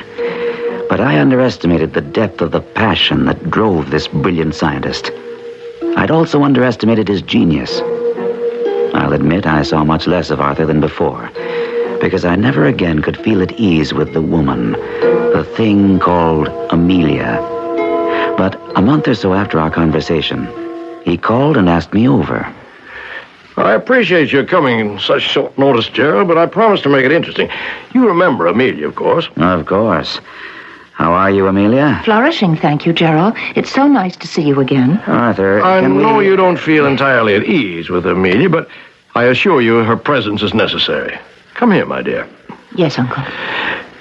You remember, Gerald, you made a very cogent point the last time we discussed the makeup of our charming Amelia. I believe it had to do with blood. And now, I'm taking this needle. I really object to these demonstrations. They leave me feeling decidedly... For a physician, you're uncommonly queasy. I assure you, it won't hurt Amelia in the slightest. Now, I take the needle, so, and behold, bright ruby red blood. See how naturally it flows? Good Lord, Arthur. What have you done? Eliminated the last obstacle standing between Amelia and her introduction to Wilkerson. Go put a bandage on that, my dear. Gerald and I have to talk. I will, Uncle. Is that real blood? Certainly. Would you care to take a sample for testing? No, I'll take your word for it. How in heaven's name did you do it? I'll make a bargain with you. You promise to introduce Amelia to Wilkerson, and I'll tell you how it works. I've told you, Arthur. I don't want any part of this. Wilkerson's engaged. It's definite. He gave Nita a ring, and the date for their wedding will be announced any day now. What's an engagement or even a marriage to a man like Wilkinson? The minute he sees Amelia, he's going to... Suppose I tell him the truth. I'm going to ask you not to. What I revealed to you was given in confidence, and to save you from humiliation. You at least owe me the favor of keeping quiet. But if this deception would... You owe Wilkerson nothing. And if he's really, sincerely in love with this Nita Raven, he won't do anything about Amelia. But if he does, doesn't he deserve to be taught a lesson? Well... I want your solemn promise that you'll keep this a secret between us. Well? All right. I promise. It's so easy to look back on things you've done and say you shouldn't have done them. But at the time, it didn't seem that too much harm could come from this mad scheme. I also thought that Arthur would have some difficulty in arranging a meeting between Amelia and Wilkerson. I found out quickly I was wrong. We live in a university town. The university has a large and extensive library, but there's also a smaller private library reserved for the use of a small group of scientists. It was there that Wilkerson first saw Amelia. Now, tell me what a beautiful young lady like you wants with that complex scientific treatise you have there. You must have brains equal to your beauty. Oh, thank you for the compliment. But I'm taking this book from my uncle, Professor Moore. Professor Moore? My old boss. Really? Oh, yes. We worked together on a project some 10 years ago. Let me introduce myself. I'm Harry Wilkerson. And I'm Amelia Burke. You left something out. I don't think so. An adjective? You should say the beautiful... No. The ravishing Amelia Burke. I'm afraid you're an incorrigible flatterer, Professor Wilkerson. Harry. And I'm Amelia. Amelia? I need your help. I beg your pardon? I desperately need help. I absolutely must have some refreshment and some female companionship. Or I shall open my mouth and scream and be barred from this library forever. Oh, we certainly can't let that happen. Can we, Harry?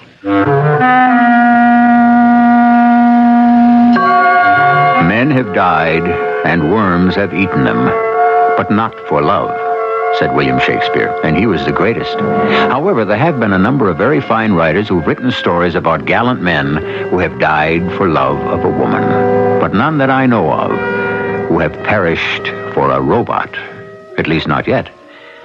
I'll be back shortly with Act Two.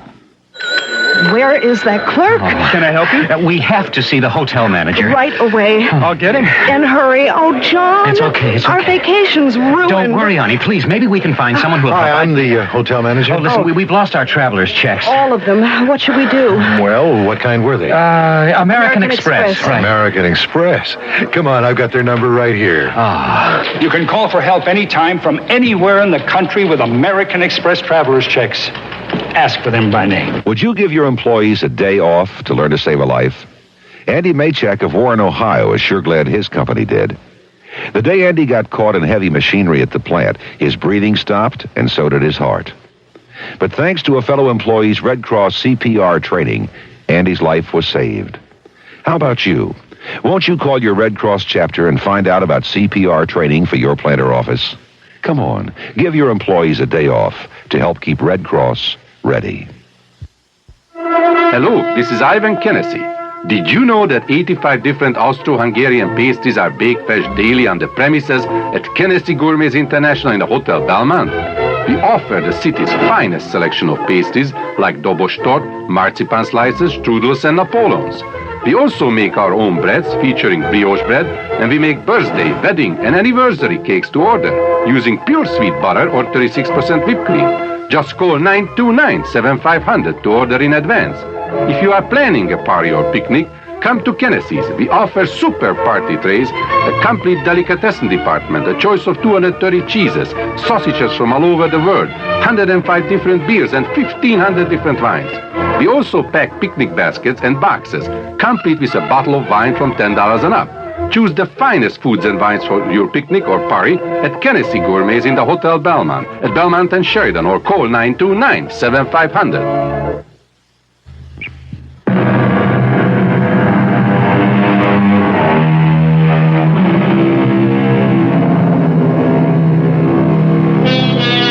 Femme fatale abound in history and literature.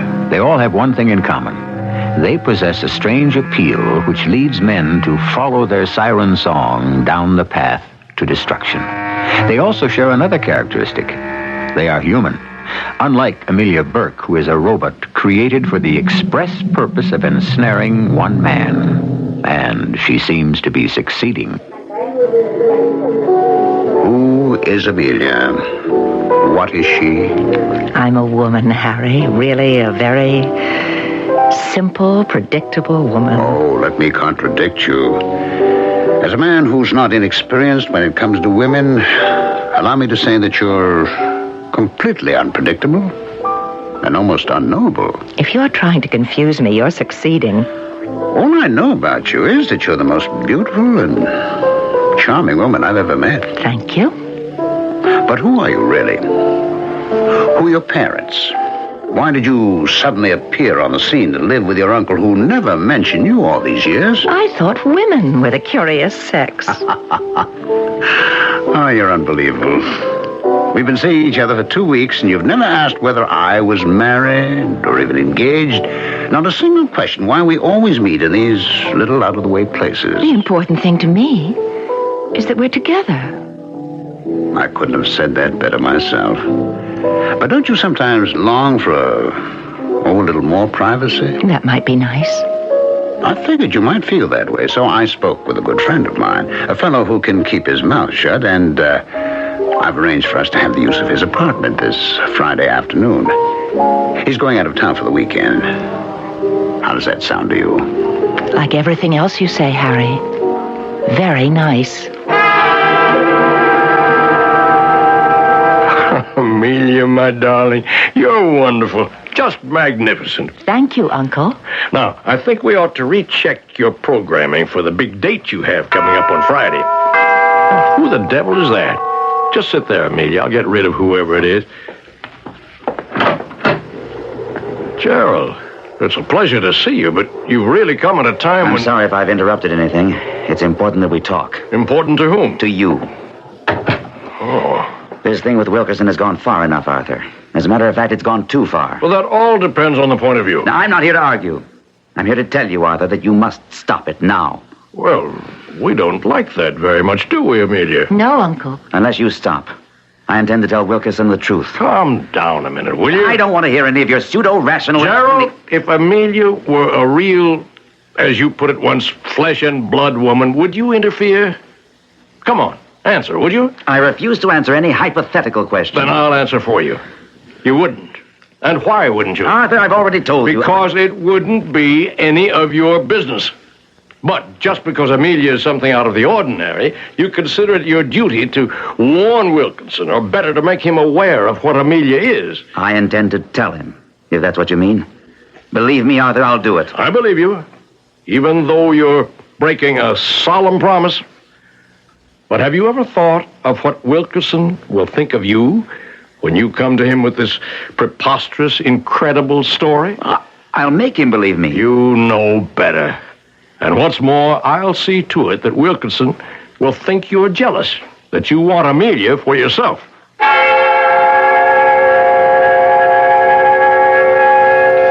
When I left, I knew that it was a stalemate. Arthur was right. Wilkinson would never believe me. But I was determined to do something. The problem was, what?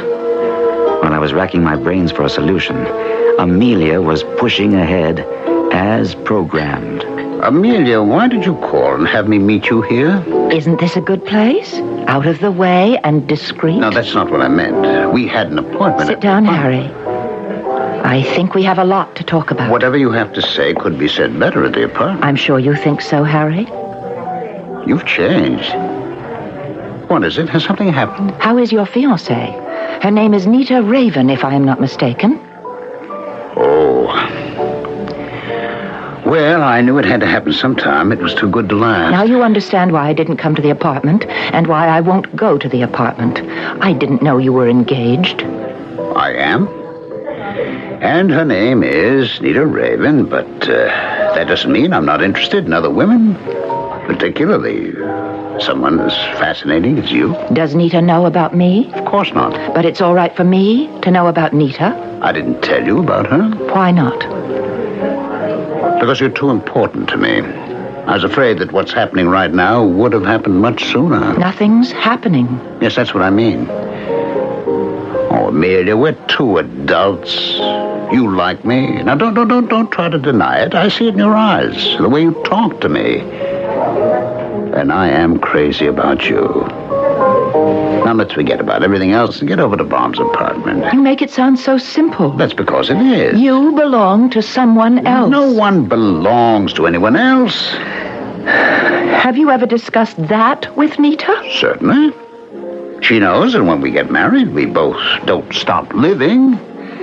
She knows I'm not going to stop admiring beautiful women simply because I'm married. You may admire me to your heart's content, and you can do that here just as well as in your friend's apartment.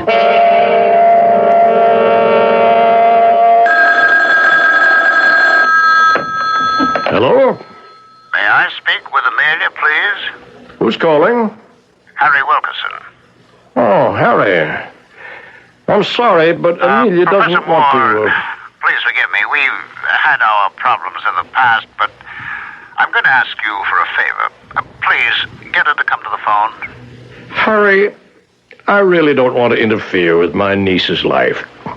And I also don't have that much influence. Well, what harm can there be? I just want to speak with her. All right, Harry. I don't promise anything, but I'll see what I can do.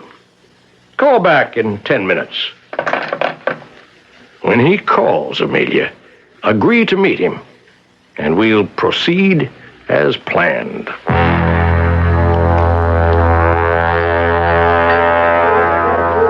Amelia, I hope you notice where we're meeting. Very nice. A pleasant change. You haven't thanked me for coming. Oh, you're something else. You really are. You refuse even to speak to me for 3 weeks, and then I finally get your uncle to bring you to the phone. Well, look, I've broken my engagement to Nita. Poor Harry. I don't want your sympathy. I want your love. My love has to be earned. And don't you think I've earned it? These past 3 weeks, I did everything I could to put you out of my mind, and look what happened. I don't know. Oh, I'd be driving to my laboratory. I'd see a blonde head in a taxicab of another car, and... Well, I couldn't wait to pass the car to make sure that it wasn't you. Do you know how many times I run across a street because I thought I caught sight of you on the other side? You sound angry. Well, I am. This never happened to me before. Not even with Nita? Let's forget about Nita, shall we? How did she take the news when you told her the engagement was off? I did not come here to talk about Nita. I'm here to tell you that we're having dinner every night this week and that we're spending the weekend at Lake Ferris. We're invited by some friends of mine who are anxious to meet you. I have plans for the weekend. Cancel them. I'm afraid I can't. Oh, really? I can break an engagement, but you can't even change an appointment? You seem to be under the impression that I asked you to break your engagement. Look, I think it's time we leveled with each other. You never asked me to break my engagement, but you made it perfectly clear that the only way we could have any relationship was if I gave up Nita. I was honest with you about my feelings. You can't fool me about yours. I know you're attracted to me. You going to deny that? No. I am attracted. All right, now we're making progress. I've broken a commitment, and I expect you to break... Why do you make this sound like a business deal? I thought you were more romantic. Well, I'm upset. I've never felt this way about any woman in my life, and at the same time, there's something about you that bothers me. I think you made a mistake. What? You've changed. When we first met, you were relaxed and happy. You made it clear you liked me, and you hoped I would like you. I did. Well, now you're a different man. Uptight, grim, distracted. I think you feel guilty about breaking your engagement. And if you do, there's no future for us. Oh, now, Thank you for the lunch. Think about what I said, Harry, and then call me. I promise I'll answer the phone.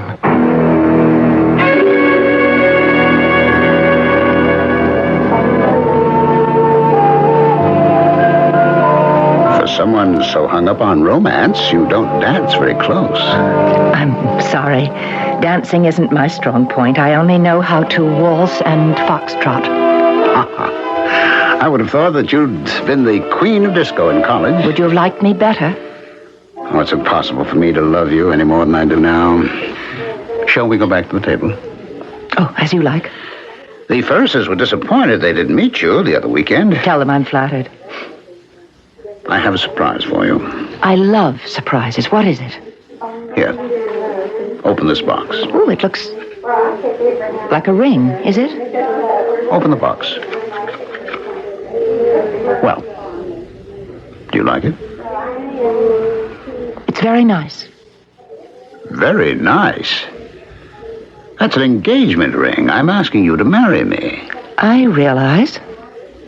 That's all you have to say. I realize. I'll bet I'd get more reaction from a robot. Don't you ever say a thing like that. Never. It's disgusting. Well, a reaction at last. You are exquisite. Promise me you'll never use that word again. What's wrong with exquisite? It's nothing to joke about. You know the word I mean. I can think of a lot of words some ladies might object to, but... Harry! All right. It will never pass my lips again. Now slip on the ring and we'll seal our engagement with a kiss. Harry, I know you're going to think this is silly, but this isn't the ring I wanted. Darling, if you knew how long I searched for... It's beautiful, but call me sentimental. The ring I want is the one you gave Nita. Oh, come on, Amelia. Nita's out of my life. I'm not going to ask for the ring back. If she had any pride, she'd give it back. Well, forget it. I'll get you any ring you want except that. That's the only way I'll really feel sure of your love. I want the ring that Nita has. Otherwise, we're not engaged. A famous poet commenting on the human race wrote, "The female of the species is deadlier than the male." I don't think anyone can question that some form of robot is a definite part of man's future. But are we going to have to apply the same yardstick to the automatons? We should have the answer when I return with the final act of Lifeblood shortly.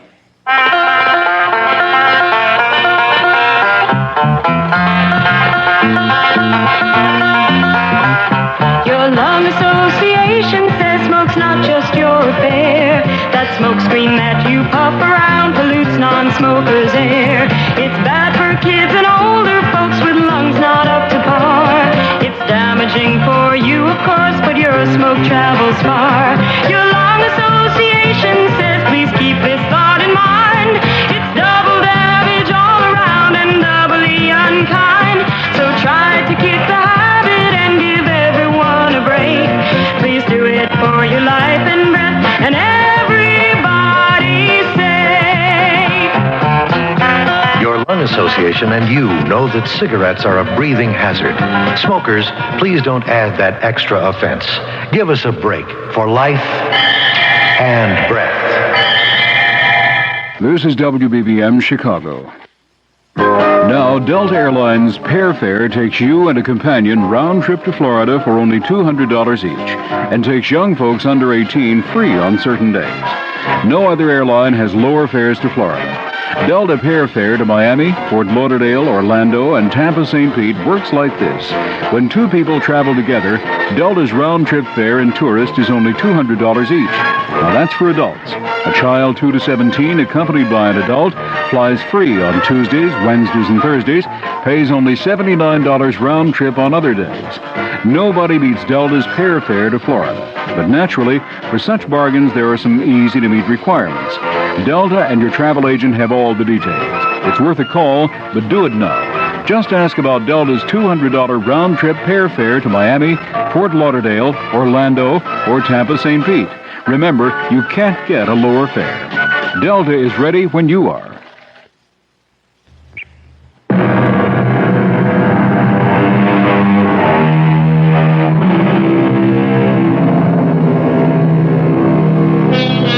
Perfection is the goal of many driven people. The fact is that absolute perfection is unattainable. It should be, because if you stop to consider, life with a perfect man or woman would be rather formidable. Harry Wilkerson doesn't think so. He's fallen in love with the perfect woman, Amelia Burke. He's unaware that Amelia is a robot, the creation of a genius who holds a long-standing grudge against him, and who's determined to use Amelia to extract a terrible revenge. I thank you for the invitation, Gerald, but I never dine out. I thought you might make an exception, Professor. The dinner is an occasion for me to congratulate you upon the success of your stratagem to even the score with Wilkerson. I think your congratulations are a trifle premature. Really? Wilkerson's broken off his engagement to Nita. He's a man driven almost to the point of distraction. He's on such a short fuse that his colleagues object to working with him. What more do you want? I want him to have the final gift, the thing he wants more than anything in the world. I want to see him married to Amelia. But he hasn't seen or spoken with Amelia in a month. And she's seeing other men. You seem well informed. Have you talked with Wilkerson? Yes, but not about Amelia. She's a subject he refuses to discuss. I've tried. I don't understand this sudden revival of interest in Amelia on your part. Arthur, you've produced a robot so perfect that she can pass as a woman. Now that's a scientific miracle. I'm your best friend. Yet I haven't the slightest idea of how you did it. In my position, wouldn't you be curious? Well, this is my life work. You're a physician, and quite frankly, the process is so complicated, it would take weeks for me to explain the various intricate and even dangerous steps I used to create the finished product. Well, couldn't you simplify parts of it for me? I'm not asking you to divulge the secret of how you simulated the marvelous skin, or how you solved the problem of the blood that seems to course through her veins. But her responses are what fascinate me. How do you program her so that her answers to questions follow a logical train of thought? I'll give you a hint, Gerald. Stimuli. Everything in nature responds to certain stimuli, and they, in turn, trigger other responses. That's logical, but vague. And that's the way I intend for it to remain. I'm opposed to the deception you're practicing. It isn't only Wilkerson who has fallen under the spell of this mindless robot, but now she's deceiving others. That is what They're fools, all of them. And that's exactly the point I'm going to prove. That's how I'll get my satisfaction.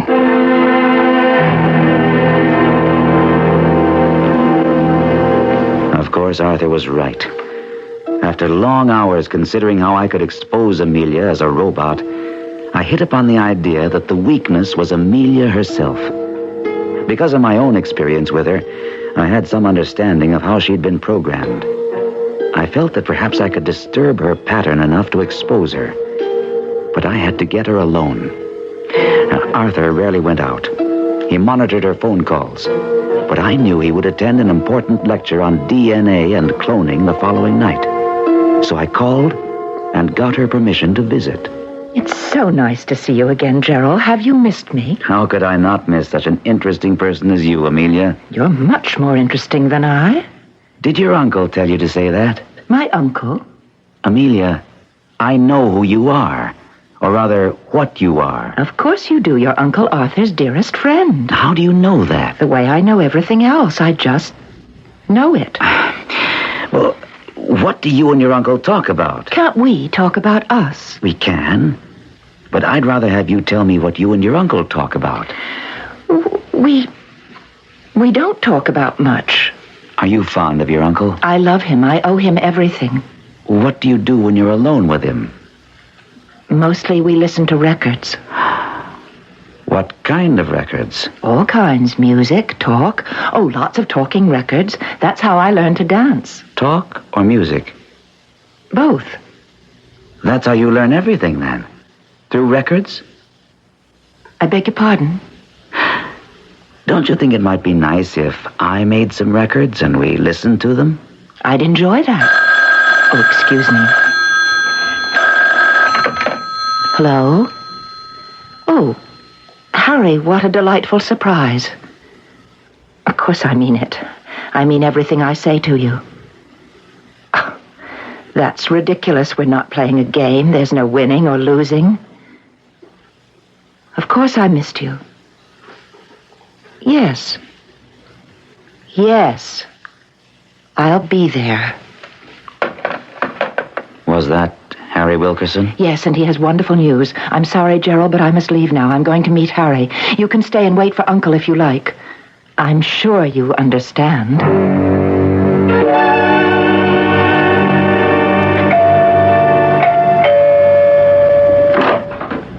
Amelia, let me pinch you. Why? To make sure the dreams come true. Come in. What a lovely apartment. I told you you'd like it. Oh, why the devil did it take you so long to get here? Think of what we've been missing.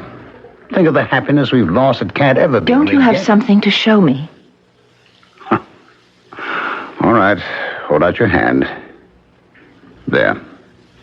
That's what you wanted. Oh, yes. You know, it's amazing. It even fits. Amelia, with this ring, I thee wed. Oh, Amelia, I need you so desperately. When are we going to get married? Whenever you like, my darling. Well, isn't the lady supposed to set the date? Oh, I suppose so. I'll have to speak to my uncle. I wonder how he'll feel about your marrying me. He wants what I want and what's best for me. Oh, if you knew how I missed not seeing you this past month. I thought the loneliness would gradually disappear, but it only got worse. And as the days went by, I missed you more and more. My poor darling, you could have saved yourself all that misery if you'd just gotten the ring for me right off. That was the most difficult and painful thing I've ever been faced with. Did Nita try to... Oh, Amelia, I love you. I've proven that. I'm warning you, the subject of the ring is taboo. We'll never mention it again. Okay? If you want. After all, a wife must please her husband. Arthur, I'm here to check on a rumor that I hope is false. Well, if it's about Amelia and Harry Wilkerson getting married, it's true. Have you any idea what a hell's brew you're compounding? Harry Wilkerson is no robot. Whatever you may think of him, he's a human being with feelings and sensibilities. You're becoming hysterical. Wilkerson's forthcoming marriage to Amelia is none of your business. That you persist in making it so leads me to conclude that you're not entirely over your early infatuation with Amelia. Oh, you really believe that, don't you? Of course. And as Amelia's creator, I can understand it. She was designed to be irresistible and also controllable only by me. She was created to please men, and she has. Arthur, I implore you, as a friend, as someone who has your best interest at heart, give up this insanity. I know you're sincere, Gerald, but nothing you say or do will make me change my plan. And what happens when inevitably, at some time in the future, Wilkerson discovers the truth about Amelia? Now, that's an interesting speculation. I'm looking forward to that day. What do you suppose he'll do? I have no idea. But what will you gain? If you told Wilkerson the truth now, wouldn't that be humiliation enough for him? And satisfaction enough for you to know that you have so completely fooled a scientist like Wilkerson that... Save your breath, Gerald. Nothing you say will stop me from walking down that church aisle tomorrow to give the bride away.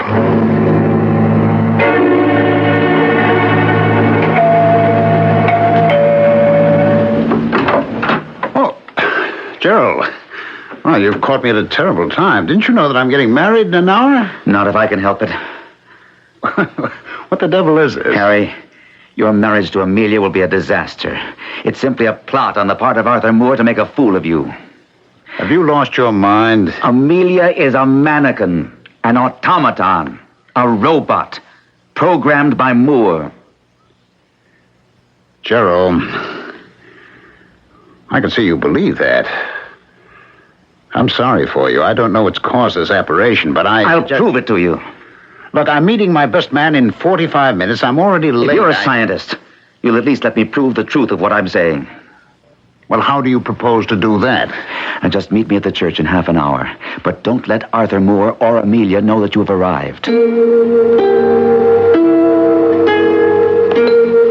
I'd conceived a wild plan, but it was the only thing I could dream up. I raced to the church, praying that Moore's eagerness would have him bring Amelia early. When I saw I was right, I stopped in the minister's study briefly. and then entered the room where they were. Gerald, what a surprise. Come to say a last fond farewell to the beautiful bride? Something like that. And also to ask you... No more pleading with me to... Oh, excuse me, I see that I'm wanted in the minister's study. I'll be right back, my dear. And don't be too nice to our dear friend Gerald. Amelia, come with me. Where? To meet someone you know and like. Quickly now. Harry, my darling. Don't you know it's bad luck for the groom to see the bride before the wedding? That's an outdated superstition, Amelia. All right, Gerald, get on with it. I'm warning you, I've come prepared. Get on with what? Amelia, do you like me? Of course, Gerald. Very much? You are one of the most fascinating men I've ever met. All right, what is this rigmarole? Quiet. Amelia, will you kiss me? Of course. Now, wait a Shut sec. up. I'm giving a scientist's proof. Kiss me, Amelia. Amelia, you're truly a lovely, bewitching creature. Will you marry me? Why, of course. Oh, no, wait. No, Uncle Arthur told me not to be too nice to you. Uncle Arthur told... Amelia, what about me? How can you think of anyone else when... I want you to marry me, Amelia, to be my wife. You want to, don't you? Of course, dear Gerald. I've always liked you. You know that. Shut up, you stupid mindless... There's no sense in shouting at her, Harry. She's only a robot. Only? I told you I came prepared. And now I'm going to prove it. What's going on here? Wilkerson, what have you lost your mind? Put that knife down. Not until I've destroyed your monstrous creation. Now watch while I rip her insides out. Stop him, Gerald. Somebody. There! Right where your heart is supposed to be, and there. And there. Oh, stop it! Stop it, Harry! Stop slashing at Amelia! Look! Don't you see? The professor is bleeding also. Gerald, maybe you were right. Harry, get an ambulance here immediately. Move, man! Too late, Gerald. The knife has gone too deep. Too much loss of blood. Don't talk, Arthur. It doesn't matter now. You see, I was telling the truth when I said I gave 10 years of my life to Amelia. I did give her life, Gerald. My own life's blood.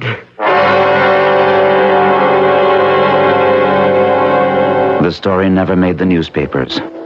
When the coroner told the district attorney that Amelia was indeed a robot, the state felt there was no way they could prosecute Wilkerson for murder or even manslaughter. Until now, I've kept quiet. But I never stopped wanting to tell the story to the world.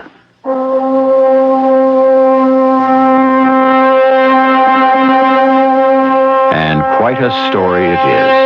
Harry Wilkerson resigned and left town quietly. You may take the story as a fairy tale, a horror story, or as a warning. The choice is yours. Oh, and there is another aspect to this story that should be considered. I'll be right back to explore it with you. This is FS for MS. You know, I've cut a lot of records, sung a lot of songs in my time. The last of the saloon singers, you might say. But of all the songs, that one is special to me. I like the way the lyrics tell of a show of guts and courage in a man.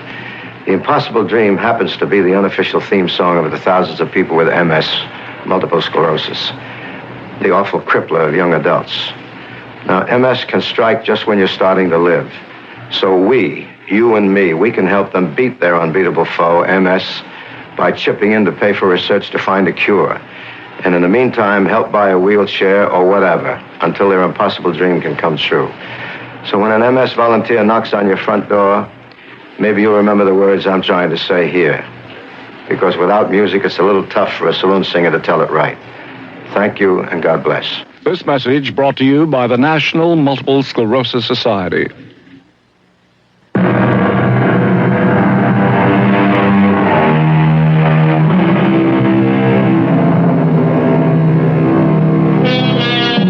We know that the district attorney felt the state couldn't prosecute Harry Wilkerson for the murder of a robot, but If it was indeed Wilkerson's knife that was responsible for the lifeblood seeping from Professor Arthur Moore, could that perhaps be construed as murder?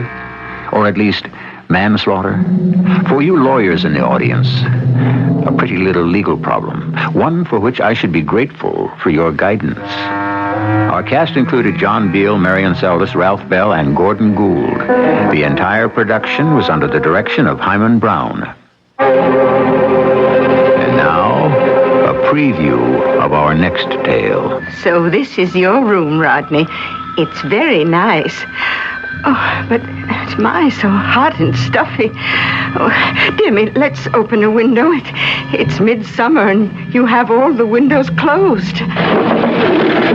There, that's better. Now, let's see your butterflies. Well, aren't you going to show me your collection? Rodney, why are you staring like that? Rodney, don't come any closer to me. I don't like it. Rodney, what's the matter with you?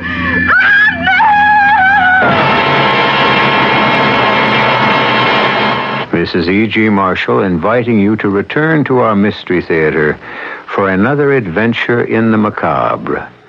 Until next time, pleasant dreams.